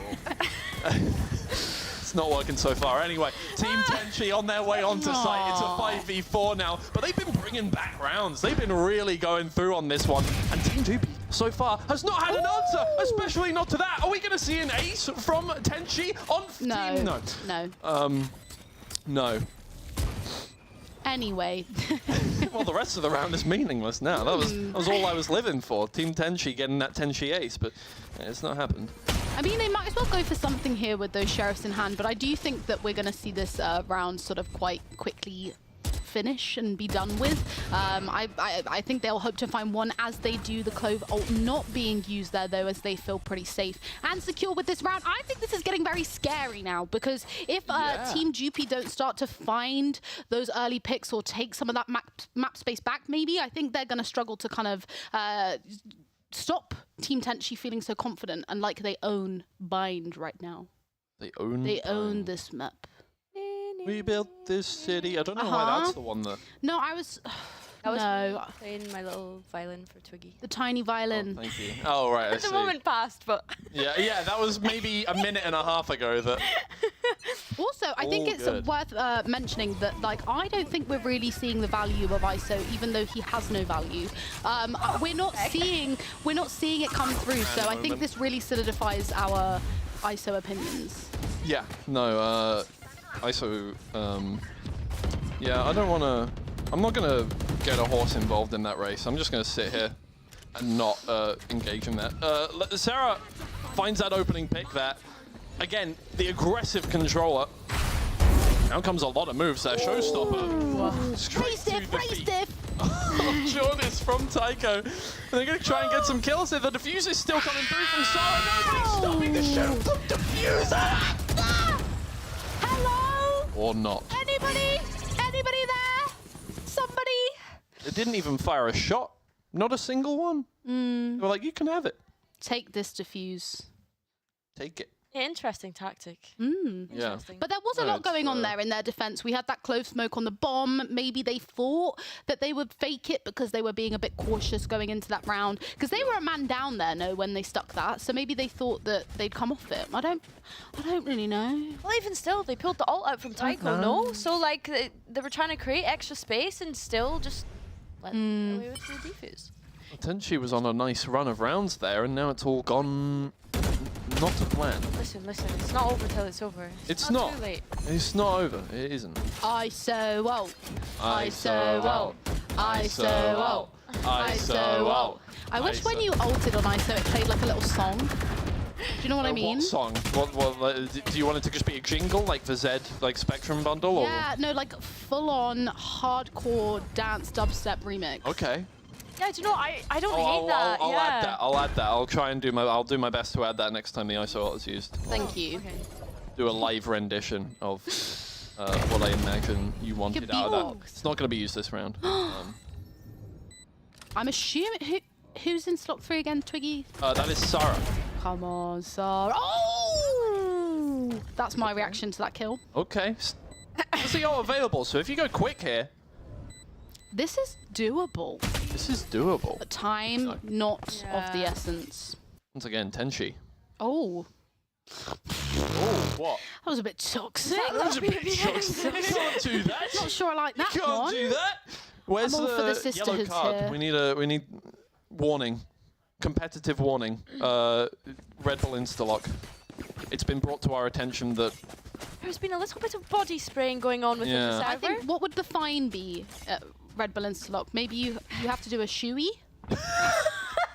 I like that idea. I hope none of our players have been a shoey of Red Bull. I hope Red Bull shoey, yeah, Red Bull shoey, of course, yeah. With their new summer flavour, because that is delicious. Oh, I've been on the tropical right now. Well, we were told not to use these as props, but I'm still going to talk about them. You know. Fair and solid. I've actually been drinking it, so. Yeah. Yeah. Mostly because I got 4 hours of sleep last night. Oh, you silly goose. All right, well, Sarah's back. Okay, stop it with the tiny violin. Let's calm down here for just a second, because Team Tenchi are bringing it back once again. It's a good sheriff shot from Lexi, but she's taken out in due course. It's a 2v4 now. It might be a nice timing coming up, but Team Tenchi have control of the B site now. I would just like to say as well, you guys won't be able to hear at home currently, but there are lots and lots of squeals coming from the other room. Yeah, you can hear them, it's so iconic. They may not be able to hear us, but we can hear you. We can hear you, yeah. Oh, Talia. That's what I was saying, Talia with the flanker. It's gone, it's gone. Pizza Waffle shuts that one down. It is just Jupi left. Trying to do something. The reload comes through. 2 HP in a dream. No, don't walk into the wall. No. Really? Oh. I mean, I would say that's a better way to go. On her own terms. On her own terms. You know, she chose to do that. She said, "I'm not giving you the orb." Well, no, that wouldn't give them. That was a kill. The wall gets the orb. The wall gets the orb, right? For their ult, which is. What Mega is the wall's wall. ult? Mega wall. Yeah. Okay, please explain to me the use of mega wall in the current meta of the Valorant landscape. Mega wall basically it puts a wall right in the middle of the site, and then it goes all the way into the sky. Is this a preset location on the like site, the or do you get to Astral choose it? You don't get to choose. It's Don't random. get to choose it. It's random. Yes. You can cut off any amount of the RNG, site. So it's an RNG Astra ult, basically. It's just a mega wall. Just let the Just mega a wall mega live. Does it do like more damage when you walk through it? Don't ask questions, Twiggy. Okay, sorry, my bad. Reinventing the my game out my here. bad, my bad. Okay, I'll shut up. Team Tenchi starting to bring things back. Oh, I so up. Oh! Wow. See, wasn't that better? That was amazing. That was something. The main expansion, Skrillex. Oh. Team Tenchi, off the back of that one, showing them who's the boss. And now 4 versus 3. They have ults available. I feel like this Clove ult has been underutilized so far from Team Tenchi. They haven't really had a situation in which they have used it, but they also have a showstopper available. They can move on through. Out comes Tenchi, not able to find the kill onto Sara there. The trade goes back the other way, and Talia's bringing it back too. It's Elfin Lee that brings it to a 3K and a 2v1 now. Talia has had some clutch moments so far. Can she do it once again? Inside of the smoke, breaks the wall, trying to... Oh, hello. Hello there. Oh, no, they're gone. Hello there. All good. You got time. Chill. Oh. Oh, World Star. Anyway. Anyway. There are 2 of you this time. Somebody can make sure that there's not an awkward silence after I speak. I was just sipping my drink. Sorry. It is 2 times more likely that there's no awkward silence after I speak, and yet it has happened 4 times. But do you not sometimes think silence is good? Like, we just need a moment to reflect. Yeah, we're like taking in the map. It's not awkward. It's only awkward if you make it awkward. Well, listen, let's just do 3 seconds of silence right now. Ready? Yeah, that was awkward. I don't want to do that ever again. Oh my god, ew, guys, I feel horrible. Okay. Never again. Horrible. And again! Anyway. Oh no, we just keep doing it now. We've gotten too used to the silence. Oh, this is a really interesting position from Lexi. I don't know how much value she's going to find. None. Okay, yeah. None. But That was a Tycho tricky on the one. other side, belong with this Bucky in hand and not gonna get anything nobody from it there. because they've decided to TP and head towards the other side. Oh, And they're not is this taking- an around the oh. world? Around the world, around the world. Nice. That was good. With the beatboxing. Again, though, Very this is the Daft thing I do find with Bind a lot. Like, they are reading this because the rotation does come through, so they are probably going to get onto the B site for free. But like, you know, we're just rotation station all the time. Yeah, that's a certified Haribo foot pedal moment. You know, he takes off his shoes to use the foot pedal. I don't think this stream he puts his needed to bare know dogs that. on the pedal. He puts his bare dog.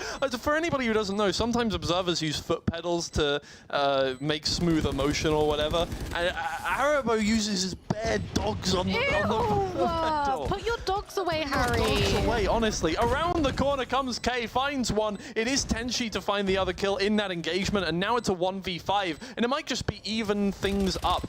My God, Talia against the world, absolutely just locked down inside of it. Is nobody going to go for the kill? I feel like they just left her in there to cook.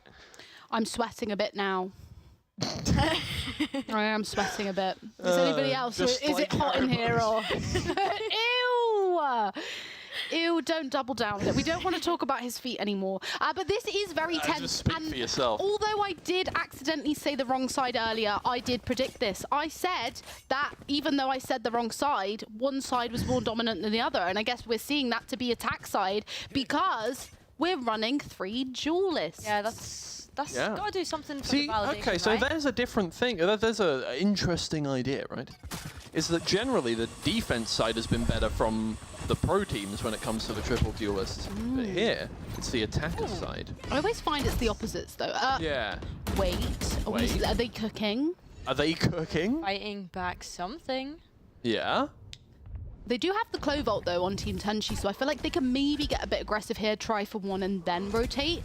But we're really going to have to see that Clove going in, just giving it a good old go. No, they're running away.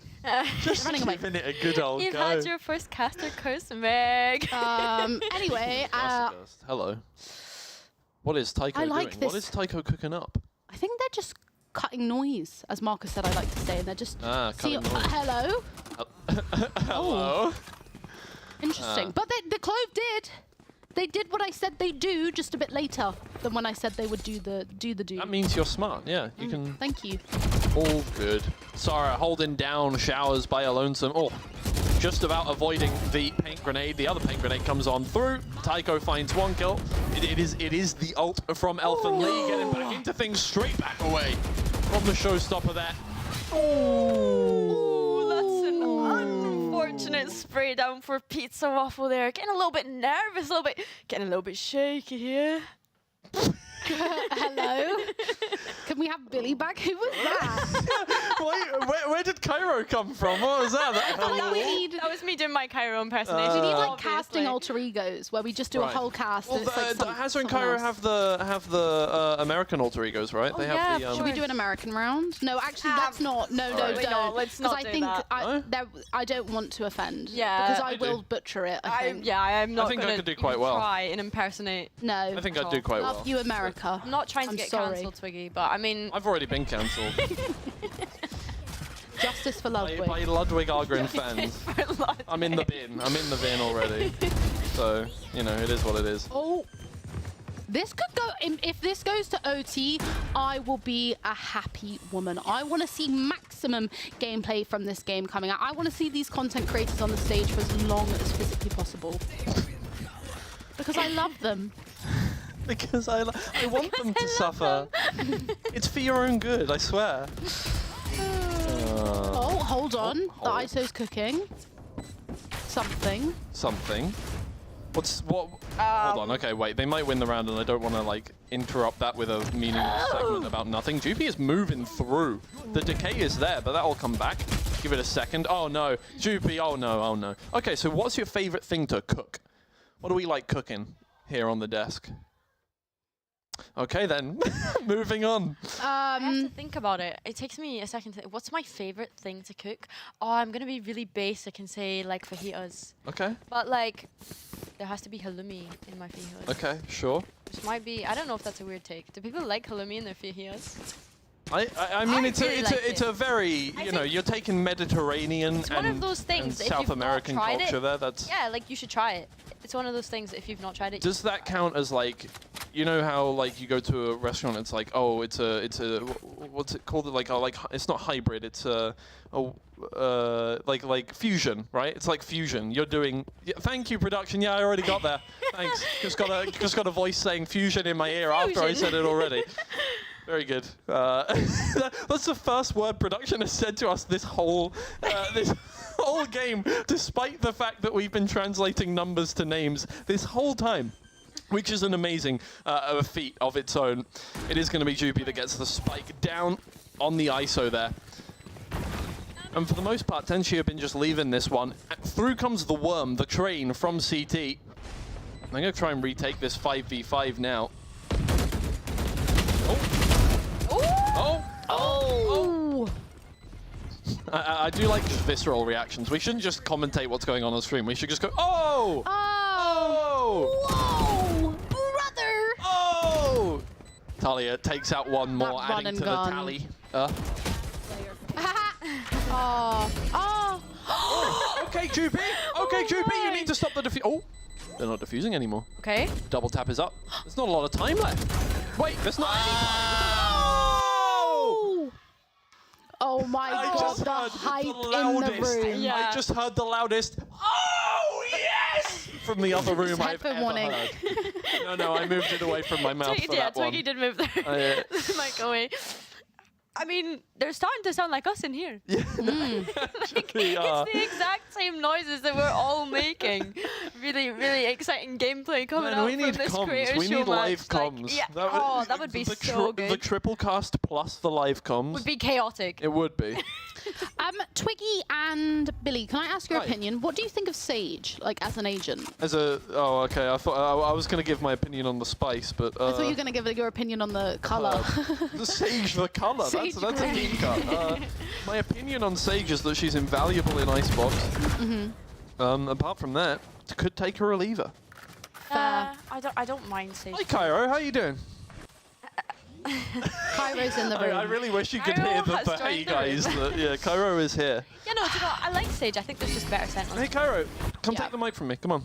You take one of the rounds. Go on. Come on.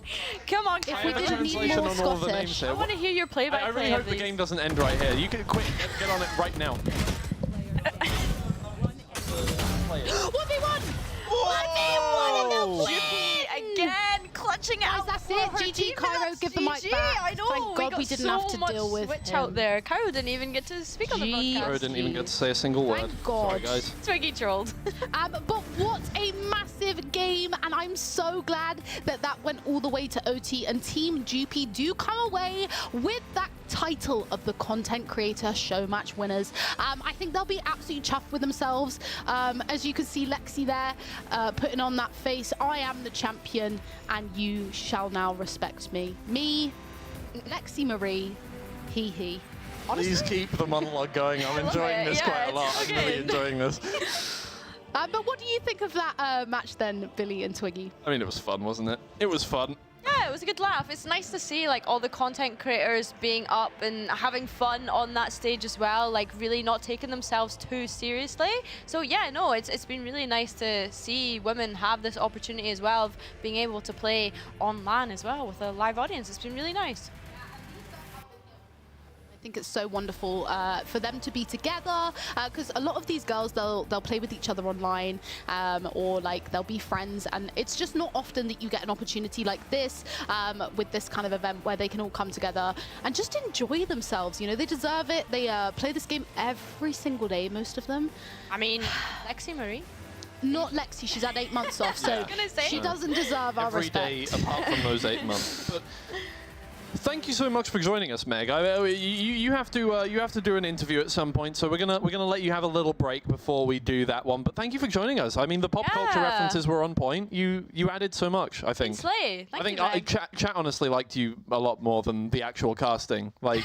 I think my mic's not anymore, but thanks, guys. She said Meg thanks said if you thanks, couldn't guys. hear her. Yeah.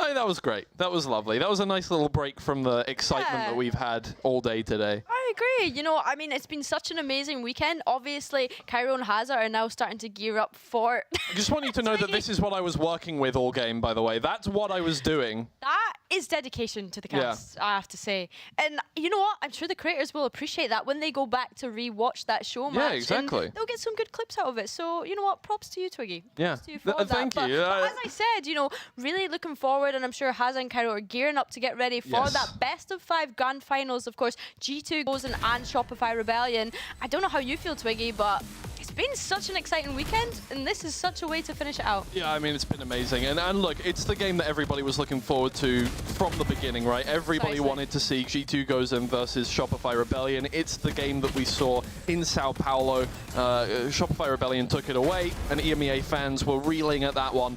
And maybe there's the chance now, with a little bit of a different format, to change up the scales a little bit. Yeah, no, I'm really excited. I mean, obviously, Alexis and Mel have come up against Mimi and Petra before when they played under C9 White, and actually, G2 Gozen went on to win that first iteration of the Game Changer Championships. But of course, last year in the 2023 one, we've seen this side of Shopify Rebellion now win it, and G2 Gozen obviously got sent home. So it'll be really nice to see those head-to-heads come together of Mimi and Petra versus Alexis and Mel. You know, seeing those two duos kind of come and face off against each other one more. So yeah, no, I'm really looking forward to it.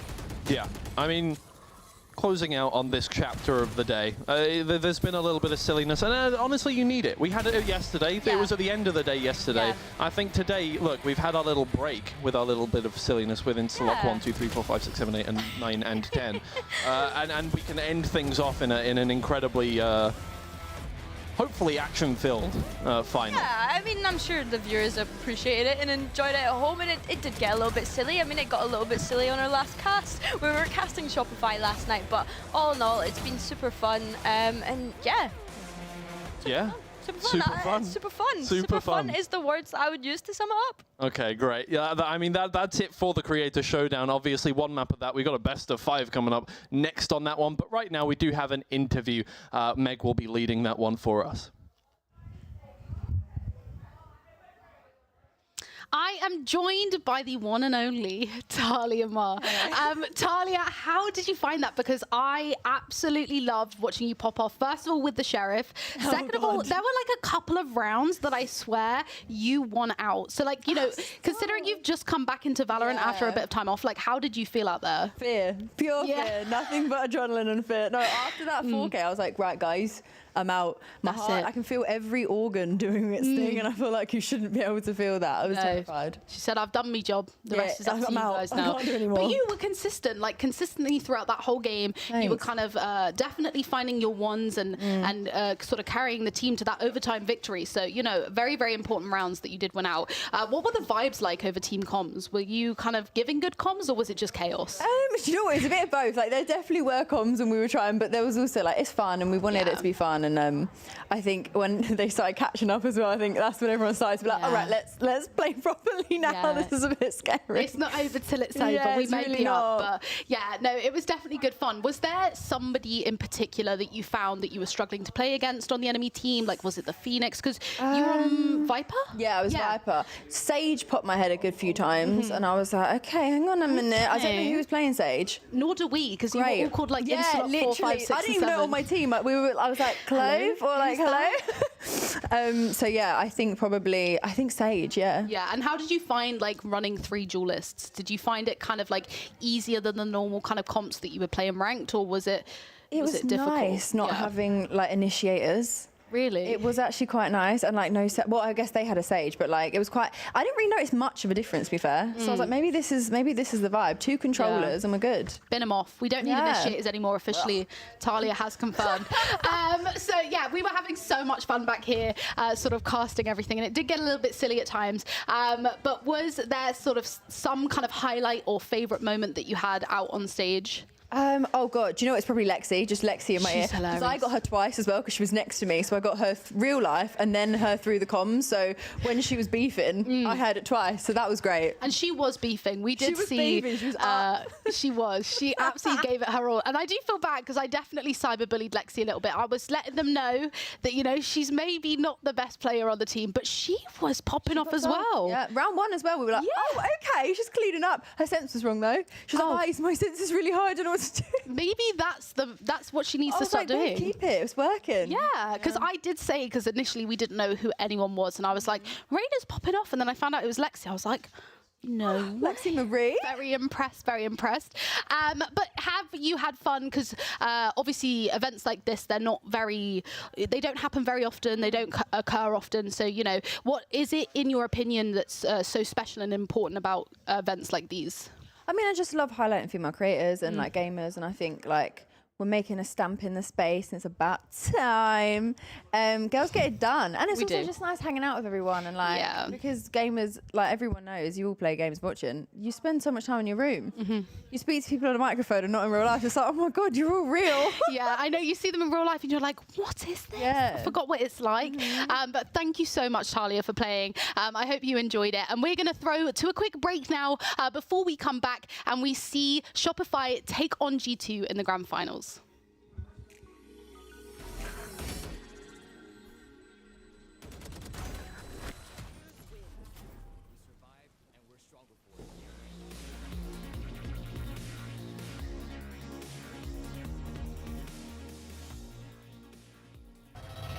What's going on, everyone? My name is Renox, and I'm here to help you get better at Valorant.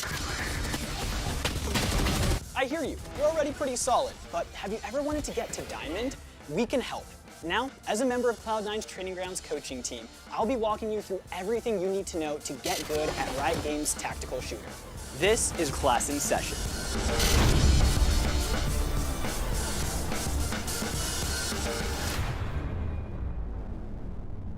Class in Session is all about teamwork, so we need to have a team to work out with. So let's meet the squad that we'll be taking into matchmaking. Rolling the drone. Hi, I'm Chris. My current rank is Silver 1, and I hope to hit Plat 3. Hi, I'm Natalie. My current rank is Gold, and after this session, I hope to hit Diamond. Hi, my name is Edward. My current rank is Gold, and after this, I hope to be Diamond. Hi, my name is Chris, and my current rank is Gold 3, and I want to be Diamond 1. Hi, my name is Courtney. My current rank is Plat 1, and after this, I wish to reach Diamond 3. Before you ever get into the game, the first thing you'll see is the agent selection screen. You need to be able to choose wisely while you're there. So, how do you do that? First, you have to understand all the roles. Sentinels are good at controlling spaces and gathering information. They have cameras or the ability to manipulate terrain to create space for their teammates. These are your Cyphers, your Sages, or your Killjoys. They're not the first ones in, but they enable those who are to do their jobs. Those first ones in are traditionally either initiators or duelists. They use their abilities to force enemy players to move from their safe locations or to back off to avoid getting blown up. Breach, Sky, KO, and Sova will be your initiators. Alternatively, duelists are a great way to get in and win a fight, putting your team into an advantageous position. Usually, they have abilities that allow them to get in and do their damage and either get back out or heal up afterwards. Think about Phoenix, Jet, Reyna, or Raze, or potentially even Yoru. And finally, you've got your controllers. Once you're in or on defense, these agents excel at controlling and denying vision and making it very, very difficult for incoming teams to be able to get a foothold. Brimstone, Viper, Omen, and Astra are going to be your controllers. What we're going to focus on today is actually building out an ideal team composition. You probably know why you shouldn't have a full team of duelists. You'd have no utility and no way in. If you had 5 Sentinels, you'd have no kill pressure, so you need a mix of both. You should be working on building out a composition that has a solid balance of everything you need to win a match. Right now, the standard composition looks a little something like 1 Sentinel, 1 Controller, 1 Initiator, and then 2 Duelists. But remember, compositions are flexible, and you need to play to your strengths. Let's ask our players. What roles do you guys enjoy playing inside of Valorant? I like to play Duelist. I like to play Duelist as well. Typically, I'll be playing controllers, so like Omen and Viper. I usually vibe with initiators, mainly KO. I like Sentinels. I really like Killjoy. If you're noticing that you're missing flashes, grab a Breach or maybe a Sky. Phoenix could even work. Missing smokes, Astra, Omen offer great options to control that space. Need crowd control? Sage, KO, and Killjoy are great at making sure enemies have no chance whatsoever. Feel like you're not going to be getting enough information? Cypher, Sova, or potentially sometimes Raze can be solid options too. And obviously, they have a ton of overlap in their abilities. So if you can cover multiple cases with one pick, go for it. Cypher, for example, can cover light smoke needs as well as crowd control and some gathering of information through his camera. That's pretty simple, but things get a lot more complicated when you start thinking about combining abilities for great results. Consider using Sage's Slow Orb with Brimstone's ultimate Orbital Strike. Or how about using Omen's Paranoia to cover Jett's dash ability, Tailwind? Or even using Jett's Tailwind and Phoenix ulti to get into the same location and double peek an enemy. Think about how your abilities are going to combine as you are building out those team comps. Talk to your teammates about what do they like to play. What are some ability combos that you guys have discovered while playing Valorant? I really like when you use Sky's Trailblazer and then you can enter with a Duelist dash like Jett's. Astra's Gravity Well and Raze's Grenade seems really OP in my opinion. Now we can talk about taking advantage of your team's abilities. Did you know that peeking immediately after your teammate Phoenix flashes is actually a lot faster than forcing Phoenix to flash himself into a corner? Or you can use something like Astra's Smoke to fake a lurk on the other side of the map. Or you could actually lurk, you know, mess with the enemy's heads a bit. So let's finally talk about team compositions. Now that you know what you like to play, let's figure out something to play in some games later today.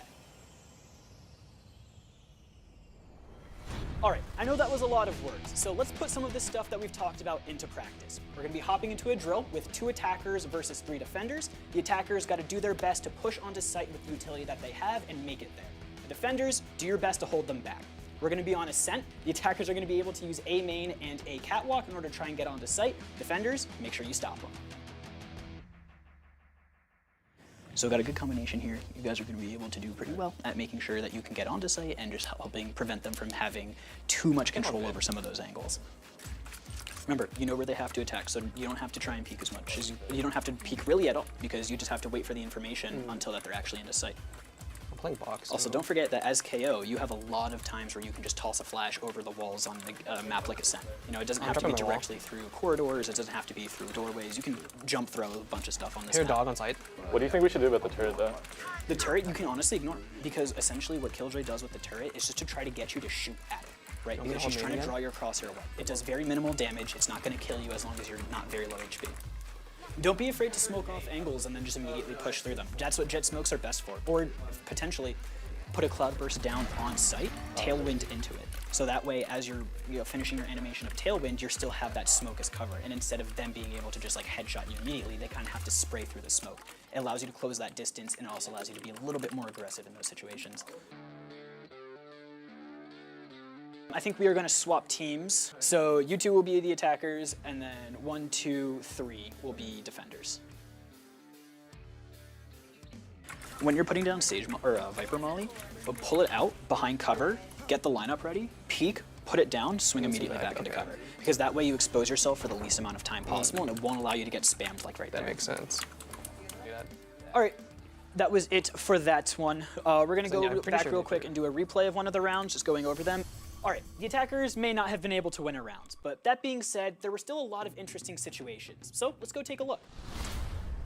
So, as you guys can see, we have the 2 attackers pushing up catwalk here, and they get first contact on the Sage, and she immediately has to back off and throw down a slow orb.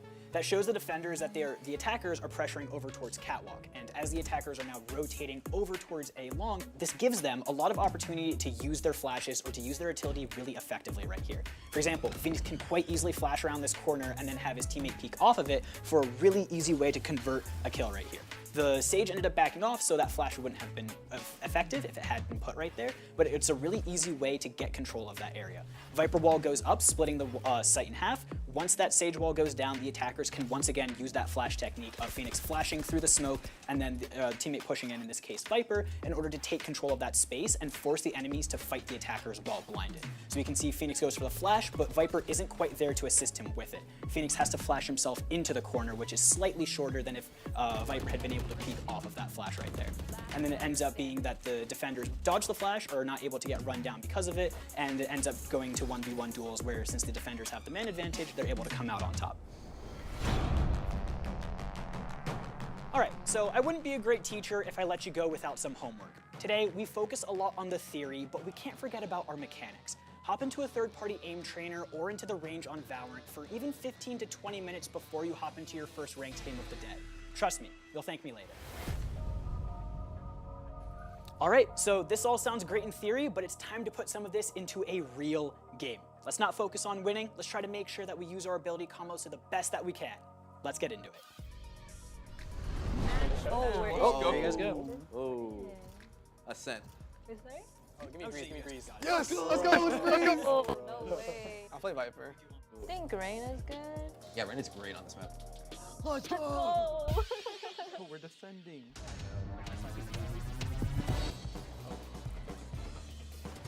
Oh my god! They're pushing there. Blinding for you? So 54. Molly, go entry. 120 on stage, here. Nice! What? Nice! Nice!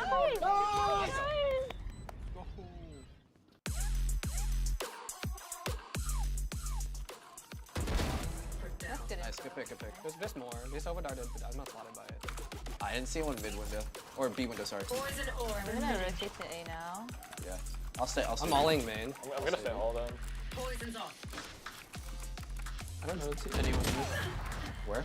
Careful. I am getting destroyed. Where was that? Where was that? Okay. Okay, finding. Spike planted. Right side. One enemy remaining. Let's go. Nice! Oh. She can't be backside. I'm gonna flash out high. Flashing out high now. Came through. Nice. Nice.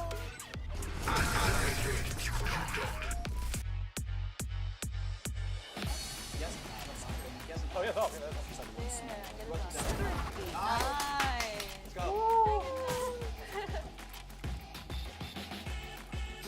I didn't hit her? Mad lad. Okay.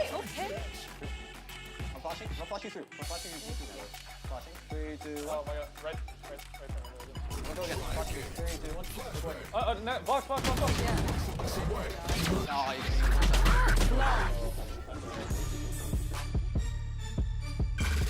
Can we get a molly?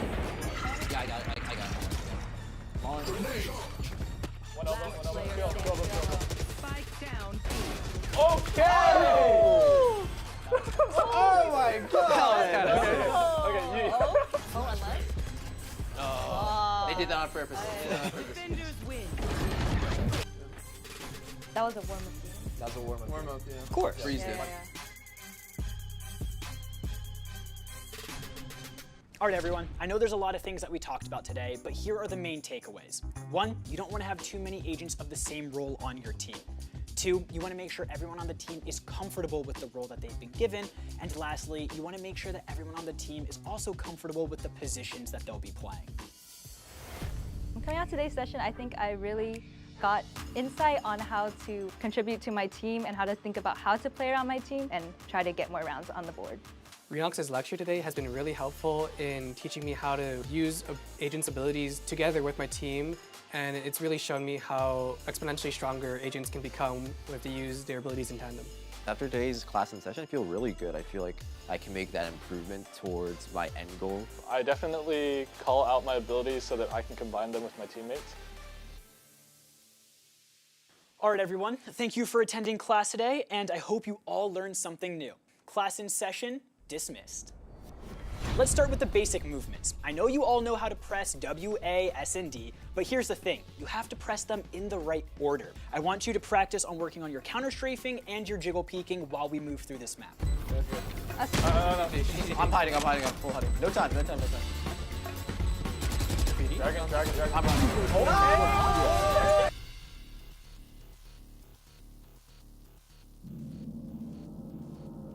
So it's Lotus. Oh, you're different, guys.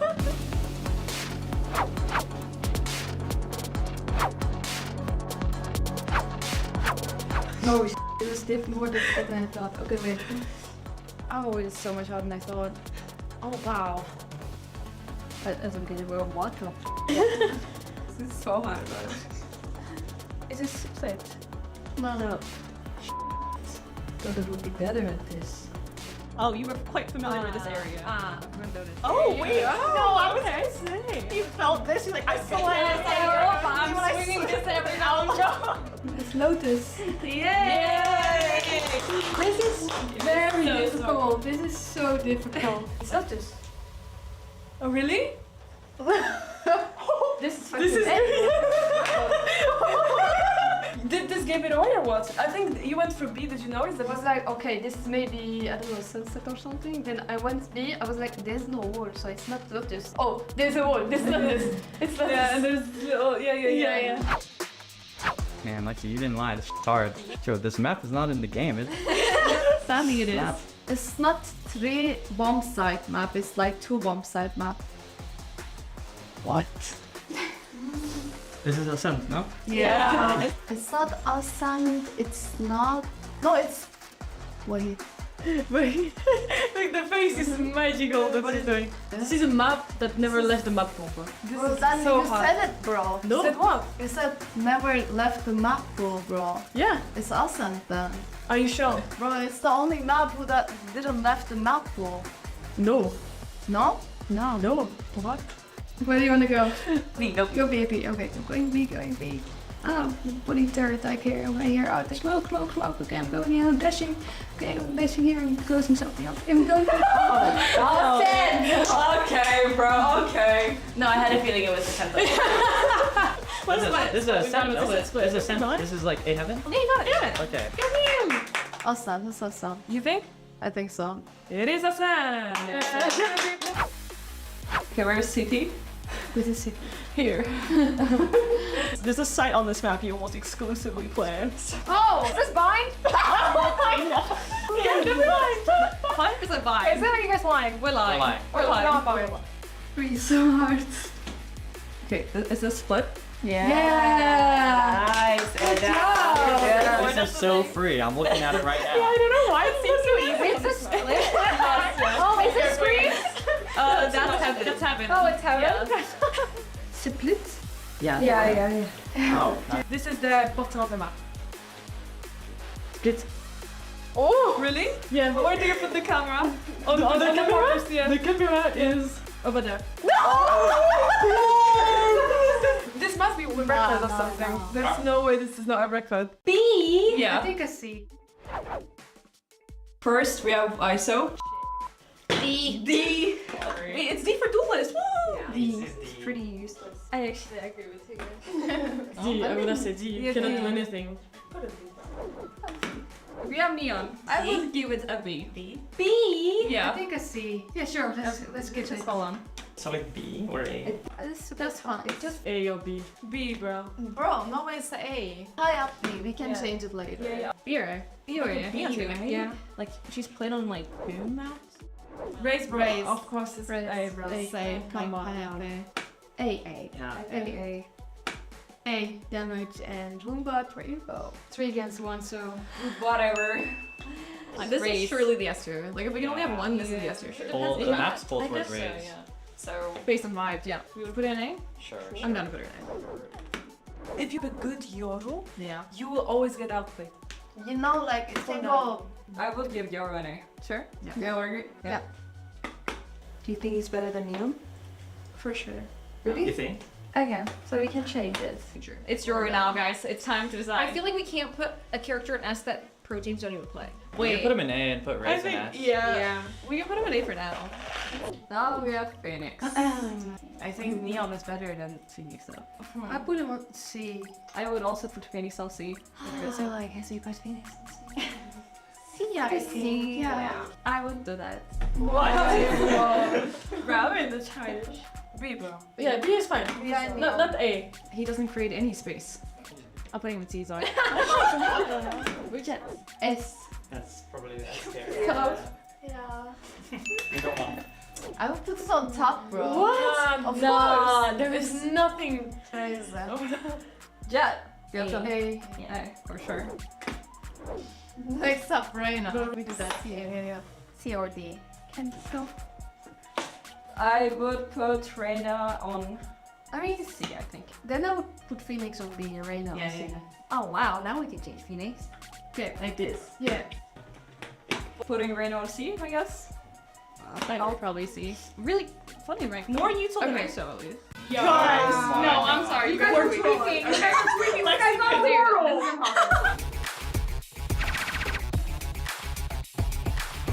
Hi, we are G2 Gozen and we are about to get some ranks.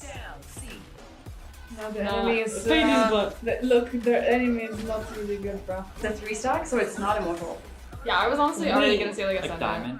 You tapped in. This wasn't very, high rank play, the second kill. It took so long time. Yeah.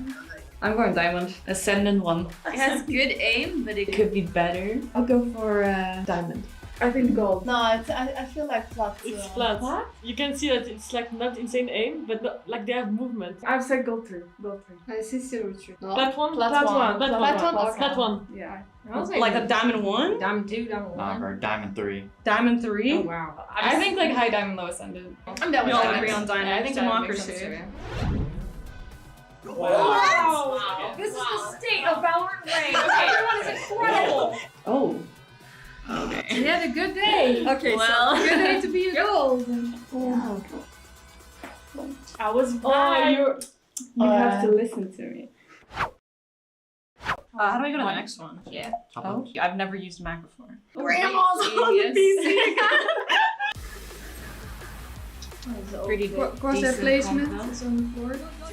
APM? APM, jiggle widescreen? Okay. Reposition? Yeah, the little movement too. Okay. No, this is immortal, bro. Nah. This is immortal, bro. Immortal or standard, which one? Yeah. I I think immortal. Yeah. Yeah. Immortal. Immortal. I'm going immortal too. Ascendant 3. What do you think? Diamond or something. Okay, let's ignore Mimi's opinion and let's go for Ascendant. Let's go. No, this is immortal. If this is lower, then I'm doing it. I think it's lower. I would say Ascendant if it's lower. No. This must be immortal. Okay, Yeah, Ascendant makes sense. Ascendant. Yeah, but if it's immortal, we're mad. I low-key think it's immortal, but it's Ascendant. I know. I can't wait for this to be like diamond 2. Oh my god. Okay, this one I'll say Ascendant or immortal. Oh, we got something right. Oh, shoot. That was Are you kidding I said immortal. I told you! Like, you will be mad. We need to trust our woman instincts, bro. Yeah. Okay, Viper, left-hand view model. This has to be That old, okay, This has to immediately. be low. This has to be low. Immediately. They're coming. They're coming. Hold on. Oh my god. No, so come good. on. Radiant, Radiant. though. Radiant. I heard comms. This is Radiant. The crosshair placement is a bit... The way they move their mouse is not great. Not great. 5 follows doesn't reload. Okay, now doesn't. No, this is some plat. I'm telling you already. Trust me. Plat? Plat. This is my answer. Plat sounds convincing to me. Plat. Let's say plat. Plat? Yeah, plat. The backseating as well. Yeah. Wait, diamond ascendant. I'm trying to look at Diamond. the frames. So you both diamond ascendant. I'm gold. I'm silver. I'm silver. Gold. Diamond or gold? I'm gonna go Gold or I'm diamond? gonna go gold then. Yeah. Okay. Silver. I can I'm see saying two. silver. I can see two okay like this. Yeah. Yeah. Yeah. Silver. Silver, I think. Yeah. Yeah, because she's calling it so yeah, maybe silver. Yeah. Silver? Silver. Nice. Yay! Oh, no, stop! No! We are so bad, bro. Delete the footage, we go again.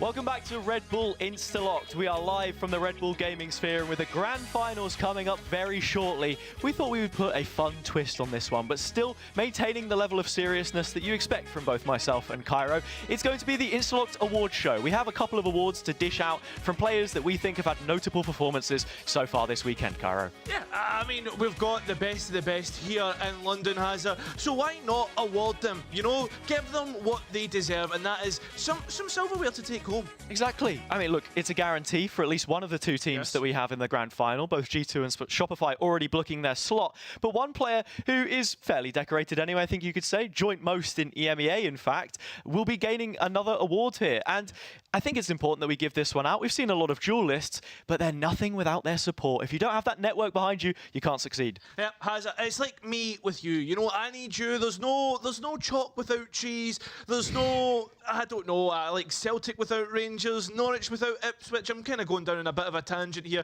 but we need to give some kudos to the best support that has been in Instalock. So our award for the best duelist supporter is, drumroll please, Mimi! Yay! She wins the award. Highest assist per round in the entirety of the tournament so far. And I couldn't think of a better name to give it to than the captain of G2 herself. Yeah, I mean, not playing a single duelist at all, being stuck on the Viper, like the controller agents. We've seen some Sentinels mixed in here, there and there, a Gecko as well. But, I mean, Mimi has been absolutely insane. And not only that, has been really clutch in certain situations. Yeah, you can see a couple of these on the replay package as well, winning out that final map of the lower bracket final to put them in the position that they find themselves now, and on a pick and mix of agents which are complementary to the duelists around her. So with that first award given out, we will move on to the next, and it will be best play. Oh, there has been some insane plays. I mean, what more could you expect when you make teams play aggressive and also have some of the best players that GC has to offer? Yeah, and this one, well, this one was a surprise strike, I guess you could say. It is Nello's knife on Sarah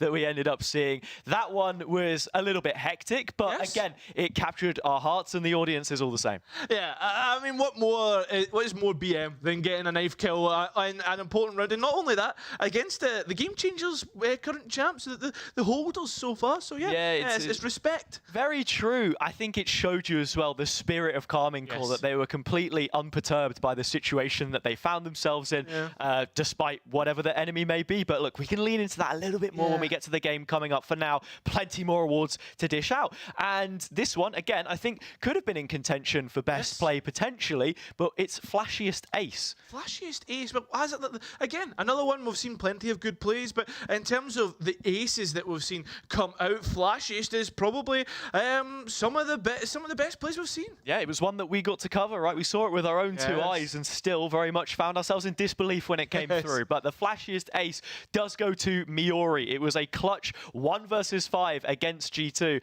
and an incredibly dominant use of the Reyna. I think Reyna's such an interesting agent because how many times have you realistically seen her used full stop? Okay, sure, she does get picked a little bit in Game Changers. There's that comfort element to it. But in this tournament, I was expecting to see a lot more of the other choices. But as a solo duelista, yeah, very strong. Yeah, I think that, just to talk about Reyna as well, is Icebox, and it's a map which Reyna has found a little bit of a home for certain teams. So respect to Miori bringing it out, and respect for having that performance. Nearly a 40 bomb. Yeah, historic stuff, right? Rolling back the years on Icebox, the comps of old. Reyna, usually home turf for her, but moving swiftly onwards, it's always great to talk about the players that, are still in the competition, the ones that stand out from the rest. But this is a player which also stuck out for me, our unsung hero. Yeah, I mean, I think, when you have such big names, like, for instance, just to name one, Fluorescent, who really takes the highlights away from other players, you have to appreciate certain players that maybe have kind of had a little bit of a flown under the radar, Yeah, I mean, our award for unsung hero goes to Kurapia, and I think it's very well deserved. She was on roll, off roll, if we're talking about duelist here. Her jet looked, second to none when we consider her to typically be the controller player on her team, and that's where this set of highlights will begin, of course. And Karmine Corp, look, with the changes that they've made, with the stage that they've just come out of, through contenders and now back into main number 2 when Game Changers EMEA rolls back around next month, I think this is another one to be keeping our eyes on. Yeah, I think, as we were talking about in the cast that we had with Karmine Corp, it is a real feel-good factor. I was last night kind of doing some notes and watching some of the games back, and a lot of the Karmine Corp fans were really getting behind this roster, and I think they're feeling it as well. Fair enough, they might have not got the results that they wanted, but I think when you're coming into a competition like this, when you have ex-2022 World Champs G2, the World Champs of Shopify Rebellion, and third place EMEA team GIANTX, if you can come away from that and feel a little bit hard done by, then hey, you've had a good tournament. I couldn't have put it better myself. And on the IGL role, no less. So not only is she pulling the strings in the server, she has the mechanics to back it up as well. So with that, we're through half of the awards, but there's still a few more to give out. The next one is our special pick, Cairo. Oh, yes. What have we concocted? Yeah, it's the Haza and Cairo's unbelievable, sensational, thought about, special talent that's been brought out. Accents. Yes. We've seen quite a few of them. Look, we've got international players coming over from all different places within the region, within EMEA, from NA, and they've been pulling out a few different accents. And I think we can start with the runner-up, because she gave a nice little spin to your Scottish accent. Yeah, I know. I was. I thought we were upstairs having our lunch yesterday after our first cast, and what do you call it? As we were sitting there, Ness walked by, and I said, "Oh, Ness, are you going in to get water?" And she turned round and gave me a bottle of water. But obviously in a Scottish accent. I've done that a bad twist, but that continued into the day. It did. So How did she greet you this morning? I can't remember. It's Tuesday, isn't it? Yeah, it's Tuesday. It is Sunday, in fact, though. Yeah, it is. Well, look. Anyway, Hey, that's our runner-up, but the winner goes to Mel. Mel's British accent. We saw it on the desk yesterday in the post-match with Yinsu. She's already climatized to it. Funnily enough, did you see FNS's accent on Twitter the other day? I didn't. I saw it posted, but I didn't have a chance. Yeah, it was actually weird how good it was. Really? I think FNS might actually be English. You think so? He is an Arsenal fan. He is an Arsenal fan. Should be here. Just a shame that he's picked a bad team, you know. No much further. I mean, look, what you're Scouse, right? Anyway, so please, mate, artist on the desk. Moving on quickly. The most important award that we have to give out is the top Instalocker, and now this pick, whoever ends up taking the award, will also be taking home an Aegon by AOC monitor. I mean, that's pretty huge, Hazza. I mean, it's a lovely event sponsors as well. On the stage, they're on about 360 hertz. So you can go upwards or downwards, whatever you guys would prefer. Yeah. Make sure you change the settings when you take it home. Yeah, I've done that mistake a few times. I don't doubt it, Kyra. I do not doubt it whatsoever. But a player who is no stranger to some quality outplays is... Ooh. Vanya! There you go. Vanya's going to be winning this one. And look, I think we expected her to be on a Duelist coming into this tournament as well. Yeah. She's known for her controller outplays, but she's got that aggression within her, just waiting to be released. And given the opportunity to do it on agents such as Phoenix, the Reyna that we've seen from her as well, you know, it kind of just makes me want to see her actually play it in future. Yeah, and not only does she win the award, it's the monitor that comes with it as well. You know, she takes home an Aegon by AOC monitor, which is absolutely crazy. There you go. Wow. Right, look, I mean, she's going to be like, you know, the double MVP. She's going to have one monitor in one hand and maybe the Instalock trophy in the other if she's lucky. Bro, do you know what the crazy thing about this as well is the fact that, like, Vanya, you know, has like a 41%, 42% headshot ratio in this tournament alone, which is absolute madness. We were talking about it earlier, right? The highs and lows. Your average is probably upper 20s, some of the best that you can see consistently. 40% maybe, 38 if we're being realistic, upper 30s, but beyond 40. And look, maybe that trend will continue later on. What do you call it, the show match? Who was your personal MVP? My MVP of the show match? The show match? Sarah. Fair enough. Class, innit? Yeah, that's fair enough. I'd say Jodis because she's Scottish. Yeah, fair there enough. You go. All right, absolutely no bias whatsoever. Oh, none at all. We'll see if the Scottish agent will make their debut in the final here. Of course, we've already seen Flo play them already, right? Yes. Or Floor, I should say. The Flove is the combination of the two, right? The meeting of minds. But yeah. That's it, right? That's all of the awards that we have to give out for now. Yeah, and if you've got any MVPs, make sure to stick it in chat right now and let us know who you think should have won, and perhaps Hazza, we'll see who they've got. Or send us your picks on Twitter as well. Tag @RedBullUK on Twitter, X, whatever you want to call it, whatever you go by. I won't judge. Maybe I will. Hashtag Instalock and let us know. So that is all from myself and Cairo until the grand final coming up. But before then, a break and the breakdown on the desk. Don't go anywhere. Play this, guys. No way. I'm the last one going in, and you have to win the rounds then. And now on one way to close it, Mimi has just had an absolutely phenomenal performance. My name is Michaela Lindstrop. I go by the in-game nickname Mimi. I'm 25 years old, from Denmark. I play for G2 Esports, and I'm the main Sentinel.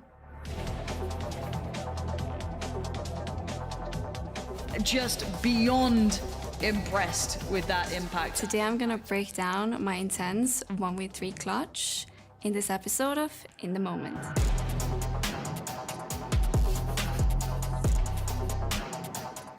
We are about to watch G2 Gozen, my team, versus GIANTX in the grand finals of VCT Game Changers. Winning this series means that we're the best team in EMEA. Strips that one away and ties things up here, 2-2. Very back and forth, I mean, right off the bat here on Icebox once again. Okay, so as you can see, as I talked about, we have the Killjoy alarm bot in mid. This way they cannot push towards the A side area from middle, and I have the turret up in the kitchen.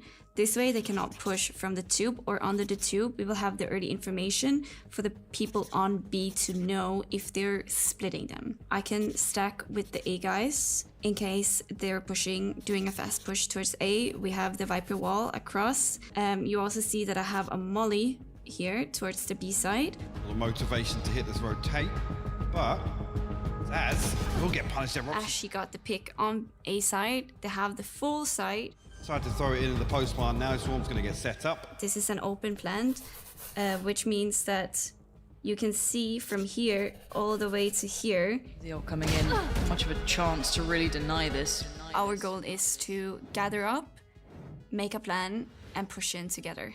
Get it gone. There it is, destroyed, but life given for it. Petra now down. Roxy still on the site. The problem is the backline still standing. Giuliano. I'm now in a 1v3 situation, and my first thought is getting rid of this Killjoy that's underneath me. Problem is the backline still standing. Giuliano gonna work her way through. Roxy, good shot. And traded out by Mimi, so a 1v2 for Mimi now. I'm now equal in a 1v2 situation, which is a lot more doable than a 1v3. There is probably 25 seconds left of the spike, so I'm also starting to be in a rush. In my head, Sova is probably not gonna peek me, and Jed will probably fight me, and I'm gonna take the fight towards the right side. Time, and it's a post plant. You've still got. I'm gonna tap the spike. I'm gonna move away from it because this way she might start using her utility to delay me. You've still got Sova there, so time could be bought for safety. I just killed Jet. I now know from my previous information that Sova should be in this area. But because I killed Jet, she takes the timing to try and peek me. So time could be bought for safety. Puts one on the chopping block. This is not a good situation for her because she has to either jump down and shift towards the edge. Chopping block, Cinnamon. Being drawn into this, but knowing how to play. She decides to wide swing me, which means I get the chance to shoot her. Play this game is Mimi still going to do the damage. Time is going to be a factor, but she actually got it. just about have this. No way. There is only 0.55 seconds left. That's less than a second. She got very unlucky. Or maybe I got lucky. Both works for me. The three most important factors of this 1v3, but also generally a clutch round, is listen to your teammates' information. This will be very crucial when you're breaking the enemy team apart. You cannot fight one place and be open from the other because they will sandwich you. If they have planted the spike, you need to tap it to get a reaction from the enemies.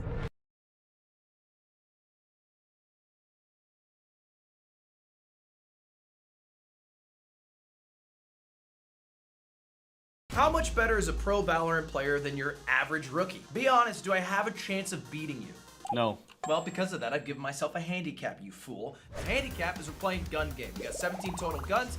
You win with the gun, you get to move on to the next one. The final gun is a knife. And I get to start at level 5 with the Sheriff. What's your starting gun?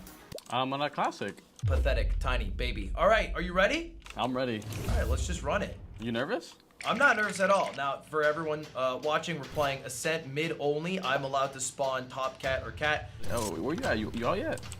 I'm out. Okay, all right, you baited me. All right, go back. Wait, I died? Yeah, you died. Go ahead. Oh my That's god. 1-0. Okay, that's 1-0. That's 1-0. Go ahead. Wait, I think my game's. Wait, I can't move. That's crazy! Oh my god, wait. You're camping, bro. That's crazy. But you know what's crazy? That you tried killing me when I told you I can't move. Well, I didn't. Go ahead. I was just trying to check ready. it out. All right. Put it up. That's 2-0. Where's your head start? You're jiggle peeking in this, bro. I have a frenzy. What happened? Come on, peek me. Okay. Oh! You're on a stinger now. Go ahead. Ready. Are you cat? I can smell you. No, I'm not cat. I'm top cat. Oh! Wait, how'd you kill me so fast? I went. What gun are you using right now? Spectre. Dude, you're gonna be stuck on this for a while. Yo. Wait, this is gonna be hard. What? No ability? Alright, you'll be stuck in that one for a while. This is gonna be miserable. I'm catching up. Okay, alright.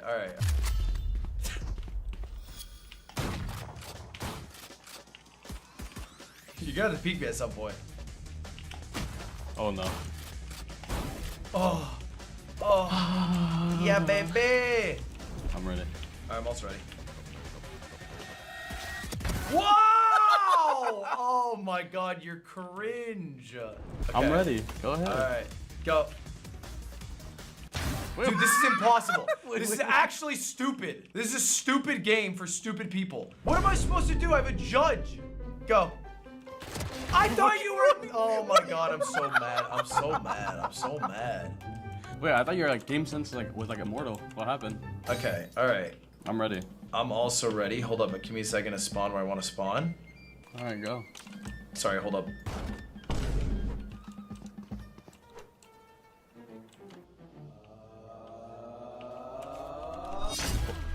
No! Go back a gun. No! Wait, this is scary. You're like hiding in a corner now. What if I hide in a corner like no one's getting a kill?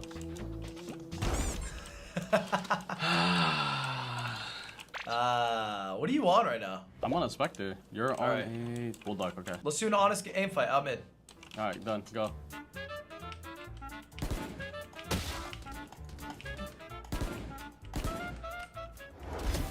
Fuck!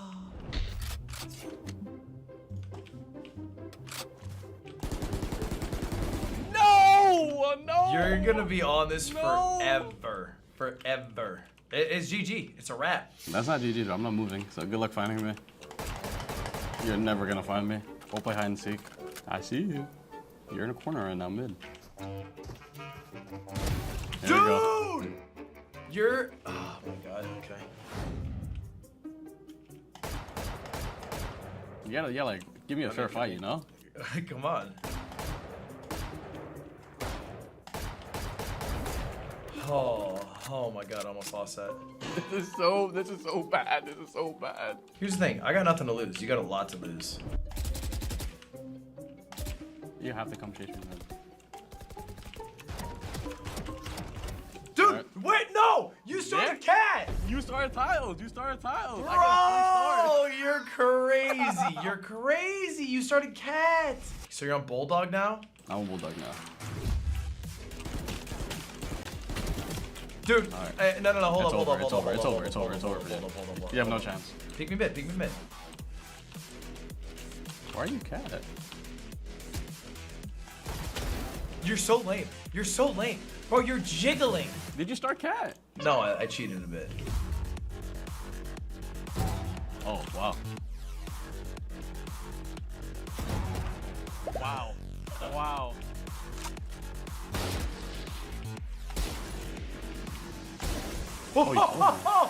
Yo! Wait, you're on an off now. Wait, I have no chance. Yo! I actually think it's GG for you. Where are you starting? I'm starting where I'm supposed to start. I'm like walking around and I don't see you. That's not where you're supposed to start! Bro! You're so cheese! Hey, leave me alone. Hello? Oh, I knew it. Swing me, bro. You're a pro. What? No, you ghosted. I didn't. I did not. Swear. I swear. I timinged you. Fight me mid like a goddamn alpha. Alright, you ready? Oh my god, of course he jiggles. No! No! You say start and then you do nothing. I'm here. Jiggle. 3, 2, 1. Dude, you're playing so lame. You're playing so lame. I just can't believe it. I can't believe it. You gotta do what you gotta do to win. Apparently. Don't be nervous. No. I'm not nervous. I've never been nervous around you. You're holding with him. I see you. You can't see me. I literally see you. Oh, you can't because I'm not there. I'll let you walk out. I'm off. I swear. Wait, where are you? I'm right here. Now you're like looking around all scared. No, okay, you ghosted. I didn't. No! Where were you? I just heard you, so I just was playing with you. Oh wait, wait.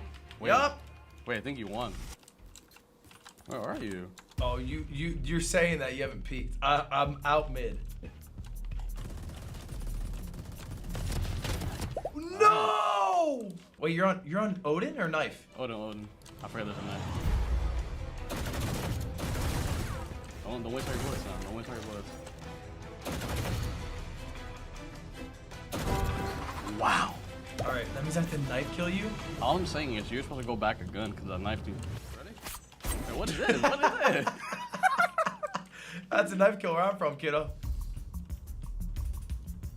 What are you doing? No! All right, you ready? How was your knife game? Is it nice? It's actually nice. All right, knife only, come on.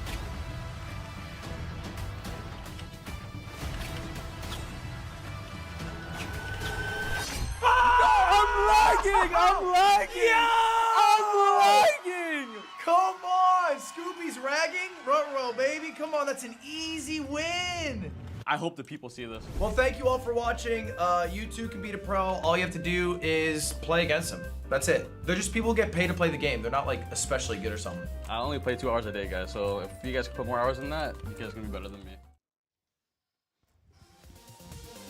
Welcome back, everybody, to the Red Bull Gaming Sphere here in London, England, where we're about to kick off the grand finals of Red Bull Instalock. I'm your host, Yingsu, and I'm so happy to be joined once again by Meg. Meg, this is the final we deserved, we expected, and we all love to see. It's not maybe the way that I thought we'd get here. However, it is still what I predicted we'd see in the grand finals. So I'm very, very excited because we actually haven't seen these two matched up yet. We haven't. The thing is, when we found out that Shopify Rebellion were going to be in London and the fact that G2 Gozen were here, I feel like everybody had an inkling that these two will be going up against each other. You guys might be wondering why there is a 1 currently in the bracket for Shopify. That's because for the grand finals, Shopify Rebellion have gotten themselves, because of the fact that they came through the upper final, a map win already going into this. And Meg, that could just be the best advantage they could have gotten.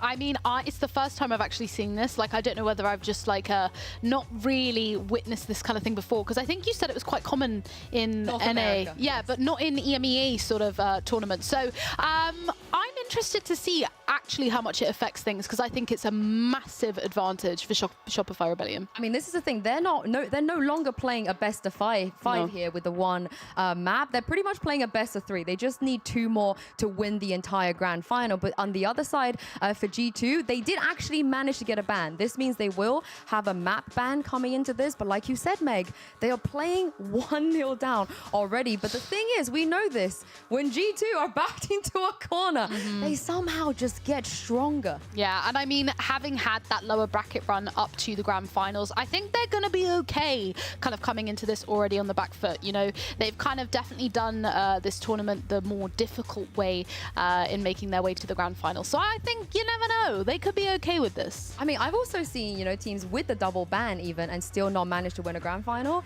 So again, there'll be 4 maps played due to that 1 map win. And as you guys can see here at Red Bull Instalock with Shopify, they had a few close maps, maps that could have gone either way.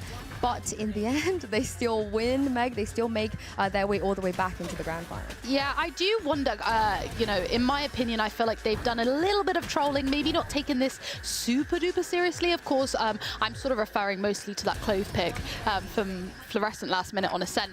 So I do wonder if they're going to now sort of take this a little bit more seriously, if we're going to see Fluorescent on that jet roll a lot more, kind of coming in with the heavy guns. Yeah, honestly, I'm going to counter that a little bit with just something Mel said, you know. She said that coming to this tournament, her IGLing was going to be challenged. She's never going to be able to IGL her team with 3 duelists on the server, but the fact that they have to do it, the fact that she has to adapt, kind of makes me feel like they are taking it very, very, very seriously. They want to win.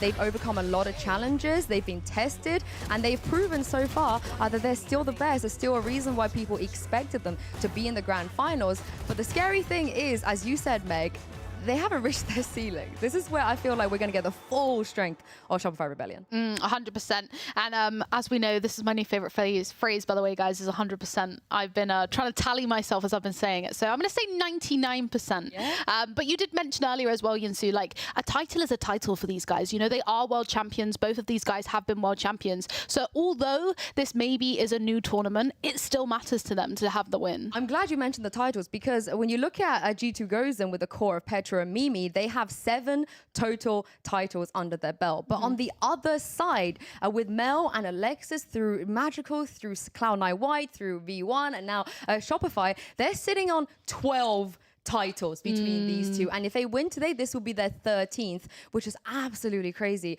just to understand how dominant these two have been. Yeah, and I think, you know, again, I am an EMEA girly, but I do have to say, Shopify Rebellion, they've traveled the furthest, so they deserve the win. They've got the miles in. You switched up. I know. Well, listen, I've done a couple of sort of trips to America recently, and I'm like, it's long. That time zone difference, it's effort. Like, you know, maybe if they have traveled that far, are they more deserving of the win? I think it has absolutely nothing to do with it, but you know. Well, the last time both of these teams traveled all the way to Brazil when they played against each other, albeit there's some roster changes since then, it was Shopify that came out on top. They managed to actually beat G2 Gozen already. So you feel like that's going to happen again today? I'm going back on my word already. I know I said that they deserve it, but now I'm like, oh, I don't know. I'm just going back and forth because I cannot predict which way this is going to go. Like, again, of course, I do think the big difference for me is the advantage that they have coming into this with that kind of like auto win, being running through the upper bracket and taking their way all the way here. But I do love the kind of storyline of like started from the bottom, now we're here. Like they kind of went to the bottom into that lower brackets, and now they're in the grand final. So I don't know. I'm torn. I'm happy either way. Started from the bottom, now we're 99%. How do we feel about that?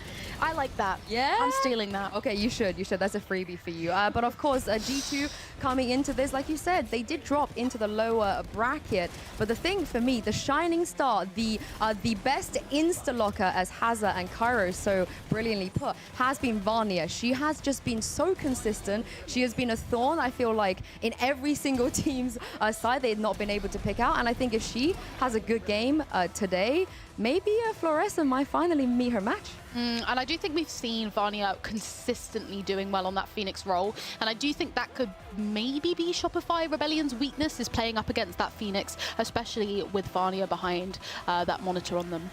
Oh, I mean, you can't switch up this time. You have to pick Flo or Vanya, I feel like. Okay, for the sake of this tournament, I'm going to say Vanya. Because I came into this repping the Phoenix role, and everyone was like, Meg, you are a silly goose. She did it for you. And I feel like she's proved me right, not made me look silly. So I'm going to go with Vanya. She did it for you. She did it for you. I mean, for the sake of that, then I'm going to go for my Go Fluorescent here. Yeah. But without further ado, it's time to bring out our grand finalists here at Red Bull Instalock. It is G2 Gozen versus Shopify Rebellion.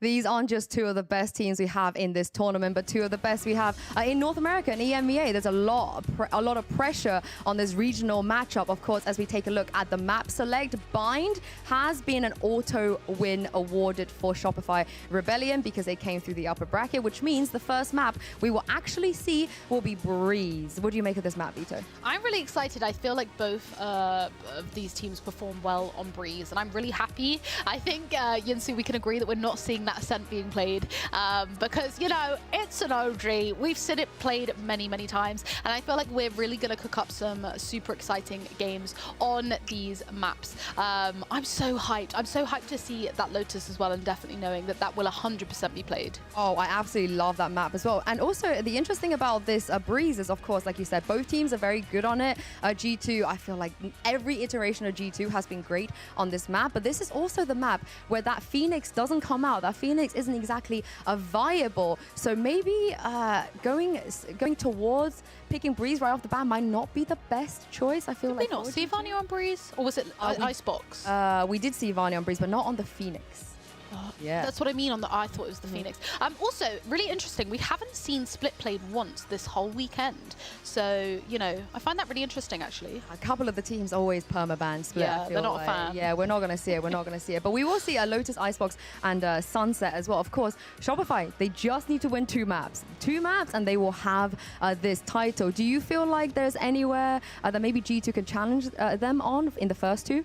I think they're gonna definitely have to try and fight for that first half of Breeze, because of course with them selecting that map, Shopify Rebellion are typically gonna start off on their stronger side, right? So I think they're really gonna have to fight for those rounds in the first half of Breeze and then try their very best to take their own map picks home, because that's gonna start them off then with that 1-1 and then it's definitely doable. So I think Breeze is a very important map because I think that's gonna set the tone for what's to come. Yeah, of course, because if Shopify take Breeze, then every single map after that, G2 are just one away from losing the grand final. So I completely agree with you. They'll start on the defense here as well. We're going to go to Agent Select very shortly and see if there's going to be some changes, because for G2, at least for G2, the way that we've seen them, they've been kind of flexible. They've made a few changes here and there. I do like this. I think this is the same as what we've seen G2 play previously on Breeze, and I do think it works for them. You've still kind of got enough support for those duelist roles to work a map like Breeze. Again, did we see Sarah on? I think Sarah did previously play Sova as well, so I think it'll be interesting to see that kind of initiator role, and of course if that is a game changer for them. I mean, the Sova Yoru ultimate pairing is so strong, so they have to be careful for that one. But this is it, everybody. Time to jump into that grand final and throw it over for your casters. Boys, have fun with this one. Thank you so much, Yinsu and Meg. It's hard not to enjoy a scene like this. The two most decorated teams that Game Changers has to offer, and one of them will be walking away with another trophy in the cabinet. One final game to settle it all in London. I mean, Hazza, what more could you ask for? It was inevitable that these two were going to meet at some point. Others thought it was going to be in that upper bracket final, but no, it's the grand final. They're going to meet for the first time in 2024. Many did, but we've saved the best till last, and it all kicks off on Breeze. Shopify Rebellion with a one-map advantage. Their cruise through the uppers was easy enough, yet G2, battered and bruised, make it there all the same. Hazza, the last time these two played in the Game Changers Championship, this was the map that kicked it all off. It was G2 to win at 13-6. What will happen this time round? A repeat affair, but the result far from decided. We go into the first pistol round with the Rebels on the attack. Spike far from committed, and Amy will receive first contact. It's the cam rather than the player. As explosive as some of these rounds have been, a stalemate is how it starts. Looking around the map and taking the time. Mid a priority for Shopify, but they've landed on a first contact being taken from Vania, but didn't even get to see Noya before the damage was hit. Mimi stuck at the back of sight, and sure, the Reyna is close by, but the onslaught continues. But it's the captain that holds it down. Finally, they'll get traded out, but not before taking 3 scalps. 3 versus 2 situation. Rescue in hot water, bails out, bides her time. Allows the steam to cool off just a little bit, but still dishing out damage. Good for it. 3 versus 2. G2 do have the advantage here in the numbers, and they know the positions of these 2 remaining players. G2 do not want to give Alexis a free kill. If they do, it's just going to be a quick heal up and a quick second kill. That's 4 on the round. 1 more for an ace. Doesn't get gifted, it does not. Mel will take it, and Shopify take the pistol. Another moment made between the magical girls. Alexis and Mel together since the start. 4 years in the making. Stuff like that. You cannot give them the kind of fights that you would usually win, especially when there's a Raider in play. How often can you say that's been the case? Yeah, I mean, for many a time, apart from that last series, G2 have lost the first map. That's what it has to be said in the series. That would put Shopify on a 2-map advantage. G2 have been there before, though. Come from 2 maps down to win the World Championship. That's how they won the inaugural title. Yep. It wasn't against this core that they beat, of course. You have to remember, a different Shopify team to haul over the green and black jersey.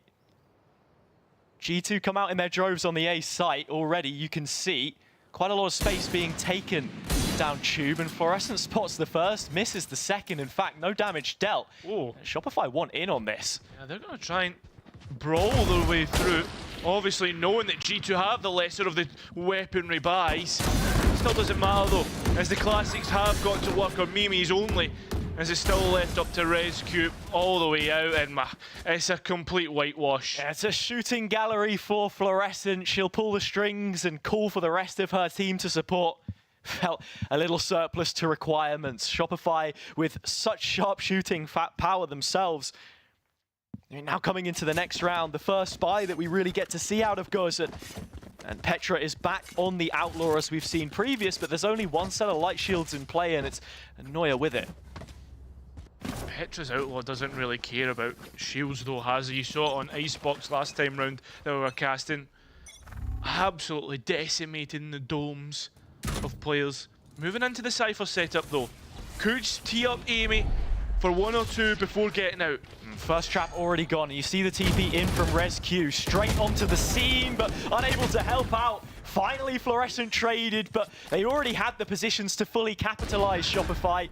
It's a 4 versus 2 now that Sarah's got that kill. And G2 may even be thinking about saving some of these guns, and they will. Head for the hills, a 3rd bonus already in the bag. I mean, you can see the ideas from G2 with the rotates coming in, but the gunfights just, even though you think they're favourable, Shopify can rip that apart. And this was a big takeaway from the lower game against KC as well, the elimination match that G2 found themselves in. What did the defense of that B site look like? So often you saw an anchor play there with the Yoru coming in quickly for support, but you see how fast Shopify are to overload those areas and deny the backside control, which really makes that retake feasible.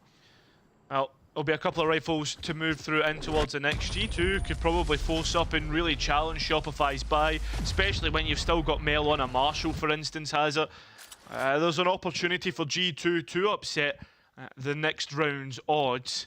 But at the same time, Shopify is showing that they can do it with a lesser weaponry. Yeah, it certainly could.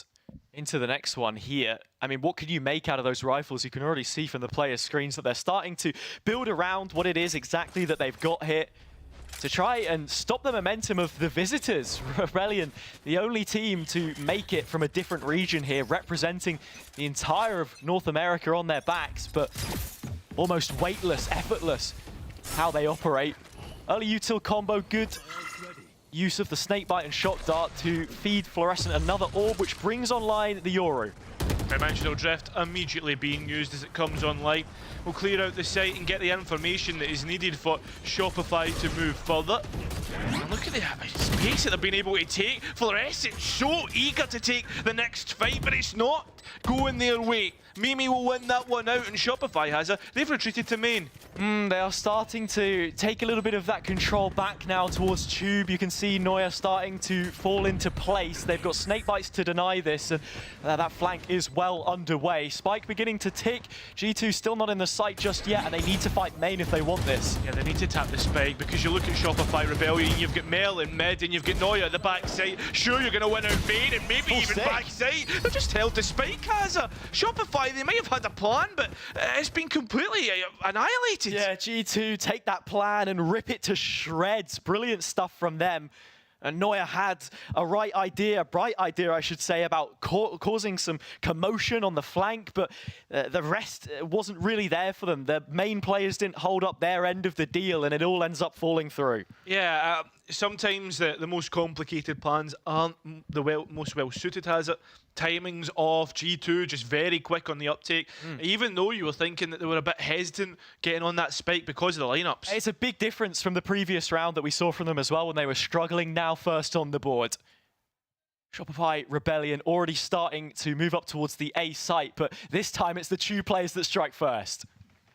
Door open, Lear's out, bullets being sent. Either way, still, there's just a hesitation about taking the next one, and it does come through. Trading out, still 3-on-3. Shopify now with the advantage for themselves. Mel spotted the first of those players. Amy, difficult situation to try and digest. First fight offered up by Fluorescent, spotted out in the open. So too will be Alexis, taken down eventually. Now we need something ridiculous from Vanya. Would be an ace, has an inclination about the flank, and now both players routed out on towards the spike. May not know about Mel just yet, but still burning on the back of her mind. If there's anybody player that can do it, is Vanya. Gets the first inclination of where Floor is hiding out, but has so patient waiting on the duel, and Vanya had to get on the spike and just couldn't. Yeah, Floor had been known all round long, but nobody there prepared, or at least with the sufficient skill set to dislodge her from the site itself. Again, we have to consider her to just be the heavyweight player in this server. The LAN kill record for Game Changers is her.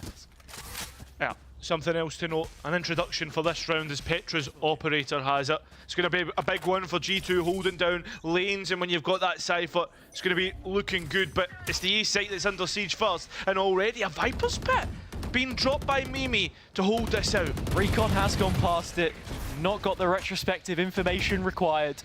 Neuer will poke and prod, but Shopify Rebellion's chances at a quick A play are short-lived. They've got to wait this one out to try and find an opportunity. And for G2, they have all the control that you could ask for. Petra posted on the B site, Cam through middle. Yeah, the other thing is, though, G2 starting to gamble on the B site. You can see them rotating over, and the spike slowly making its way through. I don't think Shopify are fully buying into the B play, though. Mimi will feel confident to hold this one down on her own. And you can see Shopify Rebellion are starting to make a move, not without Sarah dispensing the drone. It fails to reveal the possession of the pit. Petra now the first to take this fight. Out in the open air, the operator strikes. Yeah, it's been introduced formally to Shopify now. As Vanya popping the Empress tries to lay down their rain. Still though, the next fight not coming through. Petra's up though, it's raining down.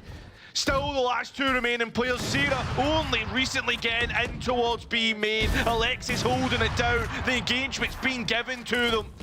Dancing between two angles. But it's still G2 who have all the numbers in their favour. Giving nothing, suffocating the opportunities. It looks to be a G2 round. And it will. You have the extra confirmation of Mimi's flank if required. But again, G2 managing to get it done on their own good graces. The site hold, again, fairly defensive from the backside, but Petra was an early prong. It was spring-loaded to get things off to a good start. Really pivotal pick here onto Mel. It also means that, you know, you've not got any extra toxic screen. The fact of the matter, it was placed on A at the start. So, yeah, those plans immediately thwarted, and the decision that Rebels opt for is suboptimal.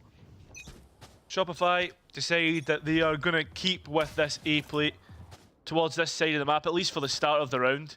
Petra, though, looks to have read into it ever so slightly, denied by the Orban. Well, again, says hello with it. And Petra now has a really difficult position to try and hold all the way back in bridge. Knows that there isn't additional support towards tube, while Amy will be arriving. Mimi has managed to stop this one, dead in its tracks. Fluorescent down, and the rest will go with it. still stuck in tube and trying to find a way out, but you're walking straight into Amy's arms. The Cypher doesn't win that engagement, and it's opened up an opportunity for Shopify to rotate to the other side of the map. And again, this is where Petra may struggle. She needs a teammate to hold ropes for her here so she can reposition towards spawn. Difficult angle with the head sliding across, but Mel put on a platter. The next to be collected would be Alexis, but she's already made her move. The dynamic duo has been split in half, and she's got to do this one solo. Has to make amends for the round previous. Not that it was her fault at all, but gets a second chance at it. Empress available if they want to pop it. Again, this is the big talking point about Reyners that we've seen so far. It just simply comes down to the gunplay. If you can isolate an early duel, that's always going to be the initiative you ask for. And this wall may do more harm than help. Clearing through the wall, there's your first engagement. An opportunity to dismiss away the players now known about. And unfortunately for Alexa, she can't quite get the next engagement clean. Yeah, Alexis not really able to reposition where she would have hoped. It didn't pan out in her mind exactly how she had it down. The spike on the opposite side of the pillar as well. But even then, you're clutching straws. Shopify, again, struggling to make their way into the site after great play from Mimi early on. Previously, it was just the ult. This time, a couple of kills in the choke through her own orb. Moving on towards this, they've already set the conditioning for A, and they're going to keep going for it, but it's the buy that's the most worrying for Shopify. Only a hero rifle for them to work through has it. Mimi has just been strangling the necks of the site off the back of her utility, this time playing a little bit deeper, and you can see with no early information, there's not too much idea about what Shopify are doing here.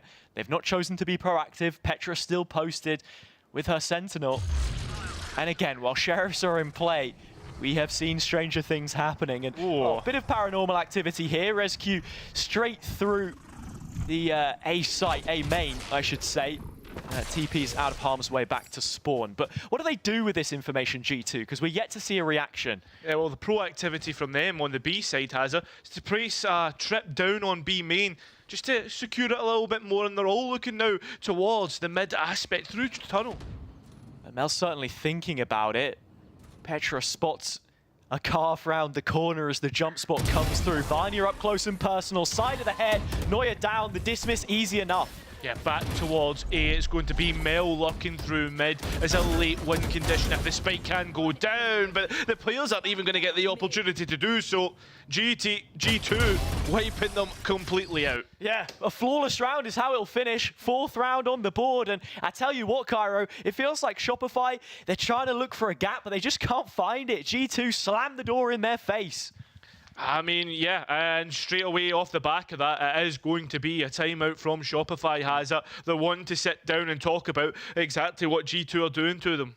You think about the core, the structure of this team as well. Shopify, F is in the coach slot. Previously on version 1, that first ever international event that we saw back in Reykjavik, Iceland, was on the playing roster, moving into a coach role and partnering up with the same organization for them here. And at its roots, it's always going to be Mel and Alexis. For many, it'll be their introduction, to the Game Changers scene straight up. They joined Cloud9 White back in 2020. 5 months after the game's official release, they were already in a team. So honestly, the foundations that are built here are incredibly strong, and I think closing that chapter with a win at the end of last year as well means that they're just going to be hungry for more.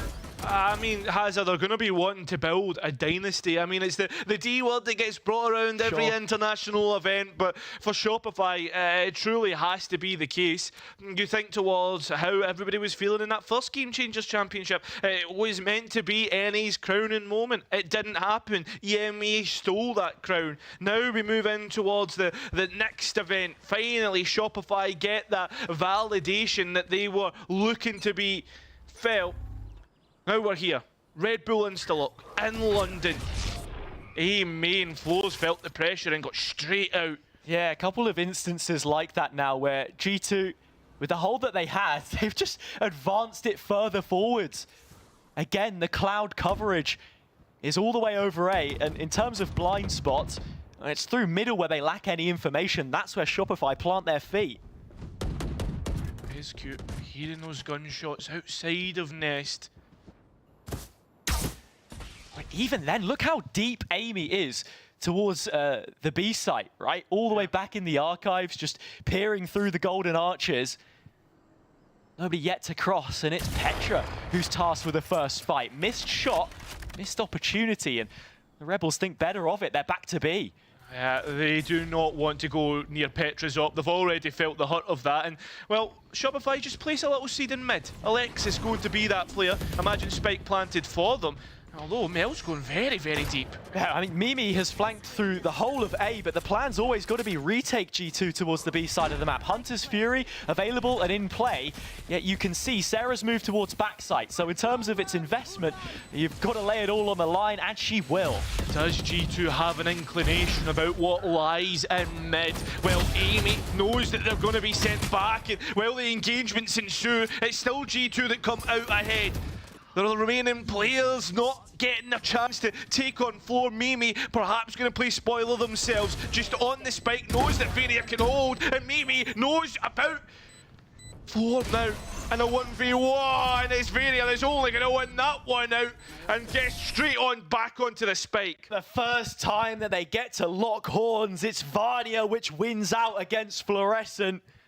A sticky situation again for Alexis. You felt as if she had that one gift wrapped, but holding the cross, the spike plant not for her once more, and again found in no man's land.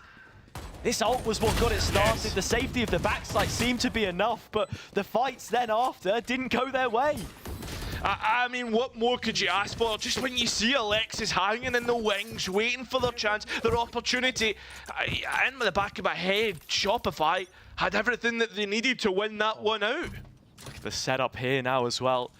Not only is it Petra on the op once more, it's the Cypher setup and the TP to go with it. Evaporates under a shock dart. Amy now's just got to work through this cage, and it's a target-rich environment in front. She's got the first, but out of bullets on the second, and a double up from Sarah has the keys to the site unlocked. Oh yeah, but look at this. This is the worst, your worst nightmare. Floor on and op, holding down angles, waiting for you to walk in, and Mel with a Viper's Pit allows Sarah safe passage onto the site. At the same time, G2 can cover a lot of ground. Shopify have been playing from the backside previous, so it shouldn't come as much of a surprise.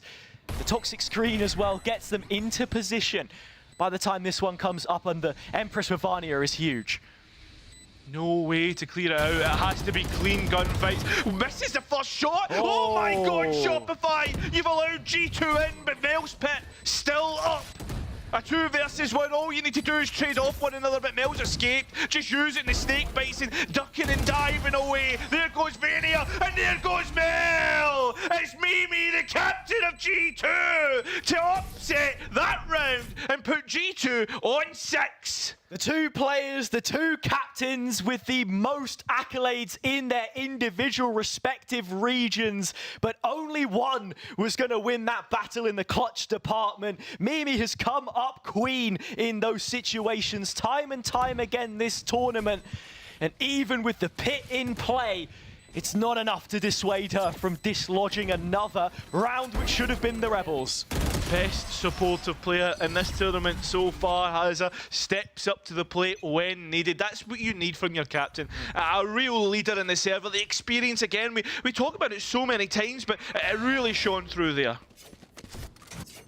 The travelling squad here again across the Atlantic. They're not the established order in EMEA. It's G2's house which we sit in for now. And the scoreline is starting to reflect that. A 6th round on them put to the board.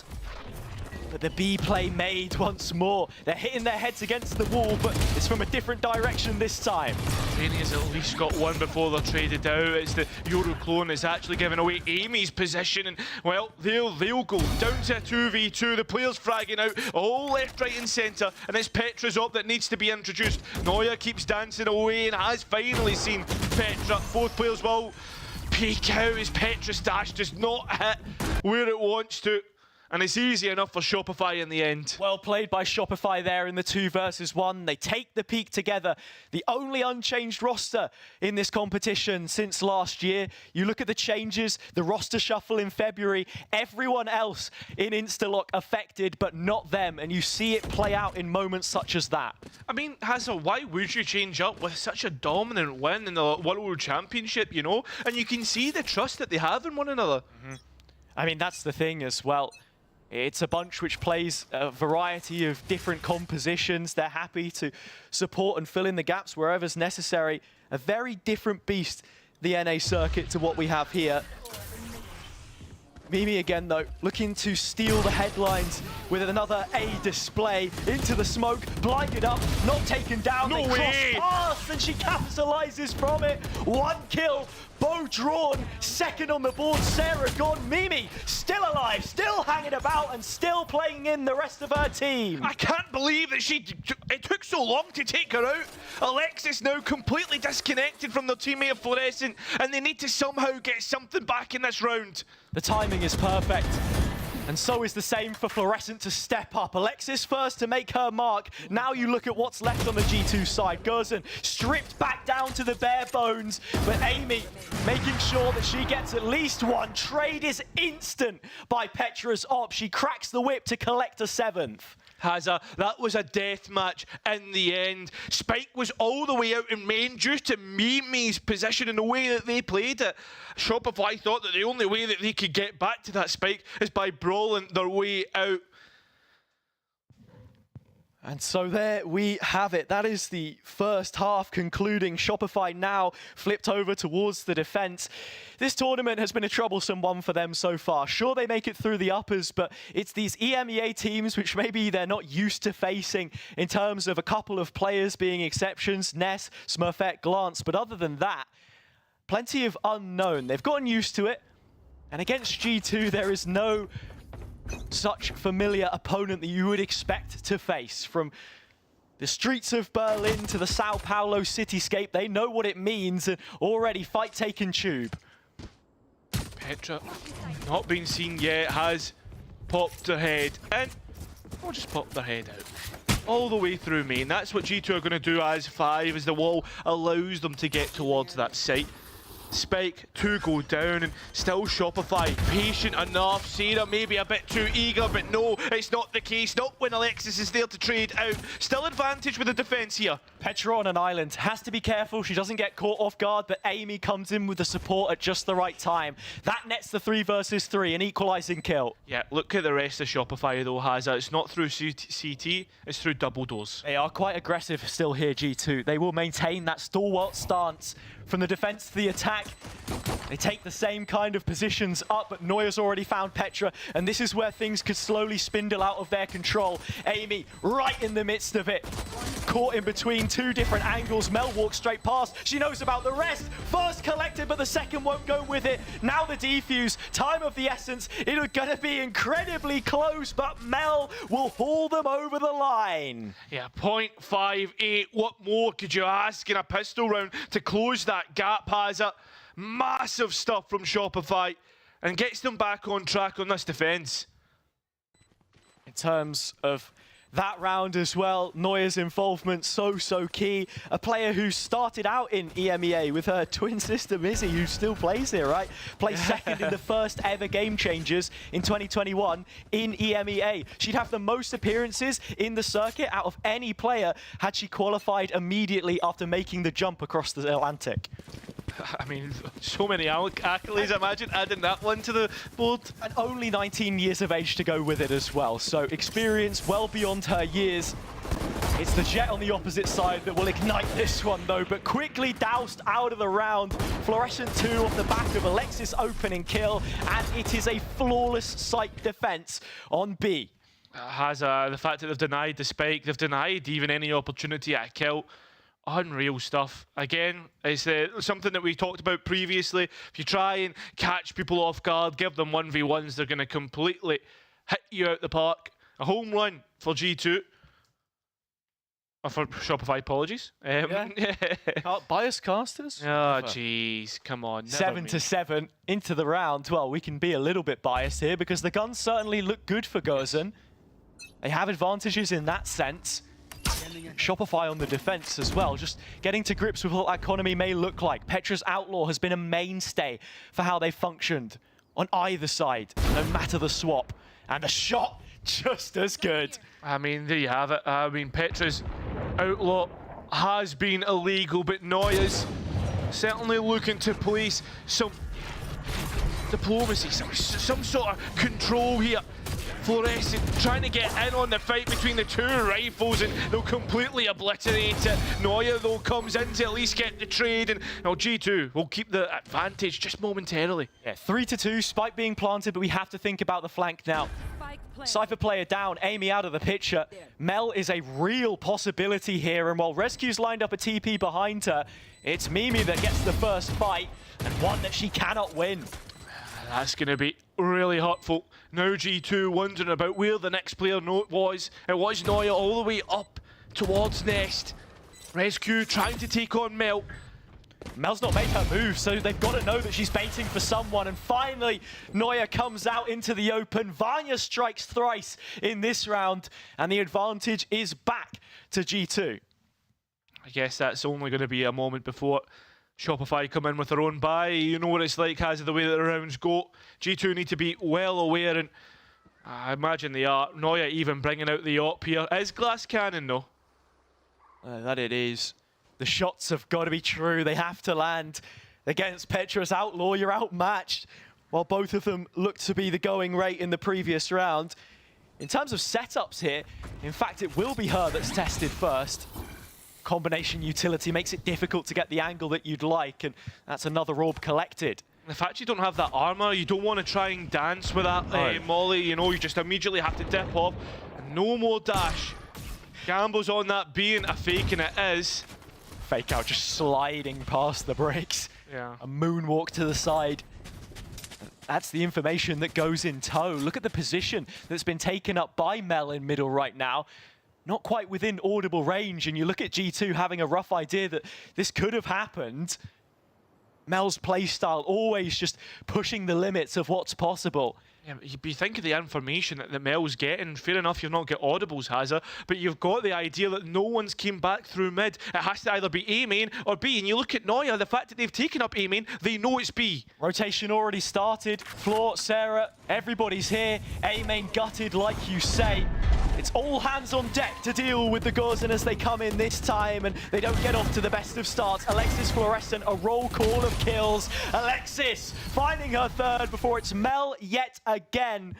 Manufacturing moments between the two of them that can take them back to an equalized score. It's just a proactivity across the map. But I mean, you see like Shopify have an idea of what's there, the utility being sent forward, so they try to poke and prod, especially Mel. That was massive from them. Yeah, just constantly looking to push the envelope, as is their character generally. When you think about this roster as a whole, it's always been a team which has strived to win more than just the Game Changers events. They play in the Challengers qualifiers. Katsumi, Bob, look at the historical names. They've all gone on to greener pastures. For example, Bob, you know, making the step this year as well up to the second tier.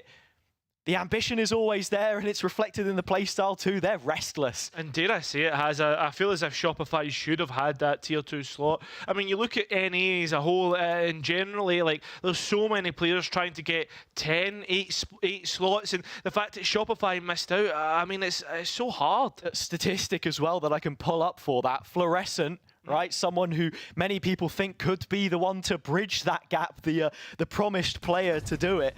They overall had 290 ACS in the Challengers qualifiers, the open qualifiers, against other players which, you know, are competing at a similar level. And you could say, oh, well, maybe they got first rounded. Maybe she dropped 30 or 40, as she does, just floor things, right? No, she played the second most amount of rounds of any other player in that tournament per team. It's absolutely insane. I mean, G2 not scared either of trying to qualify for the tier 2 system either, has it? Playing in Premier and DAC.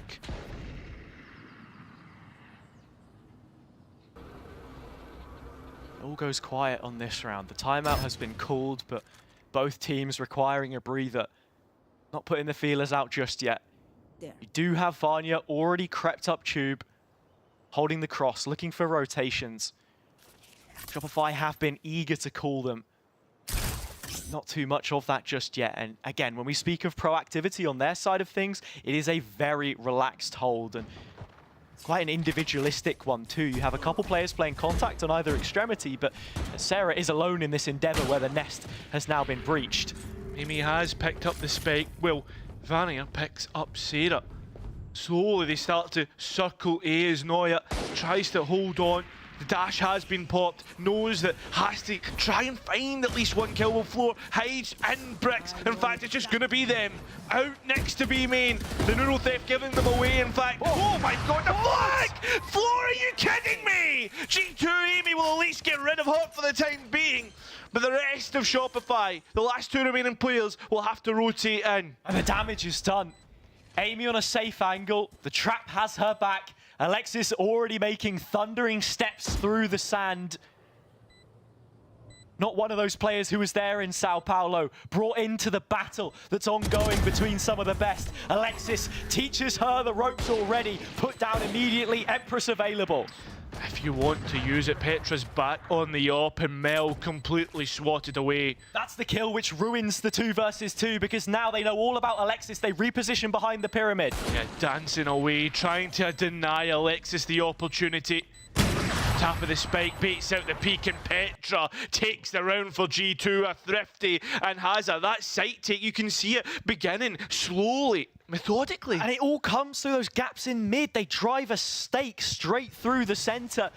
They fan out towards the A site, and as soon as Floor is gone, they're just running circles around the remaining players. Alexis and Mel, as good as they've looked together throughout, not enough in that instance, and you see it reflected in the buy now as well. Something we have to consider with G2 on this upward trend in the second half. I think that's the harsh thing about being on the defense, is always that economy aspect, and it always introduces at some point, although this time round has a Shopify, rather than leaving mid completely open, they'll take it for themselves. Once more, the restless rebels straight in through middle and trying to make the most of what they've got. Be the catalyst for a little more chaos. If you didn't already think 3 Duelists was enough, they will make it through Manifest. Mel with a bit of a jiggle, just trying to get the info on Amy, but she's stuck in this position here. The cage can help disengage, but Mel will continue to creep closer, and there's no one else on the G2 side to stop this from happening. Amy is by herself. Trades, though, you look at the reaction from G2, they're starting to come in. They have an idea of what is afoot. Amy will easily collect a second. Although, doesn't know about... Oh, Mel may not matter in the round, but it's still big nonetheless. It won't be anymore. It's now just Floor on 8. Continuing to walk forward. It's just Floor is a word that you simply cannot say. Flash in the face, next shot connects, but even then, just a little too much to tempt it into the realms of possibility. Yeah, I mean, the thing is, though, Hazza, the reason why I say it's just Floor is just Floor on their own. Fair enough, I respect what they have in the back pocket, but you've also got to be considering just the numbers that G2 had in the end. Again, another one of those players which came into this core of the former Cloud9 girls, joined from Misfits, January 2023. They lost the lower final there, but you know, with the performances she was putting in, the writing was on the wall that she was destined for a big move, and having landed on the most infamous roster that we have seen so far in the space. I have to say, these last couple of rounds, she started to ramp up in form where it looked like she was absent at the start of this game. I mean, that's the thing, though. Like, it's one of these players that you know that the impact is going to come in at some point here, Hazza. You hold her to just such a high standard, but it's a standard which she creates from her own 2 shoulders. Timeout from the Rebels just about expiring now.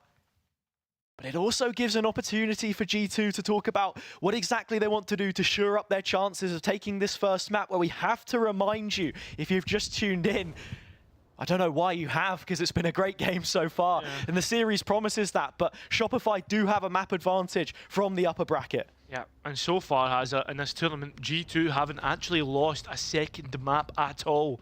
Insane stuff in any series that they've played. You give them a moment to settle themselves, and It looks near perfect. That's the story, really, in their performance so far in this tournament. It's taken a little while to get going at the best of times. We saw it in that opening series loss against the hometown heroes. GIANTX get the better of them, but not in the repeat. No chance. It was always going to be these two in the final. G2 make their presence known in mid. There is nothing towards either side of the map, and that's where you start to get a chill down the back of your neck, because you know what Shopify can do if they go on the hunt. Not many maps you can argue that an attacking-sided op is good, but with Breeze being so open, you can't hate it. Vinny doesn't even have an idea, and it's so easy.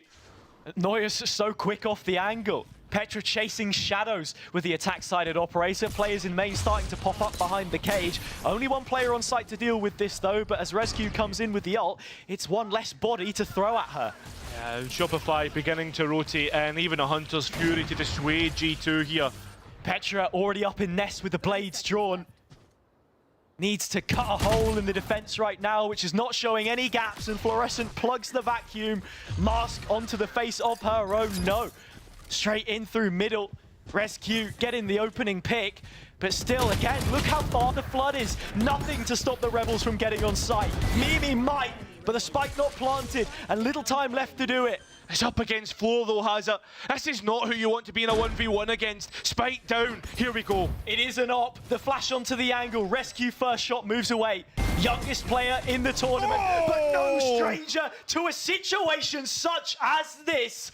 Coronated by the region's rulership, she now stands tall in the 1 versus 1. Hazard, just when you think that Shopify have it, they've rotated in, they've read the game so perfectly, but it's Rescue and Mimi that rescue G2 out of a bad situation.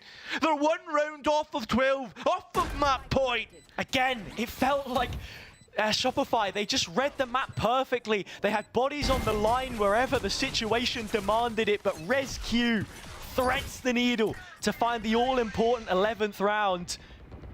They sit right on the doorstep, but Neuer isn't going down without a fight. She's armed and ready for this one, but not Vanya, not this time.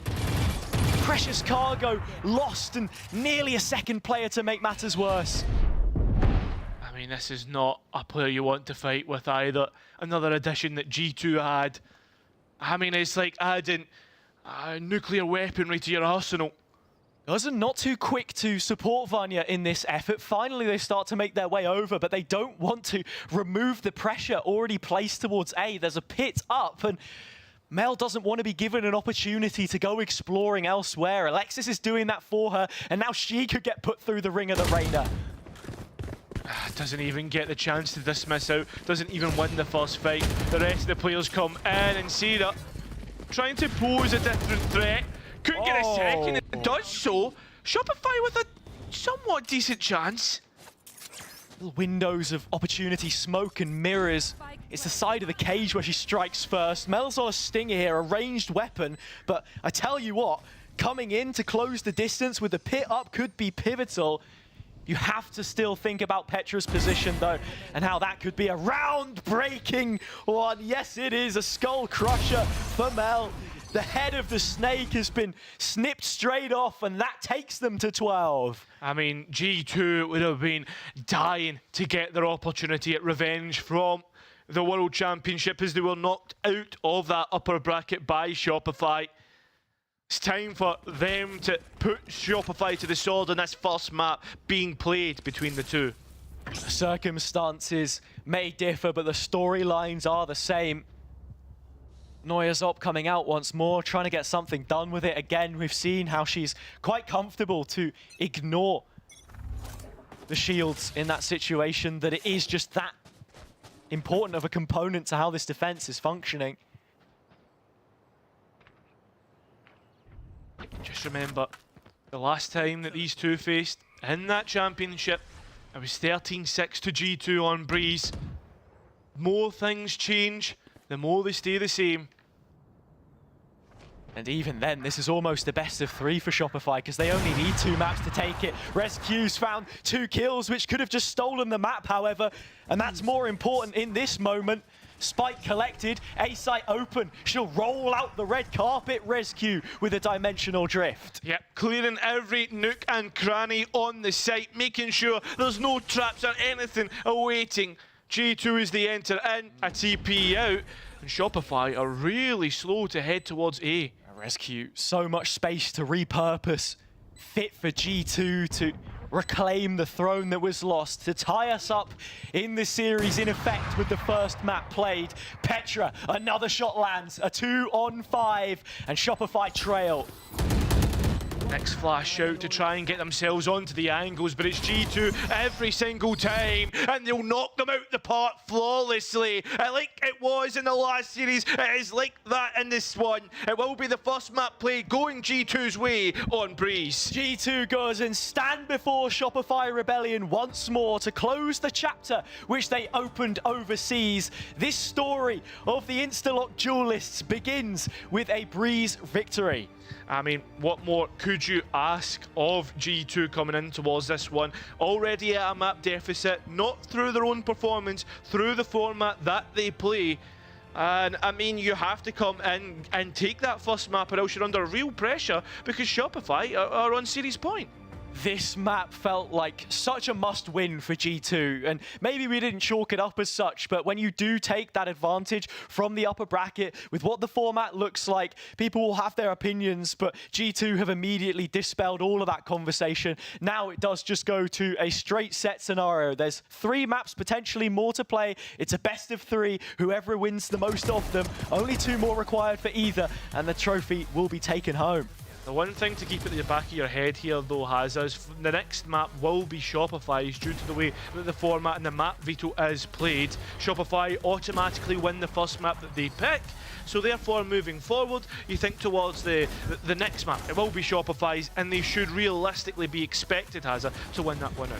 I mean, you can even see just some of the metagame in terms of the rounds, control being taken.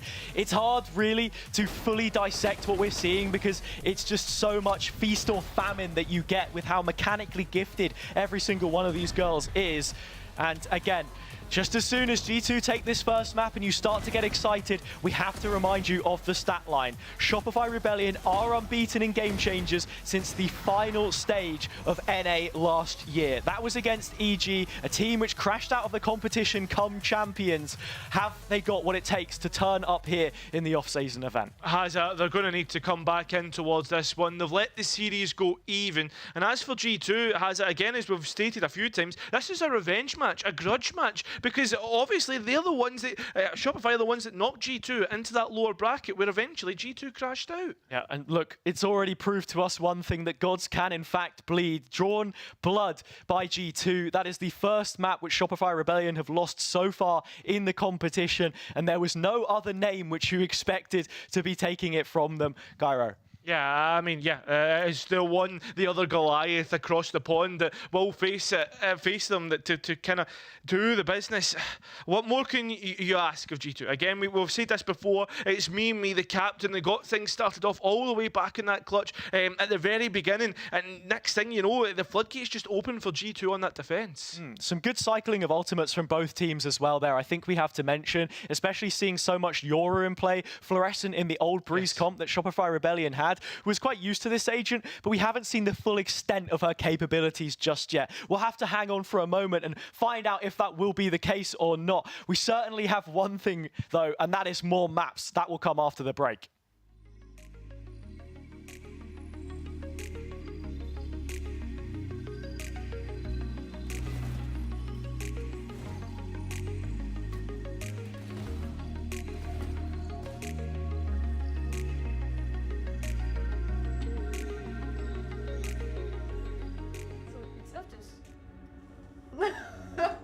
You're different, guys.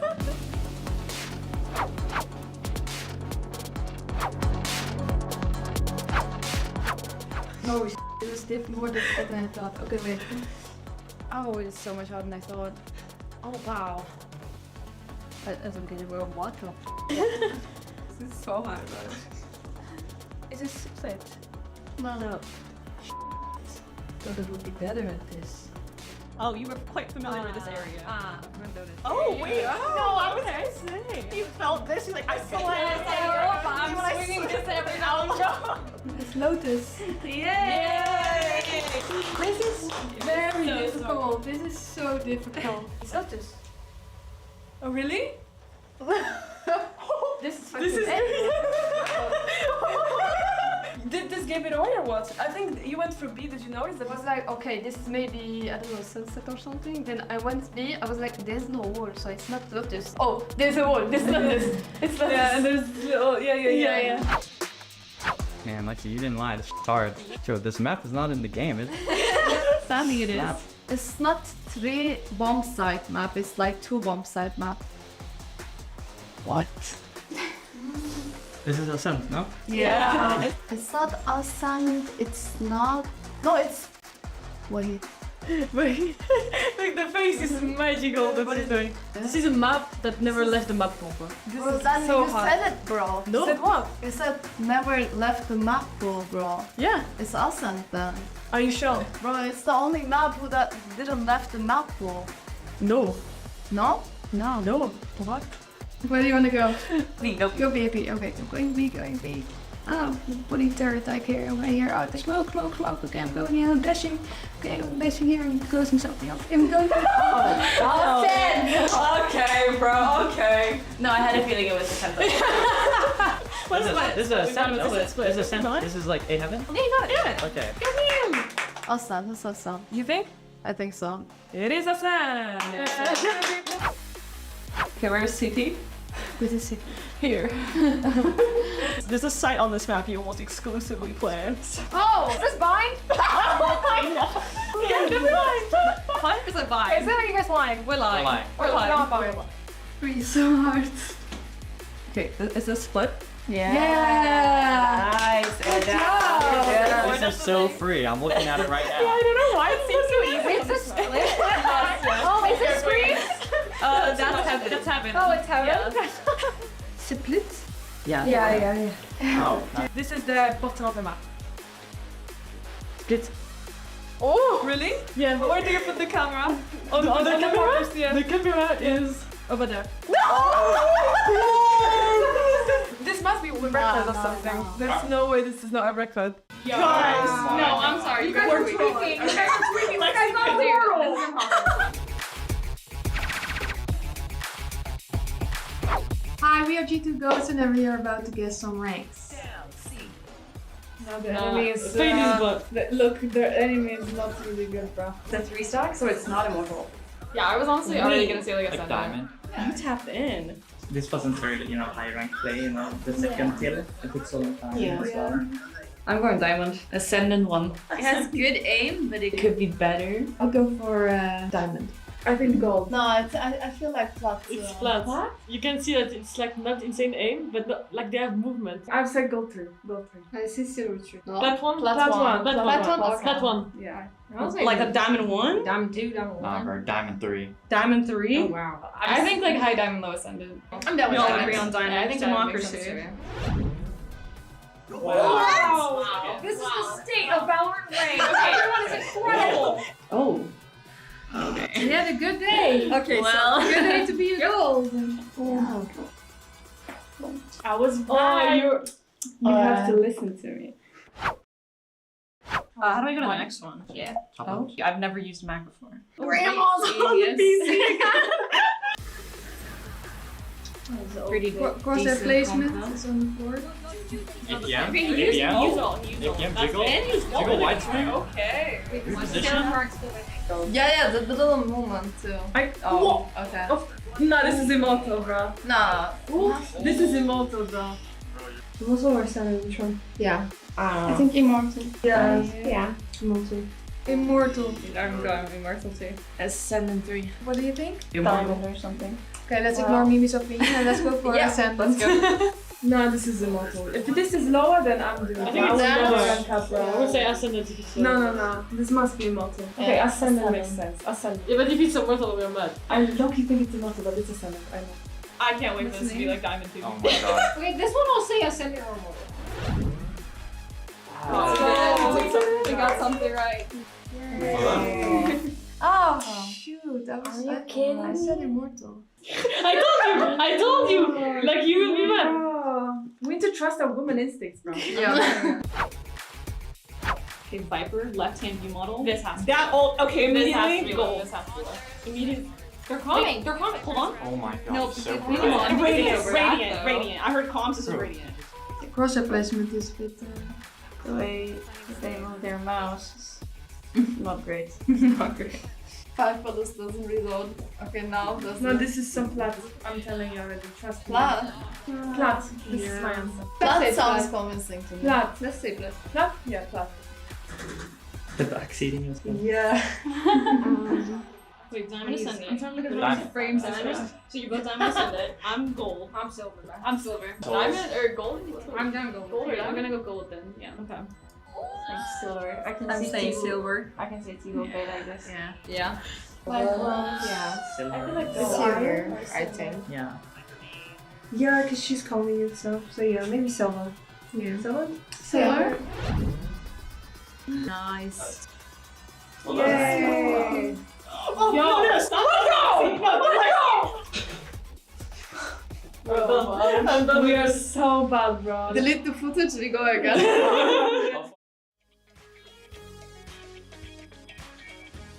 Welcome back to Red Bull Instalock. It has been 143 days since we last saw these two teams face up against one another on the international stage. But a clash under circumstance now comes with 3 duelists on either side of the server. It's G2 Gozen, it is Shopify Rebellion, and having the German organization taking their first map here in the series, it's an effective best of 3. 3 more maps to be played between the two of them, but only one can take the trophy home. Yeah, exactly, Hazza. Moving on towards Lotus as well. That is what G2 have selected. It's going to be a tough matchup on this map. I mean, you think towards yesterday when GIANTX actually went up against Shopify Hazza, they decided to elect to play the Team SX, Team MSMG comp on this map. And that was what Shopify were able to win out. Yeah, and that's something else to mention as well, right? Like, G2 would have had prep on a similar composition coming into that second round of the upper bracket towards the end of last year, whether they want to dust off the notes from, you know, the tomes that they have many months ago or not, is up to them. And something else to mention, a nuance of the veto, is that the selection of map that gets taken off you was in the hands of Shopify Rebellion. So in terms of how they've tailored this one, it takes Bind away, another strong suit, and while Breeze was picked up by G2 Gozen here, they now start to get into the thick of it. They do start to get into the thick of it, Hazard.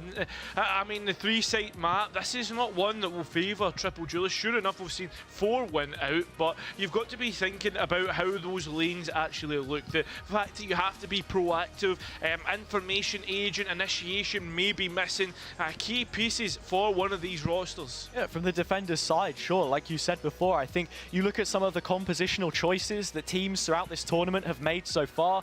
We spoke a lot about a lack of information. Karmine Corp, one of the teams that opted to bring us over in, first team to be eliminated from the competition. Perhaps it's a little too harsh to say that there's a direct link between the two, but again, prioritizing firepower and having strong anchors are the 2 parallels which ultimately meet in the middle. Yeah, and then you look towards that last matchup, Hazza. What did Shopify bring this over? What did happened? They lost. There could be a little bit of a trend coming into this. Potentially something brewing there. I'm not entirely sure whether that will be the case here. I highly doubt that Sova will come in on Lotus, but like you say, for the defenders, it's a little bit difficult. You've got to tailor your game plan a little more effectively. Are you going to stack more heavily towards one side of the map? Are you just calling early rotations? What exactly does the macro scope look like? Because as you've mentioned, with the fact that there is 3 sites, chances are you're going to have to give up one of them. Yeah, you are. You're going to have to play a lot more reserved. I mean, fair enough, if you have that Euro, which has been a real consistent pick for a lot of teams, I think you can easily get a chance to dip away. G2, the first team to lock in all 5 agents, and well, there's one initiator that is prominent for me. Yeah, fade on both sides of the server, and I think this is an important selection as well. You look at the synergy between them and Raze. Neuer will be donning the Brazilian from the same country that they won the tournament last year, of course, this time. And Fluorescent on the Neon, which is a standout pick for me because she's actually the only player to have selected this agent so far. And And the same can be said for Clove as well. We haven't seen them played at all, except for Fluorescent. She is really creating the meta of her own in this tournament, and it seems to be working for them so far. Yeah, I mean, you look at, well, when we were doing our preparation for the event, and you look through the agents that Flora has been playing recently, I think they've almost got an official on every single one available on the agent roster. Yeah, I mean, you look at all of the agents full stop, and in terms of pick percentages, it doesn't really lean towards that side of things whatsoever, especially the Reyna. That has certainly been on an upward trend coming into this one. But we go now to the second map of the series, the third in effect when you look at the scoreline, finding itself tied. There will be 3 more at a maximum, a decider potentially on the way. But G2 Gozen, having won the first on Breeze, now with a chance to snatch the advantage for themselves. Rebellion on the back foot, the defense is where they begin. One thing to keep note of, Hazza, is if you look towards the compositions, the Phoenix obviously being iconically ran by Gentlemates, and well, the Fade as a solo initiator was initially by Fnatic. Yeah, Natunk playing against that Fnatic team, of course, and losing, but still having the highest ACS across the league of VCT EMEA, so if they have the chance to empower the individuals, they will. Vanya's gone through tree, so no orb picked up early, no prioritization. Mel with the shorty in the smoke, but swiftly dealt with. A swift turn of the head and shot right in the back of it. Yes, the Shopify though are trying to come in, but it'll be G2 who have won all the fights so far. The spike is down and time's beginning to tick away. Fights in isolation as well. No situations really where it's felt like Shopify have had a chance to set something up for themselves, but 2 players through tree could be exactly that. But they're not even going to get through the door. There's a reveal on towards Amy, but they were already known about. They will be taken out, but not before clinging on towards someone as they go in towards the depths. 1 more player left, and at this point you're already starting to think it is a G2 round, and Rescue will confirm it. Even with the shorty back in the smoke, a double dip on 5 HP, the Duelist, and just like that, it is a pistol for G2, which puts them in the lead on the attack as well, no less. I want to know how Shopify Rebellion now start to approach this, and you can see through Sheriffs in play as well. They want to give themselves at least a half chance on every single round, because as we've seen it before, nothing is dead in the water upon arrival. You've got to be thinking though that Shopify need to start playing this attack a lot more on the front foot. I mean, with the triple duelist, what more can you really hold on to? I mean, fair enough, you have probably 2 of the most stall-heavy agents that are duelists, the Neon and the Raze. But apart from that, Hazza, I mean, you still have to take the fight to your opponents, I'd say. Early reveal is taken by the defenders, and the reaction off the back of this isn't anything too hefty. You would have seen it was Sarah that threw it, so she's now made her way over to help the rest of the team. Already G2 Gozen closing so much space towards the site itself. And they go. Alexis already taking note of the players walking in, but that's all it's going to be. Arrest the Shopify out towards heaven as the spike goes down. You're still favouring G2 with all the weaponry and all the time in the world to set up. You've got Amy deep on rubble, just waiting. And that's what Shopify have to do before they can get into sight. Fluorescent's chance to step up to the plate. Sheriff in hand, but teammates lay to waste by her sides. G2 put her down in the pit, and just like that, it's a double up for rounds. Anti-eco not posing to be a problem for them whatsoever at this point in time. Into the bonus, they keep a lot of those weapons hot. It's just knowing the samurai plushie is a little avatar for the G2 team. Yeah. I don't think we saw that yesterday. I don't know what the obsession is with plushies in Valorant. I mean, that Loud team that won champs, of course, in the same year that G2 won theirs. In the other VCT circuit, it was the dogs. The dogs were out every time for Loud. Just seemed to be working, so maybe some success here. The dogs are barking, but the caravan keeps rolling, especially for G2 as they look towards the seaside of the map already. Calls for support, and the Prowler drifting in towards sight. Sarah having to find her way into safety, a pocket to try and sit in, a layer out, but the player being taken. Spike finally getting into position, but not before G2 are up at a significant advantage. Yeah, Prowlers for both teams, quick off the mark. They highlight positions, and Fluorescent knows about Petra, but only has a point of health to play with. Needs to take the timing perfect. Instead, they gift it to her with open arms. She goes down. Calls them back to the conversation here, 4-on-3. It's a splash in the pond, though, Hazza, in terms of what G2 have to work with. Big flash Vanya, back on the angle, calling for support and getting it. Mimi combines the collateral with the Sheriff through the smoke, and just like that, G2 goes and have their third round on the board. The bonus is converted. I mean, Hazza, Shopify, they just did not have any idea. You can see the amount of utility being sent forward. Sarah trying to find a position to sit in comfortably and just cannot do it. G2 swamped that site. All hits, no misses so far for G2. They have their finger on the pulse, and when you look at this situation now as it's continuing to pan out, more Sheriffs for Shopify. 3 players of G2 have yet to die, has it? I know it's only 3 rounds, but it's a significant stat. And in terms of stats, 4 players are towards the A side. And this is a big thing with Shopify as well. It doesn't feel like they've had the fights that they want in the late round.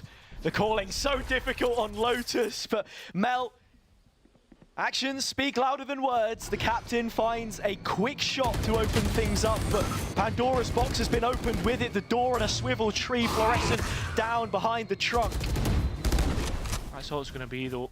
The players of G2 have taken note of what's been sent their way, and they're just dipping away. And it's 2 quick flash in the pans as well, which ultimately favor G2 Gozen, because if you're Shopify, you're hoping that they play into your hand, the setup that you've got. They start to go on the aggressive themselves, recollect, recuperate the situation. A horn out towards Rubble. Mel takes it a few steps further. C is where they finish up, and that's where the Phage utility is going to start to be a little bit more useful for them here now into the retake. G2 have so much time, though, has it? They're even prioritising orbs towards Vania, for instance. Shopify are here, they're ready to go. They've got Mel on the flank, though. That could be the upset. You speak of the utility game as well. G2 buying so much stall. The paint shells onto Sarah, down to 1 HP. Vanya finding 1 kill, already finished, pushed over the threshold of Death's Door. Noya now in a 1v4. She'll get her first, but this is a difficult situation to try and digest. G2 are chewing Shopify up and spitting them straight back out. I mean, it is a thrifty round, though, Hazzy. You have to take note of that. One more rifle round before. I was going to say a timeout, but no, it is going to be straight up, queued up. Introduction of the coach. This is about as early as it can get for Effis to be involved, but you can already see he's starting to make his statements in the server.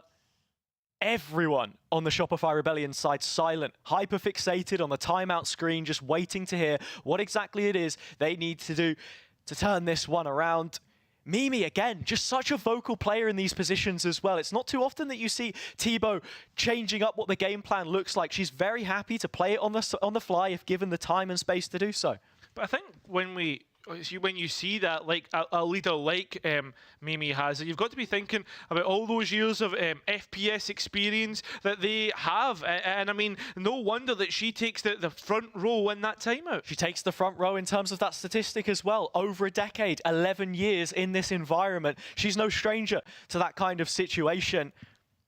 Made her thoughts known before coming into this tournament as well, and just said, you know, it's another amazing step towards making a really competitive scene. And we're starting to see that a little bit here as well. G2, after losing last year, falling short of what they set us up for, the roster's made its changes and they seem to be working out so far. 4 rounds to the good. Shopify Rebellion with a timeout under their belt. Now a chance to turn this one on its head.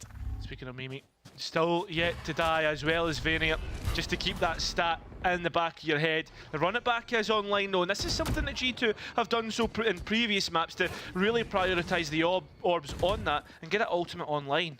Yeah. I mean, man, just starting to sound like a broken record, but it doesn't make for easy listening, that's for certain on the Shopify Rebellion side. Neither does the voice line. Run it back available in a round like this. You get maximum value. Vanya clearing out all the way towards CT, but Neuer fills the gap. It's only one player there. That's an issue though, Hazza. G2 really slow to get onto the site, and the space that's been cleared by Vanya has been taken back by Shopify. We've seen a similar punish when Petra was in the corner. The stun is at her feet, but she wins the fight on Fluorescent. It's back in the favour of Shopify though.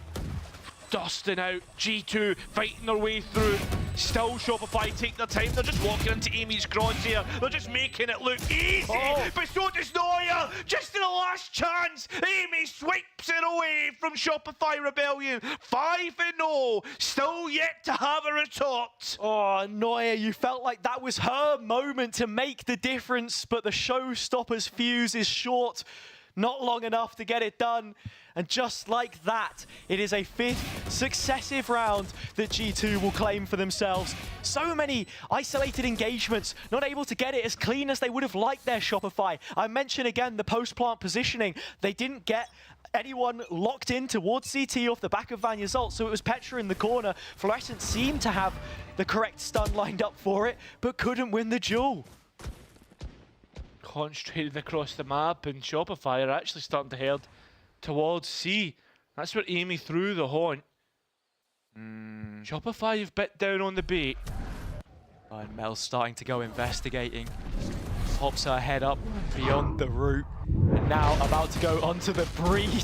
So much utility in her face. Fluorescent with a quick trade, so that'll help out in the grand scheme of things. A 4 versus 4 and chance for both teams to stabilize. It's a spike plant for G2, and Shopify quick on this retake. They are floor really close, but this is something that G2 have done a few times, leaving Amy out on rubble, and G2, they've got players on site, and players just winning out duels left, right, and center. Again, Petra has her number. Floor goes down, and things not quite clicking for them here. Alexis will click heads. A quick squeeze of the trigger, it's the first that she picks up, but now the double up on the opposite side. It's just so hard to try and deal with.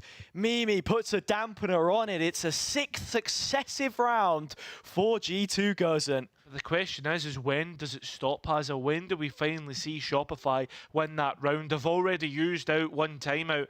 After round 4, does a second one get used? I mean, let's be fair. When we think back to the last time Lotus was played, it was Shopify versus GX. And at the same time, it was very attacker-sided. Another note about that as well is unfamiliar opponents. There are still quite a few players making their debut against an international roster in this match. We were prolonged the opportunity to see the two go against each other, but now we've reached a melting point. 3 off the mound. A smoke to start, and Vanya opening it up with a flash. Not just a flash, a prowler. Rifles left, right, and centre, and G2 again come out on top. Nightfall's been sent either way. No sort of information in terms of audio. G2, they're cutting the losses. Shopify doubled down on this position as well. 2 more slot into the gap where 2 were quickly dead and buried. Patience. Shopify look to investigate. Pre-clear. C mound, and there you have it. Another player given to the wayside. The partnership again, not quite reaping the benefit. Alexis slow to respond off the back of her teammate. Didn't want to chance it. They fancy themselves in this 2-on-4. Flank coming in both ends of the map. Either player needs to get maximum value. Alexis has a haunt, so can start to confirm some of these positioning. Neuer will herself. The paint shells gets nothing. Just using to clear out. Alexis, though, gifted a free kill. Only 5 bullets to get the next, and well, won't even get to shoot one.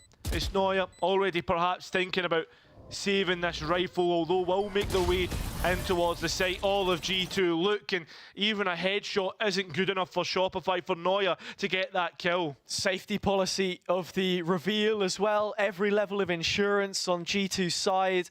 Neuer known about for pulling the pin at the flank, and as I say, G2 get off to an explosive start on the second map. They are yet to drop a second map so far in the tournament, right? That was what the narrative was in the best of 3s, and coming into this situation, it remains to be exactly the same. Shopify, the only map that they have is in effect through the fact that they came into uppers, and with that comes a severe lack of momentum.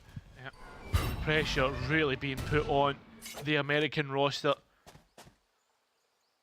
G2 would then move on towards Series Point. The investigation, proactivity of Shopify doesn't net any profitability. Alexis will take up the corner. Normally can find her teammate Sarah out just like that. The shot finally lands. Fluorescent 2 in the server for a 2-on-2. Spike picked back up and play is segregated right now. It's isolated instances where Neuer is thriving, but Mimi with this information can set herself up for another round-winning clutch. Yeah, the captain of G2 did it on Breeze, but when we look here on towards this one, has to do it again, has a paranoia to set herself up. You start to wonder how she chooses to play this. You want that first pick clean. Waterfall is where she starts to go, the one-way, selling the idea that she may be elsewhere, but that has quickly faded with the first of the paranoias coming in. She has one of her own to use. Finally does use it, fakes the TP out just in case one player hasn't been hit. The bullets will though, and it's Mel onto the spike, up against Mimi in a 1 versus 1, and Mel will go even and clutches against the opposite captain, and that's Shopify's first round.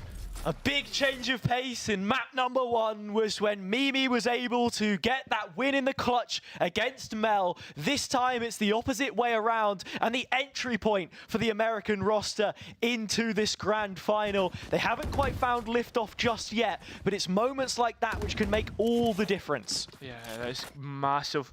A lease of life, a new lease of life, apologies, will be given to Shopify here. They know that they can win rounds, and they've got a little bit extra in the back pockets. Comes with winning it out on Guardians, Sheriffs and the like. Fluorescent starting to stoke the embers of another sensational performance. She's so clean in bursts. It's never the early round where you see her involved. She likes to bide her time for maximum impact, and we do see it there. Alexis, the first poised for the G2 chopping block. The banquet table already bloodied. Now B is where that first incursion is really made from the defending team. G2 head towards A one more time. Sarah's Empress laying down the jewels. Still though, it's no more. In fact, G2 they're sending themselves out a tree. There's a huge flank here from Mel. I'm not sure if Mimi's caught wind of it just yet, but now she has a slap in the face. Rounds in a row. Mel beating out on Mimi, and she is not done with it just yet. Not until she's eaten her fill. All 5 taken down, and just like that, it's going to be a second round on the board for Shopify Rebellion. They strike twice in the same place, and just like that, it's a timeout. Off the back of it, G2. Just immediately pressing the stop button, not allowing any more momentum to carry at the back of Shopify. But at the same time though, Hazza, you've got to imagine Effie's getting another chance to calm down Shopify and talk about everything that's going well now in the past couple rounds. Yeah, I mean, in terms of the experience that we have on the Shopify side, no stranger to these kinds of moments, to bounce back. It was a 2-1 result that we saw in NA recently, a narrow victory against Flycrest Red in the upper bracket final. The grand final, on the other hand, a clean sweep to stake their claim on a region which domestically they have been undisputed. I mean, that's the thing.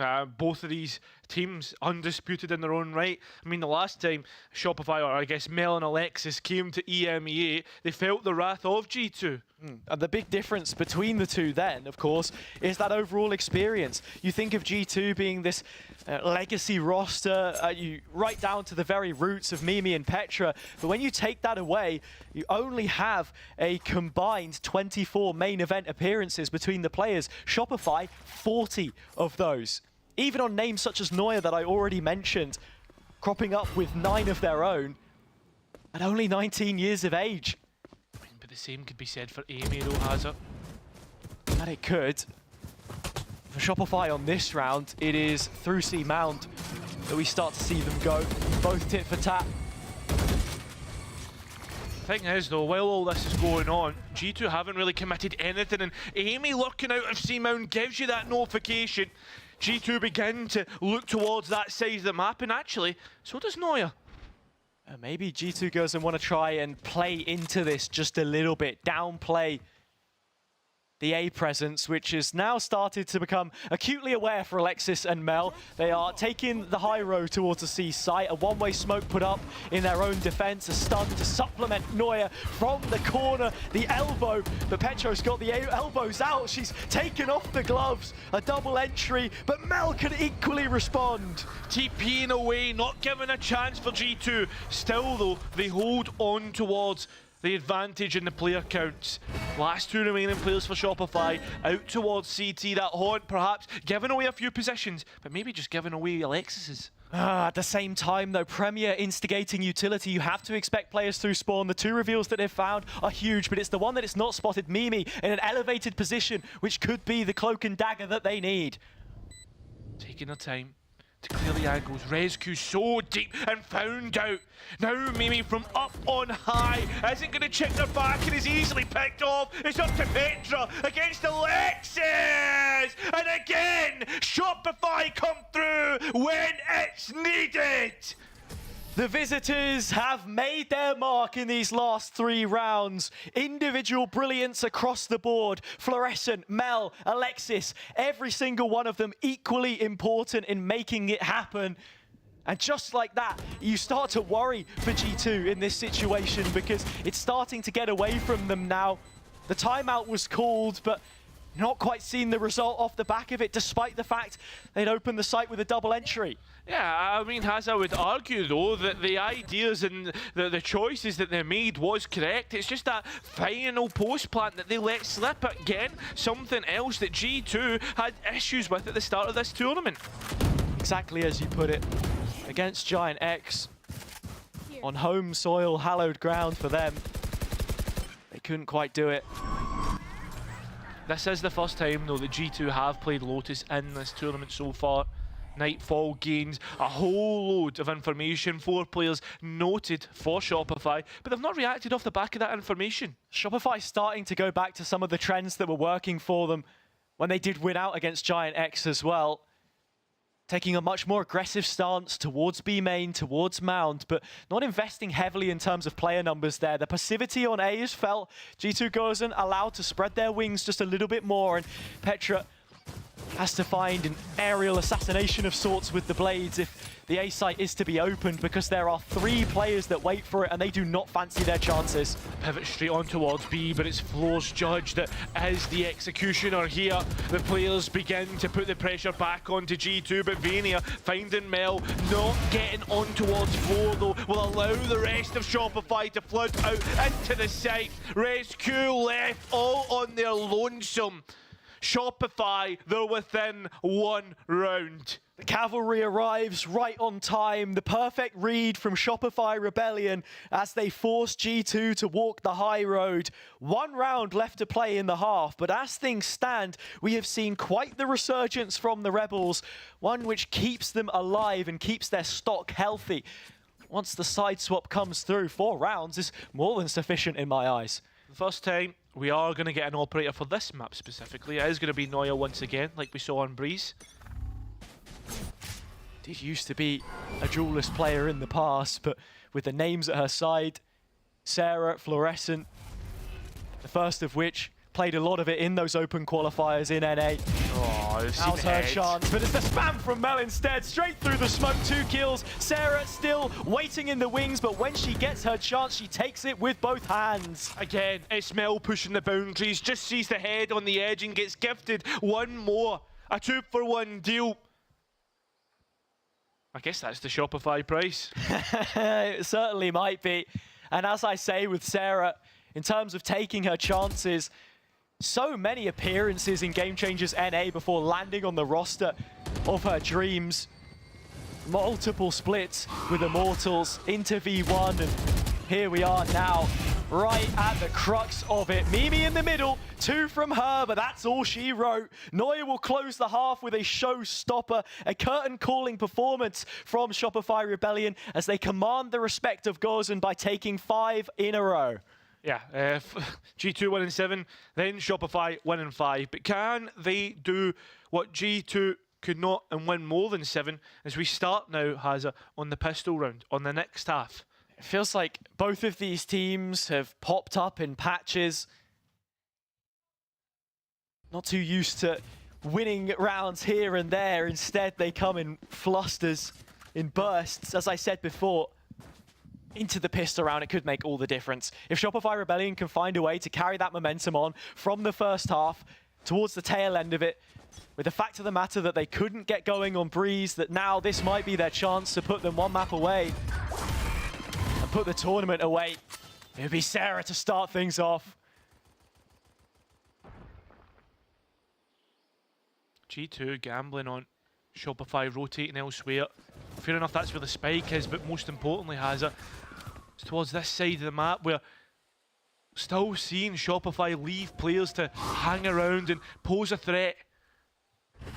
You can see slight fear of Mimi to just drop further back towards A. They put everything, all their hopes and dreams in this pistol round on it, and unfortunately it's come up the opposite way. C-site is where this one is going to start for Shopify. They can get the spike planted in terms of the retake. Well, the players close on hand. Yeah, and they've already burned through G2's utility. Remember that flashing horn being used up. Fluorescent close by. Mimi needs to take the timing. Paranoia in hand and the rest of the team starting to arrive. Rescue gets the first. No trade potential. They do swing back Shopify, and it's a pinstripe kill feed, which is revealed in their advantage after finding the opener. It will carry forward, but they line up for Mimi. A 1 versus 3. Controller in the clutch. Mel around the side. And as she gets the fight first, she will just about win it by the skin of her very teeth. Shopify Rebellion carry on as they bookend the half. Hazza, do you know what's funny about that? That is now 3 clutches where it's Mimi versus Mel, and Mel is now up 2-1 against the opposite number. I mean, it's just so theatrical that it has to be these two going into these clutches against one another. As I said before, both players being the beating heart of their team, as Shoreditch is to East London, the birthplace of English theatre, and the Duelists have certainly brought the drama so far. A couple of them nearly caught, brought back down to earth. Fluorescent in through the seas. A couple of kills for G2 Gozen. This is suddenly concerning. Mimi will add to her tally, and they want to double down on it as well. They can feel that Shopify have their backs to the wall, and they'll push on down, but resistance finally met. Amy up close, burst not good enough, and Shopify Rebellion just about get through. Yeah, Hazza, they were getting pulled under by G2's hand. The Samurais beginning to put Shopify for a death by 1,000 cuts. Different avenues which they were poking and prodding. It's unfortunate the pistols didn't get the work done, but the good thing is, though, for G2, is they did a lot of damage to that bonus round. You can't get ahead of yourself in those kinds of situations as well. Something else to mention is, while Shopify do have way more main event experience, the players on their side are younger by 2 years on average, only 20 across the 5 of them. G2 22. That statistic could change quite heavily if you take away the core, so both of them not exactly a stranger to this kind of thing, and Vanya, one of the youngest, has opened this up. Yeah, bringing out the knife for the wrong opportunity, but bringing the rifles out at the right time. Sarah coming in late. It's just going to be G2 to win it out. As easy as that. Simple stuff for them. You see the difference in weaponry there. G2 that much more refined. A stainless steel first round of the second half. They do it in flawless fashion. It is spotless. It truly is spotless. I mean, what more can you say about it? Yeah, I mean, the question is, can they now repeat this into the next round? Is this something that they're able to do more than once? Because Shopify, you don't imagine them to make the same kind of take. It's through A, which they'll look to go. It is going to be an absolute brawl as soon as the barriers go down. As you can see them beginning to line up 3 versus 5, and I mean, with the numbers on Shopify's side, you can only begin to favour them in this one. G2 have committed towards this due to the position of Amy. Tries to escape through broken door. Does so successfully. Yeah, and this is where you see the Neon pick be so useful as well, because it's the only agent in the server right now with stunning utility, can condemn positions, but not the pop out. They're just so explosive. The Turkish acquisitions for the G2 side, both Vanya and Rescue, adding the extra firepower that is required. Sarah will try and save face, but it is only Fluorescent now. And without that utility we spoke about to give her half a chance, but the spike on her back. You wouldn't hear it. You wouldn't be surprised if Floor came up right now, running elsewhere towards the other side of the map. The fastest agent to close that space.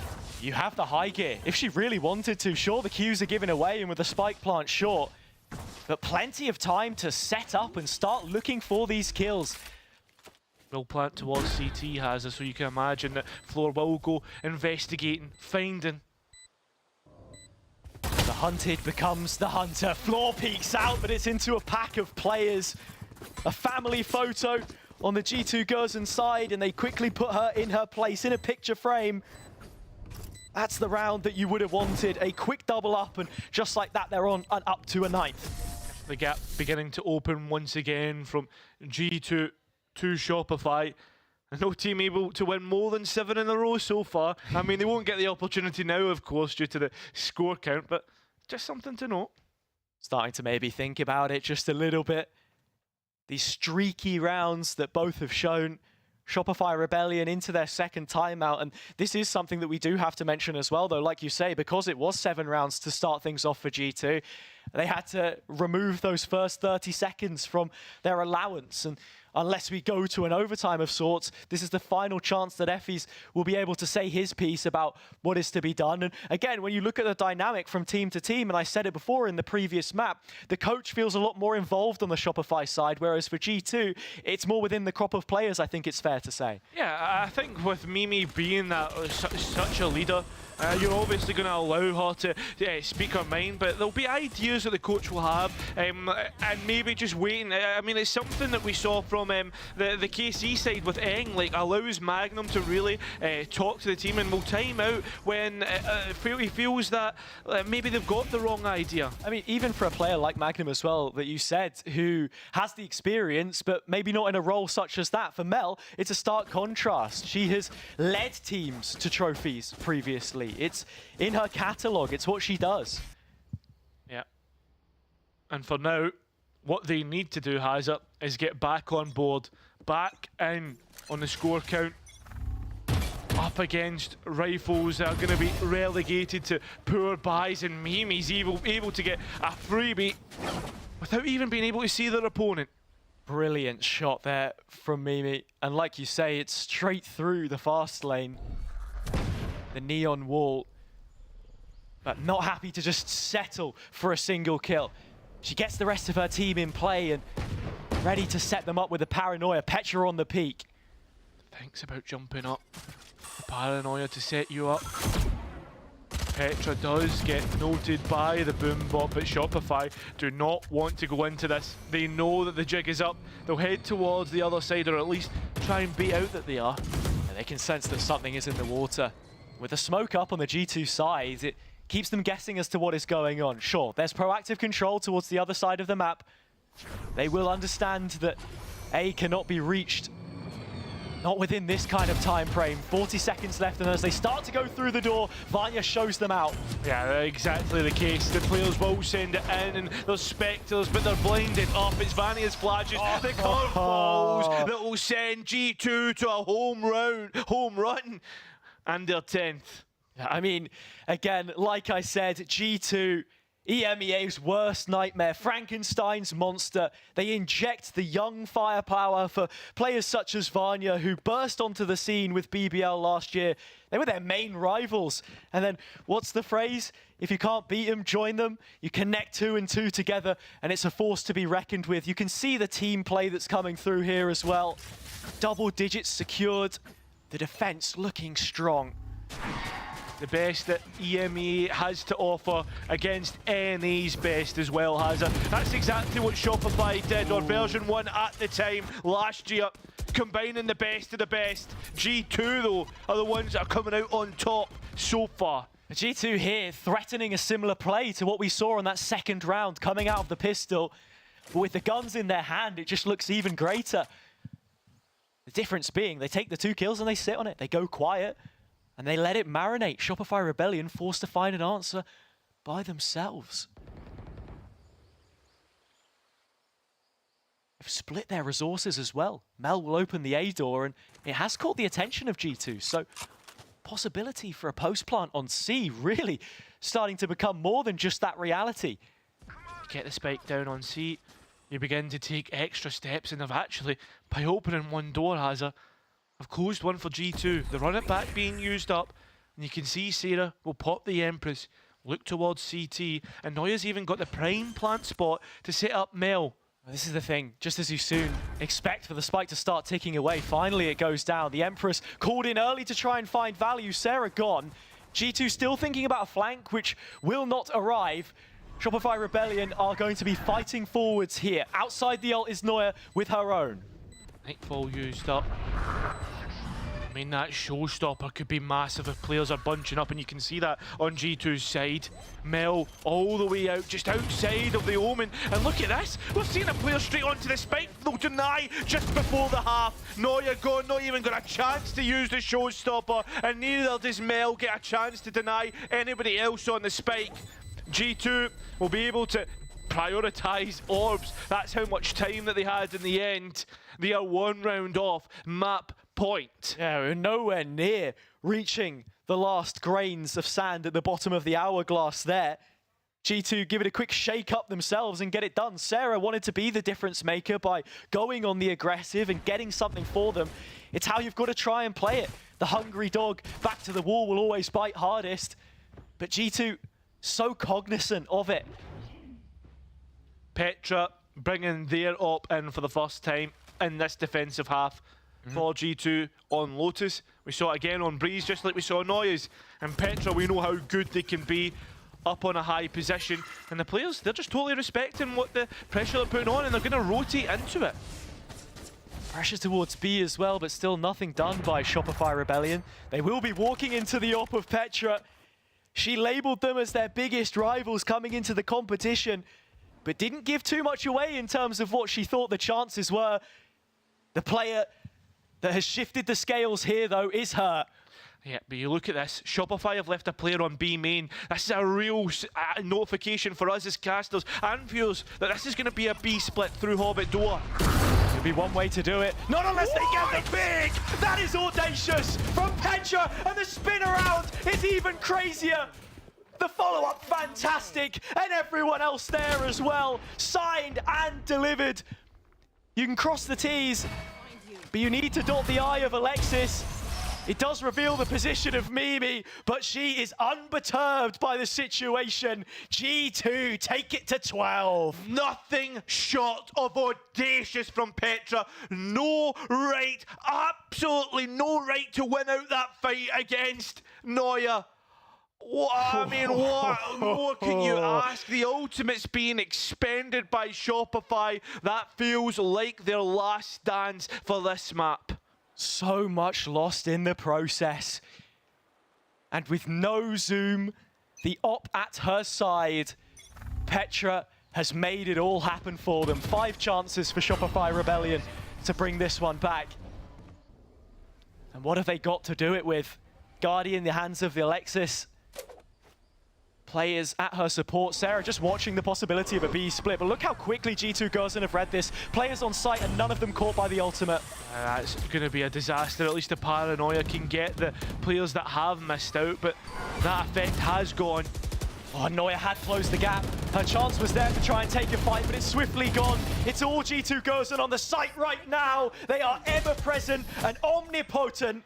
13-7, they take the second, and in the effective best of 3 towards the back end of the best of 5, it's the best of the best from G2. I mean, it has it's the effect of second map being the last one, the second map played being this one. G2 have not lost any map that is number 2 in any series, no matter what way you want to look at it. It's absolutely insane. And while Shopify have one map, they've yet to win one that they have actually played, that is not being gifted to them. And that is the most concerning part for me, because it's one thing to come into this situation 2-1 down in the best of 5 when you have memories still of a time when you were taking rounds off of G2, and there was a nice streak sandwiched right in the middle of of what we have just seen on Lotus, but it didn't really become anything more. They won the pistol, the anti-eco, and then it was G2 all the way to the finish line. Now they stand only one map away from converting this final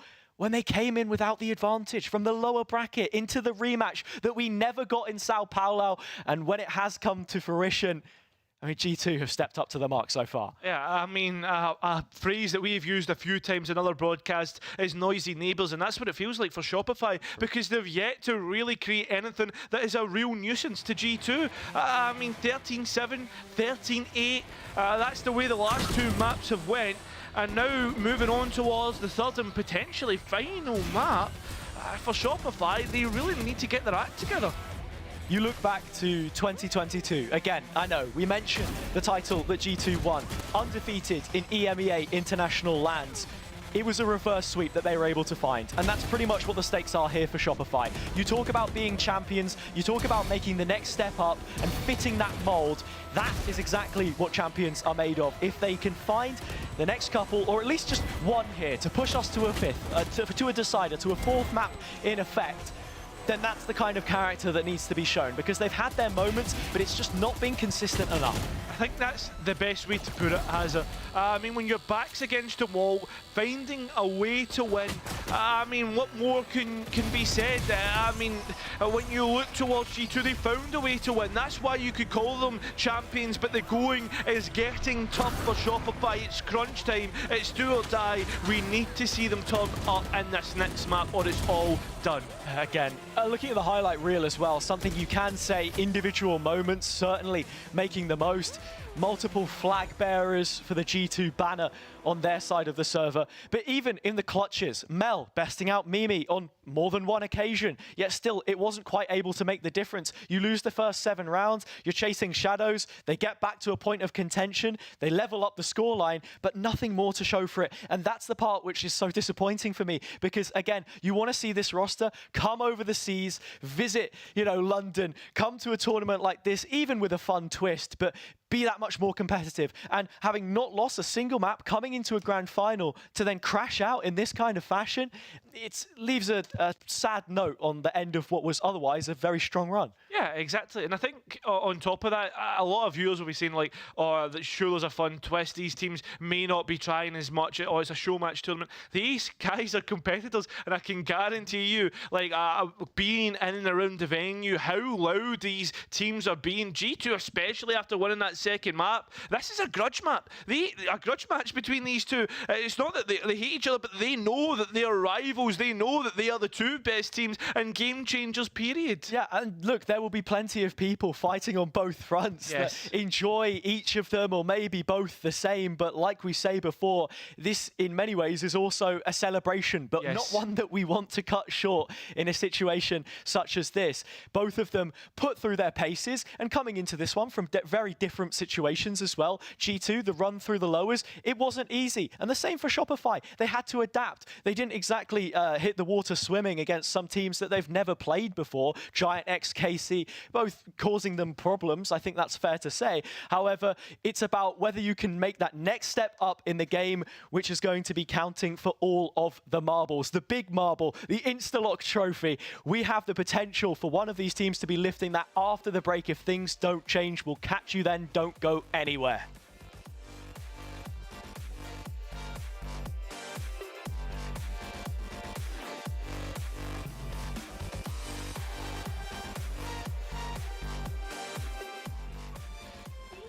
Yeah. I think I see. First, we have ISO. D. D. Wait, it's D for Duelists. Woo! D. It's pretty useless. I actually agree with you guys. D. I would have said D. You cannot do anything. We have Neon. I would give it a B. B? B? Yeah. I think a C. Yeah, sure. Let's get it. Hold on. So like B or A? That's fine. Just A or B. B, bro. Bro, no, it's the A. High up B. We can change it later. B or A? B or A? B too, right? Yeah. Like she's played on like boom maps. Raise, bro. Raise. Of course, it's A, bro. Say, come on.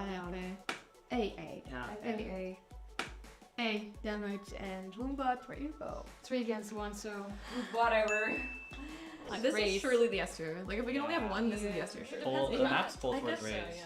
So based on vibes, yeah. We would put in A? Sure. I'm gonna put it in If you're a good Euro, yeah, you will always get outplayed. You know, like, think of... I would give Euro an A. Sure? Yeah. Yeah, we'll agree. Yeah. Do you think he's better than you? For sure. Really? You think? Okay, so we can change it. It's Euro now, guys. It's time to decide. I feel like we can't put a character in S that pro teams don't even play. You can put him in A and put Raze in S. Yeah. We can put him in A for now. Now we have Phoenix. I think Neon is better than Phoenix though. I put him on C. I would also put Phoenix on C. So like, so you put Phoenix on C. C, I think. Yeah. I would do that. What? Bro, in the childish. B, bro. Yeah, B is fine. Yeah, Not A. He doesn't create any space. I'll put him in C, sorry. Reject. S. That's probably scary. Close. Yeah. I would put this on top, bro. What? Of Nah, course. there is nothing. Jet. Yeah. A. A, for sure. Next up, Reina. We do that. Yeah. C or D. Can you go? I would put Reyna on I mean, C, I think. then I would put Phoenix on B and Reina on C. Oh wow, now we can change Phoenix. Okay, like this. Yeah. Putting Reyna on C, I guess. I'll probably C. Really funny rank. More useful than so at least. Safety, knowing how to play this game. No way! I'm the last one going in, and you have to win the rounds then. And now one way to close it, Mimi has just had a absolutely phenomenal performance. My name is Michaela Lindthrop. I go by the in-game nickname Mimi. I'm 25 years old, from Denmark. I play for G2 Esports, and I'm the main Sentinel. Just beyond impressed with that impact. Today I'm gonna break down my intense 1v3 clutch in this episode of In the Moment.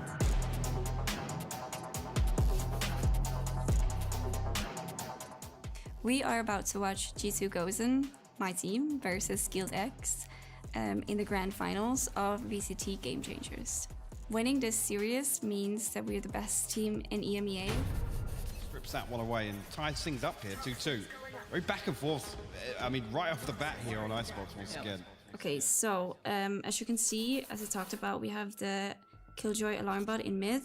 This way they cannot push towards the A side area from middle, and I have the turret up in the kitchen. This way they cannot push from the tube or under the tube. We will have the early information for the people on B to know if they're splitting them. I can stack with the A guys in case they're pushing, doing a fast push towards A. We have the Viper wall across. You also see that I have a molly here towards the B side. A little motivation to hit this rotate, but Zaz will get punished there. As she got the pick on A side, they have the full side. Tried to throw it into the post plant. Now Swarm's going to get set up. This is an open plant, which means that you can see from here all the way to here. They're coming in, much of a chance to really deny this. Our goal is to gather up, make a plan, and push in together. Get it gone. There it is, destroyed, but life given for it. Petra now down. Roxy still on the site. The problem is the backline still standing. Giuliano.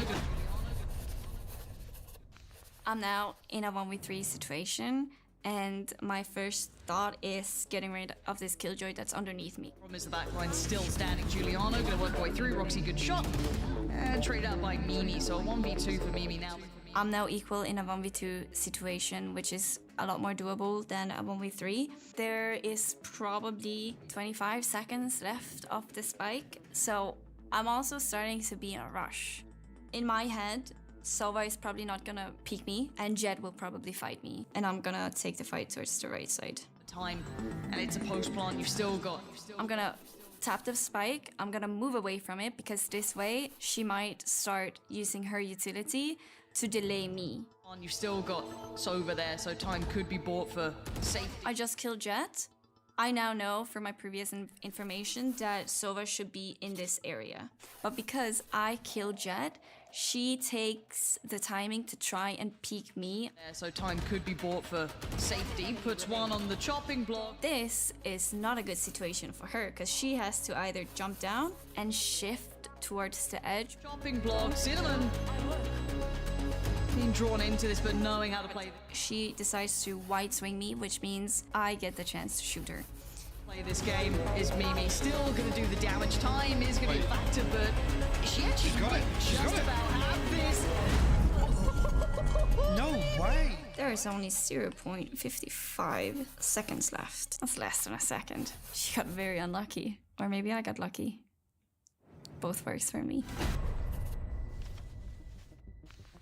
The three most important factors of this 1v3, but also generally a clutch round, is listen to your teammates' information. This will be very crucial when you're breaking the enemy team apart. You cannot fight one place and be open from the other, because they will sandwich you. If they have planted the spike, you need to tap it to get a reaction from the enemies.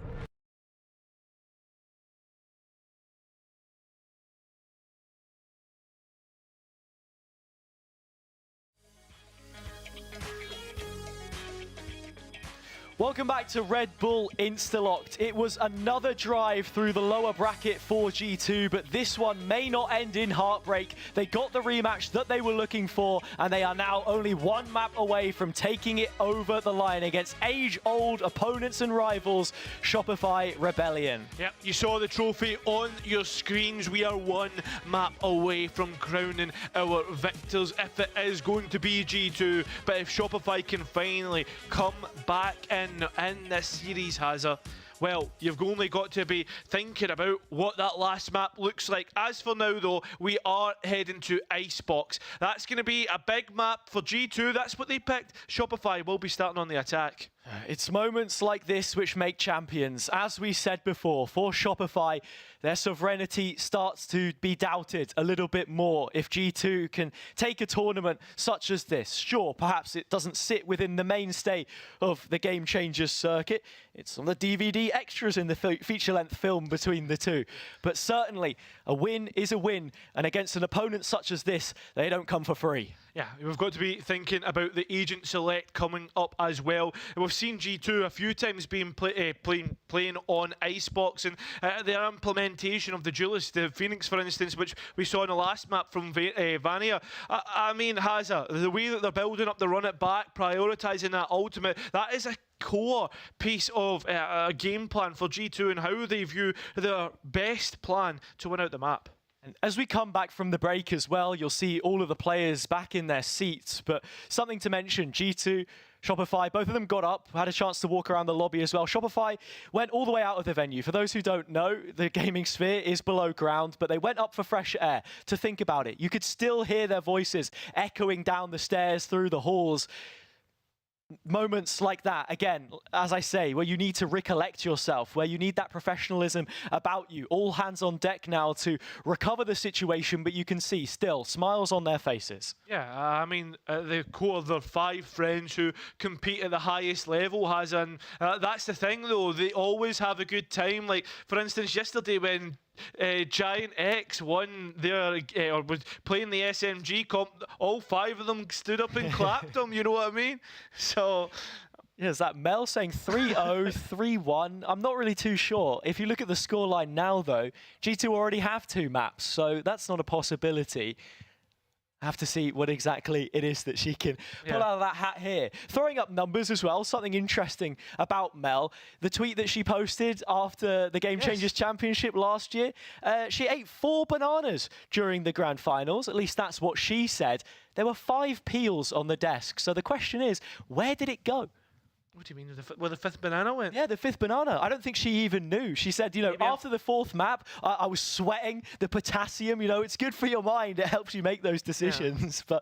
But, yeah, I wonder, how many bananas has she eaten today? Maybe that's the problem. I don't know, but I've eaten a fair few. I'll be honest. I have too. Kept in that mini fridge, well cold, by the way. Yeah, there are bananas on site. So if Mel wants to tap into the almost unlimited resource of that and the Red Bull that we have in a moment of need, then perhaps there is a chance that that could be the difference. But Yeah, I mean, look, it's a map all the same. It's an isolated instance. These guys should be able to just decompress themselves a little bit. The time that they've had between maps will be more than enough to do so. It is Icebox, though, and a mainstay for G2 in this competition. Yeah, I mean, they have been pushed to the limits, where it has to be said, regulation limits on this map, Hazza, and we're going to get straight into it. As for both teams, we're actually getting a change up here. We're actually getting a KJ being brought through from Amy, not something that we saw last time round. Yeah, it was a Viper on her last time, right? We had Mimi on a different role. They were playing things around a bit. It's weird for G2 Gozen because typically they would be playing double walls on this map, but Harbor, something that they've thought better of, GIANTX decided to keep it in their composition when they went against each other, and it did work out for them ultimately when we saw it. And you look at the Icebox comp here as well on the Shopify side, also playing with double walls. We have seen G2 play with a brim here as well for Mimi, so maybe it's not too far out of what she's used to. I mean, craziness nonetheless, but as for both teams, they've decided that the KG, the Sentinel, pivotal and holding this map as well. Obviously, you can't go without a Viper on Icebox. I think it's 100% pick rate across all competitions.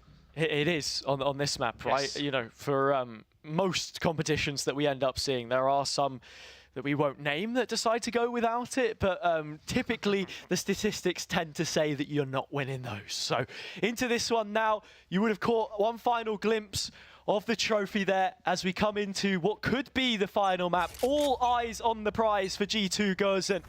This one starts for them on the defense, the Rebels on the attack, and they make themselves known nice and early. Petra taking the angle through the legs of the KG turret, but just not wanting to go any further. Usually Petra plays on the jet, not this time round. It's handed it over.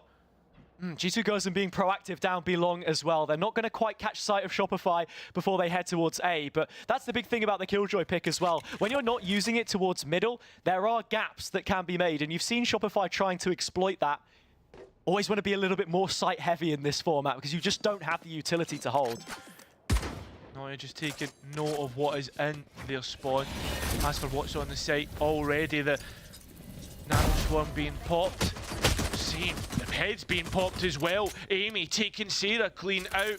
Still the alarm bot is there and available for G2. It's the double layered utility from both of these anchors as well, which have already softened the Shopify side. Players waiting in the wings to get involved. G2 heavy on the mid presence, which was initially shown by the opposite team. Rescue forced to fight by herself, and fight she will. Floor takes her down. A 1-for-1. G2 still have the advantage and have corralled the Rebels into an A take. Yeah. Their hands are tied. Shopify, they just don't want any of the heat that's been put towards their back.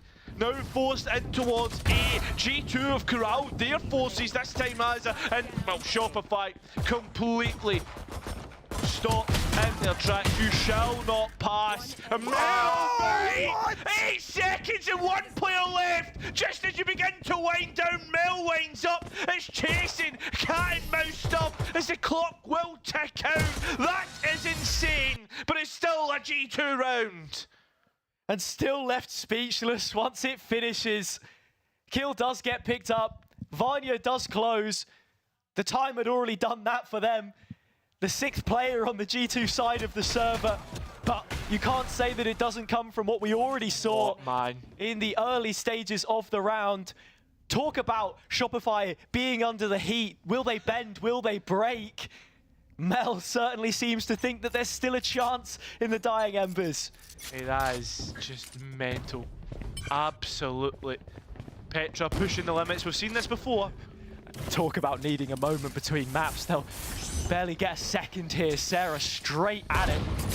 Players swinging in from the zip lines as well. They can get the spike down here, and honestly, for a second round, that's the objective secured. Now they're going to be hungry for any other scraps that are given. Yeah, the players are still playing a bit more further back. And that's the thing though, what do they have? Is there mollies being bought up? Because Shopify could have a really good post plant here. Yeah, the plant is open and they do have Sheriff, so it can get dangerous. And Alexis already repurposing the Bulldog, gets the first. They are playing from behind the wall now though. they are. That's the issue. Up close and personal. The Spectre works best. Taking the head clean off, but it's on the spike you need to deny. It's up to Noya now, and the head's collected. Second not getting a chance. Petra is low, but Noya is lower 6 foot under. It will be the anti-eco converted, but not without losing so much for G2. Petra down, but not out.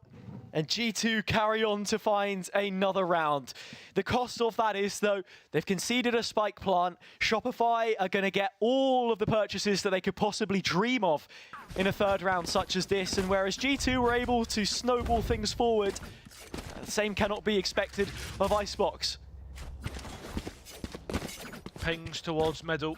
An idea for Shopify to send themselves under tube and towards the B site. That will give B main, though, to G2. You can see what the game plan is of Shopify Rebellion here as well, creating that mid-pressure. Sure, there's a turret on watch, but it's not going to catch anything until they've already reached tube. And then you've got to think about how isolated some of these players are in sight. Mel tucked in the corner. Probably wants the fight on Res Q, elevated angle, but I don't think either player really expects to walk into each other just yet. Mel should have the jump, and she did for a moment. Res Q can't finish her dinner, though. And it looks as if Shopify are coming in to feast. The rest of the players here to support Mel. Only on 2 HP. They do not want to give up the Viper, because that would mean the wall is down permanently for this round. Vanya has so much utility to stop them in their tracks, but it's Fluorescent from up high with an aerial assassination. Sarah in close proximity, another kill picked up for her. 5 on 2. G2 Gozen didn't have the guns to come into this one, and now with what they've got left, have to try and find something extra. Flawless round is what Shopify are looking for. Not one to give anything else away. It's about the next round that they'll probably be looking for, especially with 5 on board. And there is a tag from Petra. Amy unable to recover a rifle or anything of the sort. Sits in Snowman, off angle held, ready for the players that start to move in. Kill onto Sarah, clean fight, but Fluorescent skews it in her favor on the repeat. Well played from Shopify to get their first locked in here on Icebox. Nice and early, very different from what we've just seen. Yeah, much different from Lotus. And on Icebox, you'll be looking at that attacker side to be so much more favorable. And it's that much more important that they get it here as well, because, cool, it's nice to have a couple of close opening rounds, but we want binary results. And the fact that they have locked in that first round here as well has already set the foundation that they will need to build into, because it is the series which ultimately evades them at this point in time. Again, the same game plan from Shopify, if that's what the pings mean on the map. An early turret for Noya to take contact on 8. Vanya will be able to destroy it and pick up the orb as well. Again, that same game plan coming through. I mean, the Killjoy turret, an extension of body and mind almost. And G2 making another extension on 8. How many times did they do this against GIANTX, where they put players up close? It was Petra on the jet before. Rescue, the typical Tailwind pick, is here and still yet to use that utility. So from Nest can really cause an issue or two. Now Mel starting to lurk through the middle of the map. Amy with a very deep turret does spot it out. Oh, and spotted Mel out. No more Viper for this round. No more mollies. No more wall. No more Alexis. Rescue pushed into an awkward position. Fair enough, spike will be felled, but already the damage has been done. Into the jaws of her opponent. Quick trade. Shopify still favored on this side of the map because the rotation hasn't come through just yet. The wall can cause an issue to dissuade, but Sarah still picking up the kills with Noya at her side. The Killjoy mirror matchup shattered. All on Petra to be the difference maker! And she will! Gozen in this house, they bring it down! We've already seen Petra with crazy 3Ks. I mean, she might have not won the round yesterday, but she'll win the round today. That is absolutely brilliant from Petra. How many times have we seen her do stuff like this in this competition? And not to be that guy, but the eldest leading by example as well. Showing everyone else in the server what she's capable of and taking this one into her own hands. I mean, you think about some of the experienced players on the G2 side and the effect that they've had. It was Mimi last time which really stepped up when they played against each other in the upper bracket in 2022 from that core that we're thinking about. They did lose, of course, in the upper final last time, though. And you didn't see those same kind of performances. But here, a whole lot different. G2 getting absolutely everything going their way. Yeah, and they continue to march on, has it? That's the thing. I mean, with everything going G2's way and Shopify's minds, has it? You've got to start to build the bricks, or at least not allow the bricks to build up. You think towards the last map and the opportunities that they had there. Now, here, that should have been a Shopify round. Another tone setter on a round like that. Shopify Rebellion back towards B, but the rotation is just so swift by G2. The full Gozen clan is prepared for this one. The lockdown will confirm it. It's heavily telegraphed, and G2 are ready to pick up the phone. Amy, well aware of what Mel wants to do. It happened in the last round, and it was Amy that came out from, just dips away from the angle and takes Mel out again. Massive stuff from the 19-year-old up against such an experienced player. Talk about young players. It's Vania that takes out Sarah this time round. An advantage towards G2. Such a huge kill from Amy in middle. Holds things down. You can't beat her twice. And Vania getting the better. Holding up her end of the deal in the Phoenix duel. We're seeing in these mirror matchups right now, G2 on the front foot. The flank is where this one could conclude. Players don't want to overcommit because ResQ is there and waiting, collecting the last couple and forcing a fourth for G2. I mean, what more can be said? Mel's tried the same thing twice and fell to the same player holding the same angle. You can't fool G2 twice. Shame on you, Shopify Rebellion. Shame on you indeed. Still, you can't write them out. And that's the part that constantly eats away at the back of your brains. Playing against a team such as this, both of them can do it to you on a dime. Mel through middle once more. Turret taken down. Amy watching over it. But she sees nothing, and that's all the confirmation that G2 need to start getting active elsewhere. Look how far they've already moved up B. They have been moved up B. Shopify really putting an importance of every round having a player in mid. This time it's going to be Sarah. SQ's already taken the contact on A. Shopify need to accelerate now onto the A side if they want this to be their hit. Turret gone, an alarm bot recalled. A key detail that Kitchen opens up. A chance for this flank to be exploited, but the same goes both ways. Shopify, Neuer, calling the rest of her team to help in this endeavor. The flash comes out, as do the players. Mimi on a decent angle, but dealt with. Petra on a trade, and that's where they disengage. Yeah, trade's going to come through Sarah here. Although it should do. It's a little bit dangerous. Overhealed up to 150, 150. The Vandal in hand.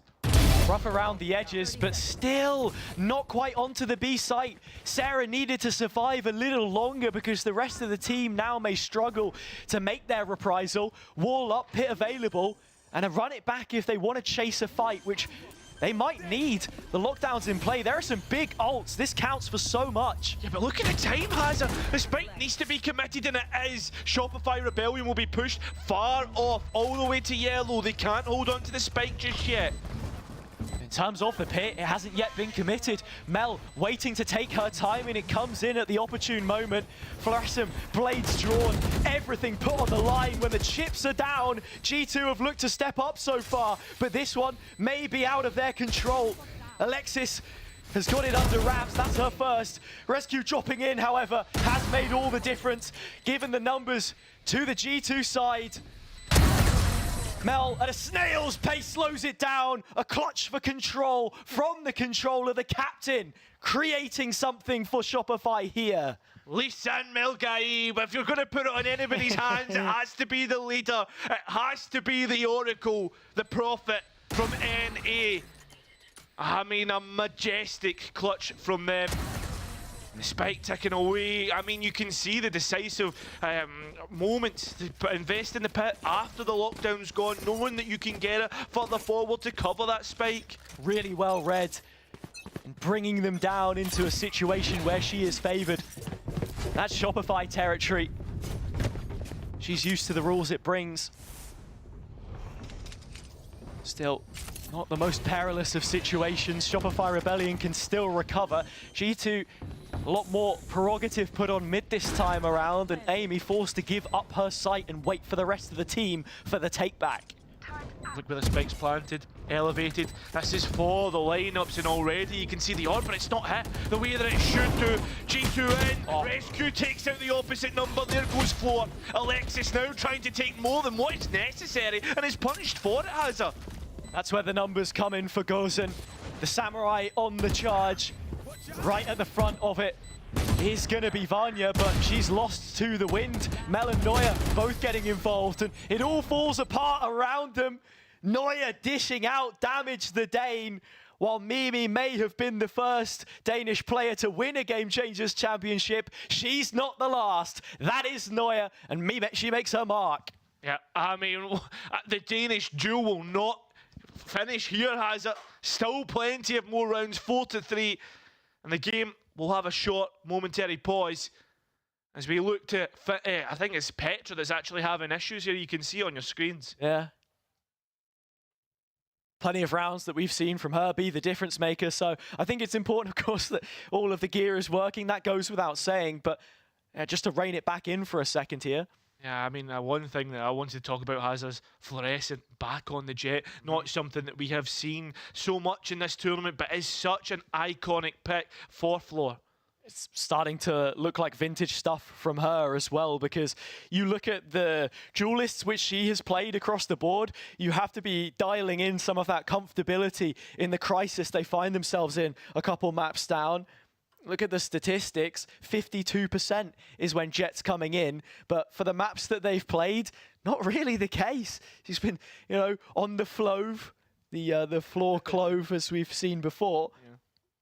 And I mean, some of the other names, having played all of the Duelists, only 1 ISO on record, 2 on Phoenix. You don't get that many choice picks. No, you don't, especially when you would be allowed to pick other categories of agents, you're probably looking, as you already mentioned, the double walls and that. And you want her on her strongest suit. You're 100%. Not going to be conceding one of those slots on a choice pick, like I said before. So if the glove fits, which it does, then get her on the jet. Right, what else is that? You would want Floor on it. I mean, made their name on it, you could argue. Especially, back when Haven was in the map pool, man. The crazy knife plays you would see on there. Yeah, man, just any time you start a sentence with back when Haven was in the map pool, I start to get this bubbly, warm feeling inside. So, Riot, if you're listening, make the right move. Please. Bring us home. Bring us home. But a little bit of Floor lore as we've hit a pause here. Okay. Something that people may not know. We spoke a little bit before about teams and players, specifically from Game Changers, being in Challengers. Did you know that she was actually registered as Hukar's 6th player in their 2022 Northern European campaign?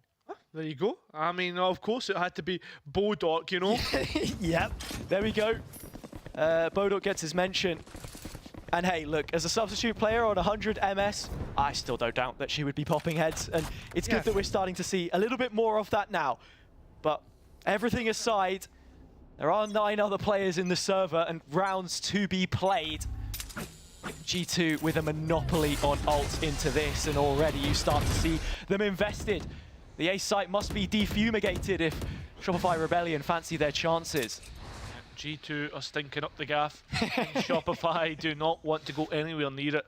I love how you're probably the only commentator that can get away with one. Like that, sorry. Not talking about you actually stinking up the gaff. Let's hope I don't. Don't know how I'd manage it. Yeah, Rescue could be in for a stinker here. Mel, the other Viper player, is right beneath her. Not the first time we've seen this fight, and she says, oh, hang on a minute, another free kill? No! Rescue quicker off the mark this time, and Alexis through middle. It's a pivot on the play. Yeah, but look at them. Shopify, they're trying to invest the site, but it's not to be advised, considering what G2 are able to do. All on Sarah. What can she do here? Opening up a big gap. Nailing in additional pressure towards Spawn's side. The map has flipped. G2 goes and access to everything else that they would want out of the A rotation. Alexis confirms that. And stuck underneath the tube. It feels like the boy who lived under the stairs. How are you going to get out? It is a hopeless situation. Well, like the boy that lived under the stairs, there needs to be some spells, some magic for G2 to get back onto the site, back onto the spike. You are running into Shopify Rebellion site, into a brick wall. This one doesn't take you to a train station. It's a one-way ticket to a level scoreline. I mean, has something I just wanted to know. It's been so uncharacteristic of Mel to give away these first engagements to G2. And I mean, it's the Viper of all players. A little bit scrappy. Shopify will come out on top.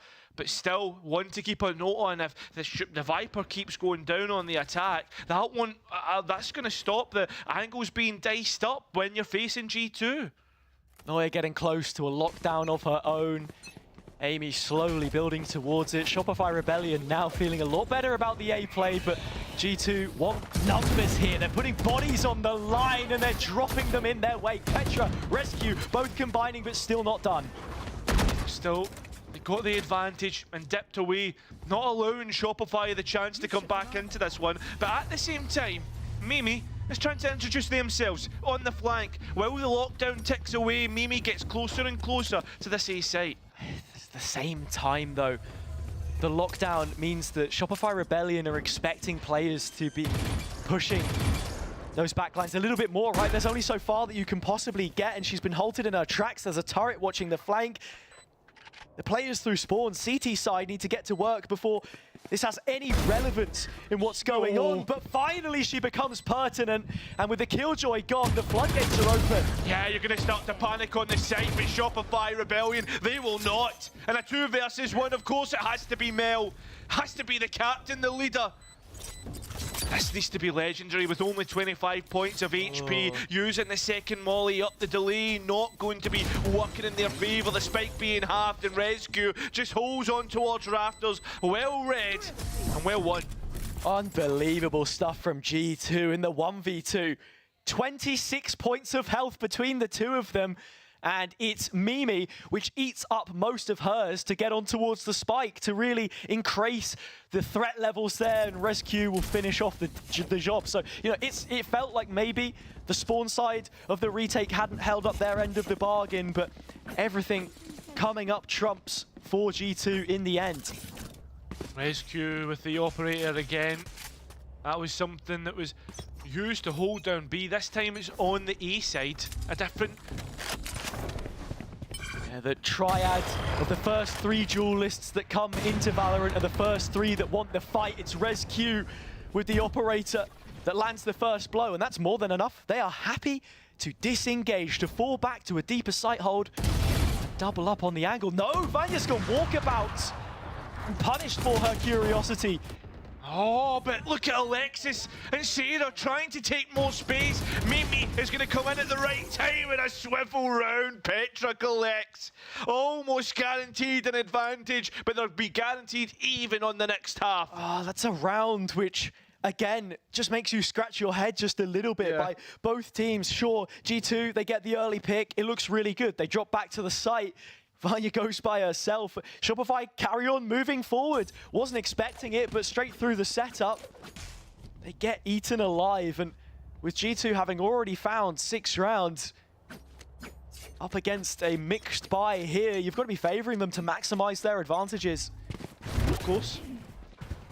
But at the same time, though, we know the quality that both teams have, and at any moment, anything could be snatched away. Blaze to get 4 online.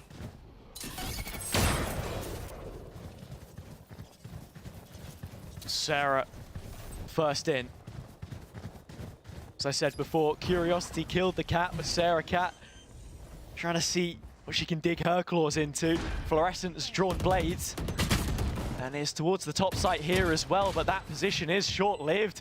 Nice couple shots out of Shopify though. That is the equalizer that they needed, but like you say, Mel's on an island, but she's dug herself out of trouble still.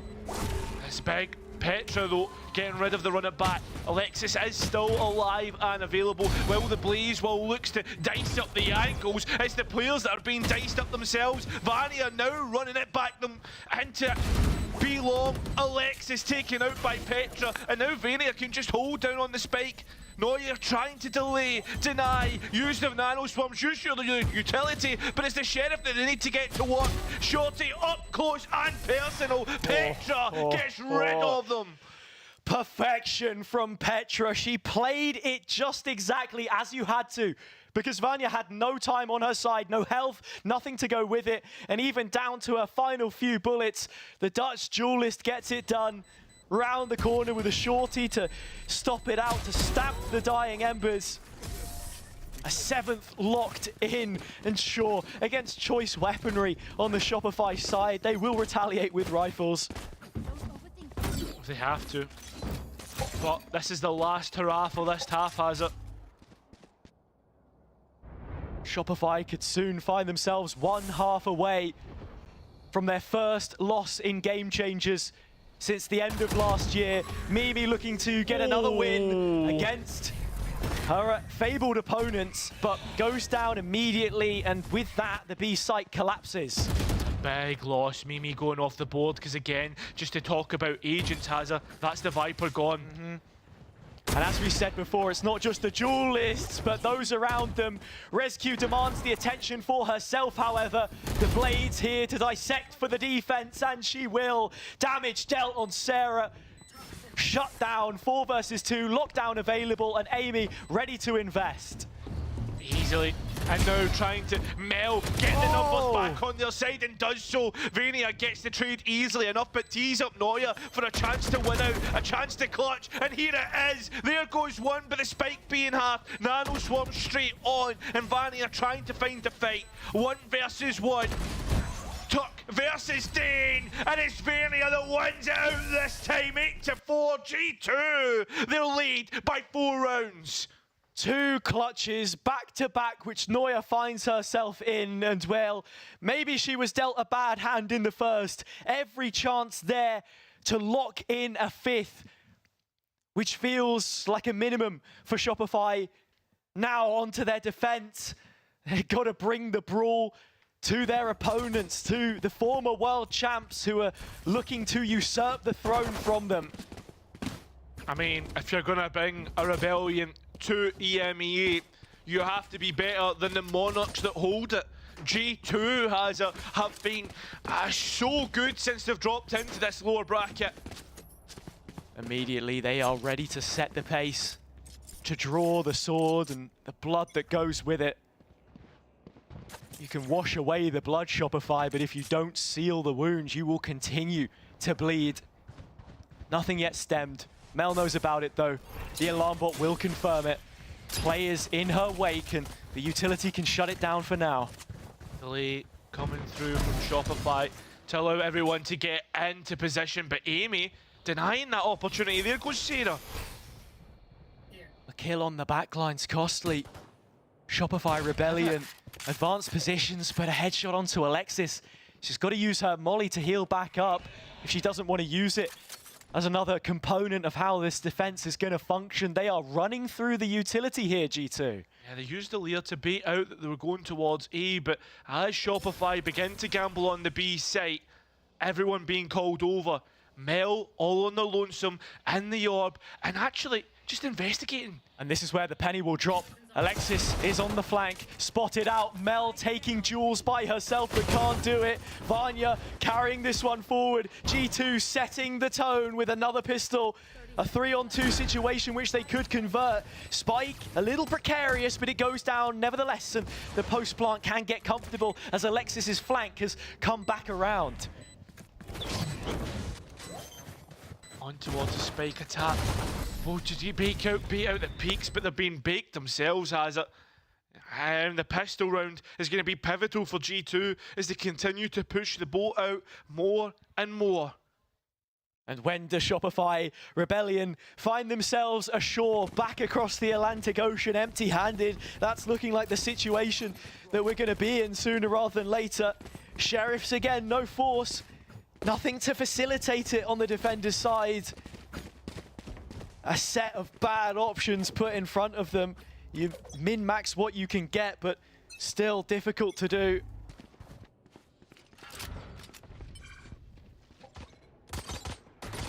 Shopify taking things forward on the front foot, but it's G2 who are just holding on. And as they're not even going that much farther forward. Just holding on, waiting for Shopify to make the mistakes in this tangle. A misstep already. First player out of the picture. G2 Gozen, the ball in their court. But Shopify Rebellion want to get things rolling. A bad worksman would blame their tools, but short-handed once more, not even given the chance to look them dead in the eyes, and Rescue's already made her mark. A flank through middle, 3 players on spot, but G2 happy to give up this real estate with the utility that they've got. Mimi, both snake bites, and the Nano Swarm already off the Puddle of Pain. Straight onto Rescue, but the rifle not good enough to spray the players down. The snake bite is though, and time ticking away. Shopify need to get a move on, and unfortunately, Wildflow's good enough. Everything working against them. Trying to spam out 45 points of HP. G2 suffocate any opportunities, and you can see Floor struggling to breathe. That is exactly the case. Double digits reached for your EMEA champions.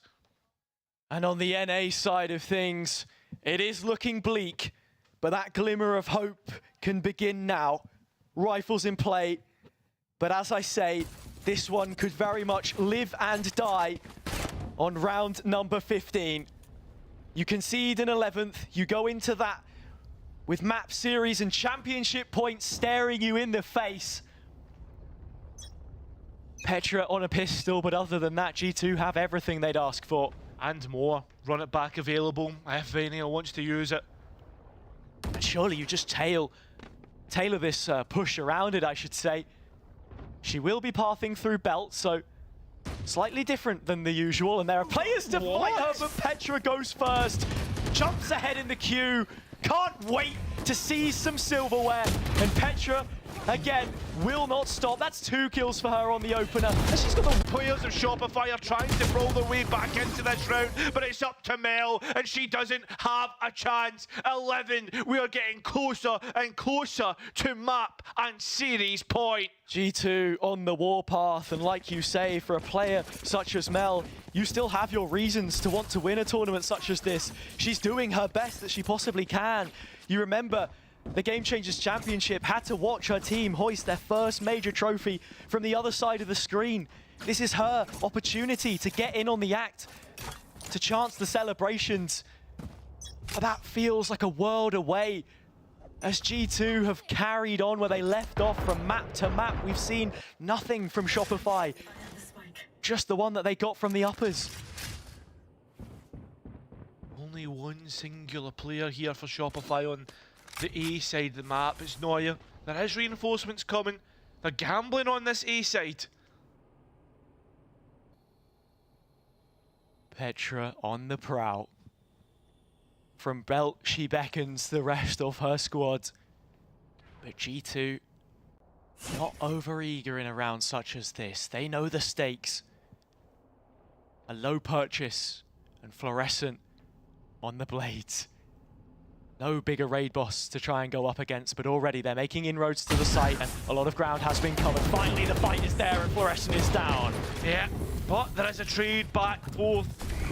4v4, the numbers remain even. A jump out from Petra. While the curveballs hit, so does all of G2's shots. The spike still yet to go down, but Mel's walking into a wasteland. All of the teammates' bodies lie on the floor, and they're left to recover this round. It has to go up against 2, and Amy's already going to cut them down. Oh, man. You look at the parallels on either side of the server. A player such as Amy, she's done her time, and now on the big stage, starting to shine against international players alike. A kill which puts them 1 away from claiming the Red Bull Instalock trophy. A full buy on both sides. Sure, there are a couple of gaps for Shopify Rebellion, but that seems to be the case today. Nothing has gone their way. It's all G2, and they are poised to take this one now. G2 They start mostly towards the B side. Spike to be picked up, and Mel has an idea already dipping away on towards yellow. Sarah in through middle. Information claimed. Lots of footsteps heard making the rotation over. Amy on the opposite extremity. Does she bite down? Is this a fight that she has the confidence to take? She does. Missed shots. Players peeking in. A brilliant double up from G2. Yeah, and while that happens, Shopify begin to re-clear B long, just in case there's a lurker being left to tee up on towards the B site. It's not the case, which will leave Shopify really late towards the A side of the map. Rotate coming in so late. Sure, you have one player towards the flank, but it's all CT. Left to her own devices. Noya on spot. Mel will get the first, and the pick goes up. Plenty of utility in the face for this 4 versus 4. It favors G2 nonetheless. Not until Noya has made her mark. A swift dismissal. And the spike not planted. It's getting really claustrophobic on this site with a pit up. Not even allowed to get the spike down. You see Shopify have an answer at every avenue. Nice wall as well from Alexis. Cuts things up, doesn't let anyone make the cross. G2 on the back foot. And Petra must pop her head out the pit if they want to try and collect something for themselves. Still not the safety to punch in the digits, and finally it should hit the ground, but not without damage dealt. It's big damage as well. There is a chance to heal up, but it's not until there's an engagement to be taken and won. Maybe around the box. Fully healthy, but taken down, and the pit goes with it. Petra low and removed from the situation. 8 opportunities become 7 for Shopify. They are not out of this one just yet. Yeah, you've got to remember the qualities that is there for the Shopify Rebellion roster. So many titles, so many accolades, and so much quality being held. Fair enough, they've been mostly at the back foot for this map and, well, maps previous. But at any moment in time, they can flick a switch. This is probably the best time to do it for them in terms of how the general map is being played out. We're right in the middle of the current ultimate cycle, especially for Shopify Rebellion. One off of a lockdown and so many available to use. Pit, run it back. Consolidation or reclamation, whatever you want. You have your pick of the litter if you're Shopify Rebellion. After not spotting anything A early, it's a reposition from Mel towards Rafters. She'll just be looking to deny backside here. Yeah, I think Shopify are actually just starting to play more retake. That's what happened in the last round. Worked so well for them. Something to increase heart palpitations of the Shopify faithful, of which I know there's many. They've delved into enemy territory many times before, and no different in the EMEA. Well supported wherever they go. In terms of this round, though, big ults committed. They've already showed absolutely everything here, Shopify. With G2, Amy in towards Kitchen. She does get taken out. Yeah, but it's a foot race towards the B site. It'll be Shopify there first, but not all of their numbers. Just Sarah and Noya to hold this down by themselves. G2 very quickly highlighting where the possibility for a puncture is. A chip on the shoulder. A run it back of their own puts Vanya so far forward. Flash onto Sarah. Death's door, but not quite done. Rescues is the one that is going to finish it off, though. Quickly traded out. Advantage still stays within Shopify Rebellion's hands, but it's a spike that needs to go down as time ticks away. 20 seconds. Not low with the lockdown. She would love to use it and may be forced to in this situation. Petra's found her first and she is looking for more. Molly chops in and it kills her off. Noya is gone in a 3 versus 2, and at the drop of a hat, G2 are in prime position to take it all home. Not unless Fluorescent has something to say. I mean, that's exactly what you'd expect. An argument at every opportunity by Floor. Doesn't want to be bow down, fill the knee. 2 players from G2 are out on long, and they'll win it out. Your champions of Instalock, your Monarchs has a deny the Rebellion from NA. Shopify had their chance to sit on the throne, but it may be short-lived. G2 come back in the rematch, which they never received, to win the series straight out, a whitewash, 3 maps in a row. And even the star player at the end not able to do enough in the clutch. The silverware is theirs, and on EMEA home turf, it is defended once more. I mean, has a G2 in every Game Changers tournament that they have played, split one, and now Instalock, they have won Is this a chance for them to come back and make it their year? It looks like it already, striking first in 2024. Shopify will take this as a knock on the chin. They won't be dissuaded by what we have seen in the Duelists matchup. G2 Gozen, however, finding harmony in this house, and with their fundamentals strong enough to take the test. Now their chance with this roster reshuffled to be reborn once again as champions.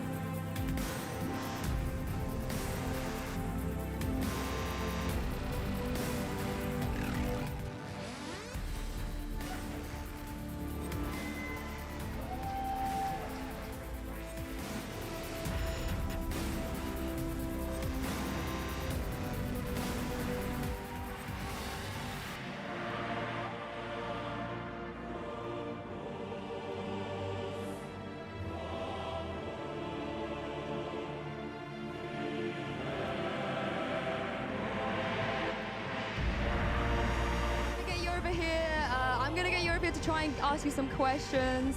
Let's come over. All of you.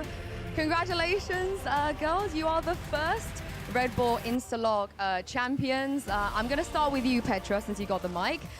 Now, you had to overcome a lot, I feel like, in the last 2 days. Knocked down to the lower bracket right off the bat, coming into this grand final, where they had a one map up advantage as well, and you managed to win this flawlessly today.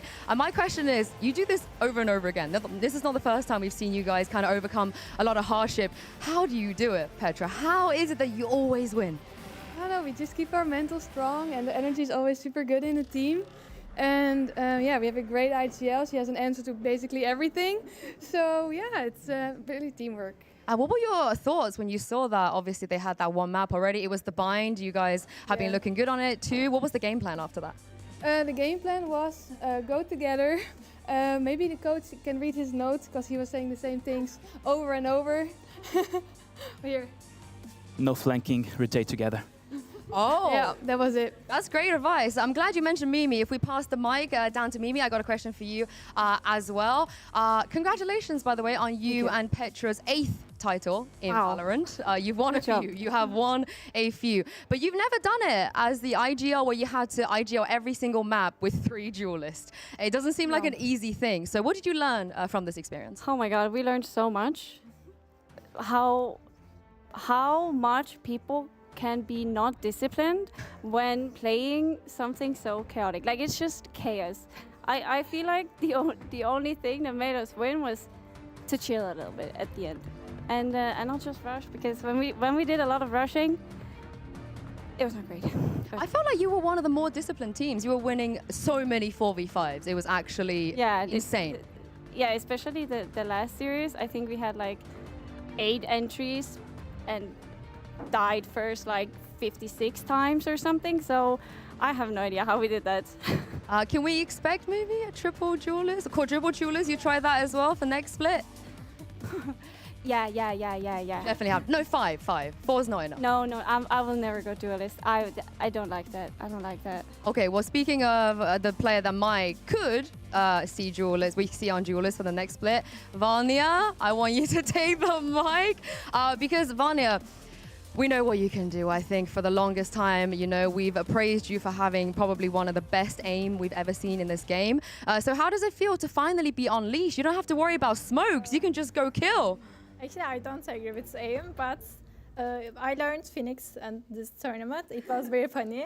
And my IGL played Omen. I think she was good. Maybe I can play Phoenix next tournaments. I'm so excited and happy to be here with my teammates because I got my user last day.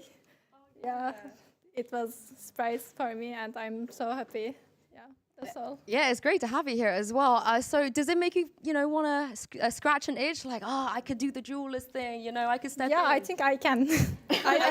I believe after this tournament. I honestly feel like you've boosted Phoenix a little bit now. I feel like now other people might think it's viable. I thought, how can I play Omen now? Because I'm feeling I forgot to play in controller. Oh, you don't have a flat. Well, you have a paranoia, but you won't be able to just flash and peek every time. But paranoia is very slow. Oh, Clove, Vanya, we didn't see you on the Clove here. Is that something that you're looking at? Maybe. I can't say too much, but maybe. Vanya, that agent was made for you. I hope you know that. I hope they were thinking about you. Yeah, I agree with that. And the last question I have for you is: you were the MVP of this tournament. Congratulations! Thank you so much. The most Instalocker. Top Instalocker. There you go. How does it feel to do that not on Omen? I didn't expect because I felt I played normal, but thank you. Yeah, but your normal is, it's top level. Thank you very much, Vanya. I'll go to Amy here first because much like Mimi, Amy, you didn't get involved with the chaos. In fact, you were out there trying to support all of this chaos. So what was that like for you seeing, like Mimi says, some of the undisciplined things happen and you know that you cannot be the person to just go in and die? I mean, it was either like going two ways. Like I remember on the sense, I was just, everyone was dead before I even came to site and I was planting. Or it's like, it's 5v2. And then I'm like, oh fuck, I'm into the 2v2. Because they just kept peeking, but it's okay. Do you feel like maybe that kind of challenge this format gave you made you even more of a disciplined player? I mean, I think I'm already pretty disciplined, but I mean, I tried to. Now I know why Mimi doesn't want to, give the Duelist thing a go. But Amy, how about you? Why don't we see you on it more often? I mean, it was between me or Vanya, and Vanya was like, I'm good at peeking. I was like, okay, go. You do you. And I'm happy that Vanya was the one that playing Duelist and not me. Maybe the next time we have you back, you shake things up a little bit. Me and Bait Switch. Yeah, I can't wait to see it. A Rescue, of course. It wasn't so long ago that you joined this roster, but it does not look like that. It looks like you're so comfortable here. It looks so great. So what's it like for you to come to your first LAN with G2 Gozen and walk away with a trophy? I mean, it's great. I mean, from the start to the end, even though we got into the lower bracket, I never lost up. I knew we would win the trophy because it happened in VCT as well. We got knocked by Falcons. We just got back up and, 3-0'd them in the end. Yeah, it was pretty cool. Just how you win. That's how you do things. Of course, coming to this tournament, some of you guys had to switch roles. You had to step up a little bit, play things you haven't played before. But that wasn't the case for you. Did you feel a lot of pressure here that you had to perform? No, I didn't have a lot of pressure because I know even though I play bad, my teammates has always has my back. But it was really hard playing dive agents like Raze and Jet without initiators. Now I'm more grateful for Mimi and Petra. You've seen the other side. You've seen the other side. And of course, you managed to win this by beating Shopify Rebellion. I know a team that you wanted to face as well. So how does it feel now to be able to say that you beat them? I mean, it's pretty good, but I don't think it shows anything, with the scumps. I think they're still a great opponent, and I want to play them in Chaps too. Oh, you're looking at that match already. I like it, Rescue. I like it. We got to get a few words from the coach. Come on, we have to. First of all, the sunglasses buff? Yeah, of course. I mean, okay, to make it clear, I'm the manager. I don't know anything about the game. I was just chilling, putting my sunglasses on and enjoying the show. So yeah, no credit on me. I mean, you're holding the trophy. Yeah, I'm the one bringing it back home, but that's it. Yeah. Yeah, I mean, we don't usually see you, on stage in that coach position, of course. So that's also a new experience for you as well. Does it make you maybe want to step in a bit more often? No. Stressful. Stressful, and yeah, I'm good in the shadows. I let them take the light. Yeah, and of course you've been here for a long time as well. You've watched these girls lift a trophy after trophy after trophy. I want you, because I would normally ask them to give a message, but I'm going to give you the burden of sending a message to all the teams that might be looking at G2, underestimating them a little bit, or just wanting to go up against these girls. Good luck. I absolutely love that. But thank you very much, Petra, Vanya, Rescue, Amy, and Mimi. They are your Red Bull Instalock champions. First ever. Have a lovely rest, you guys. Thank you for everybody for tuning in. Thank you to all the casters, all the creators that came by as well, and you guys at home for watching. We should be back for even more Valorant action. Who knows? Make sure you keep an eye out and stay tuned. Thank you once again for tuning in to Red Bull Instalock, and good night.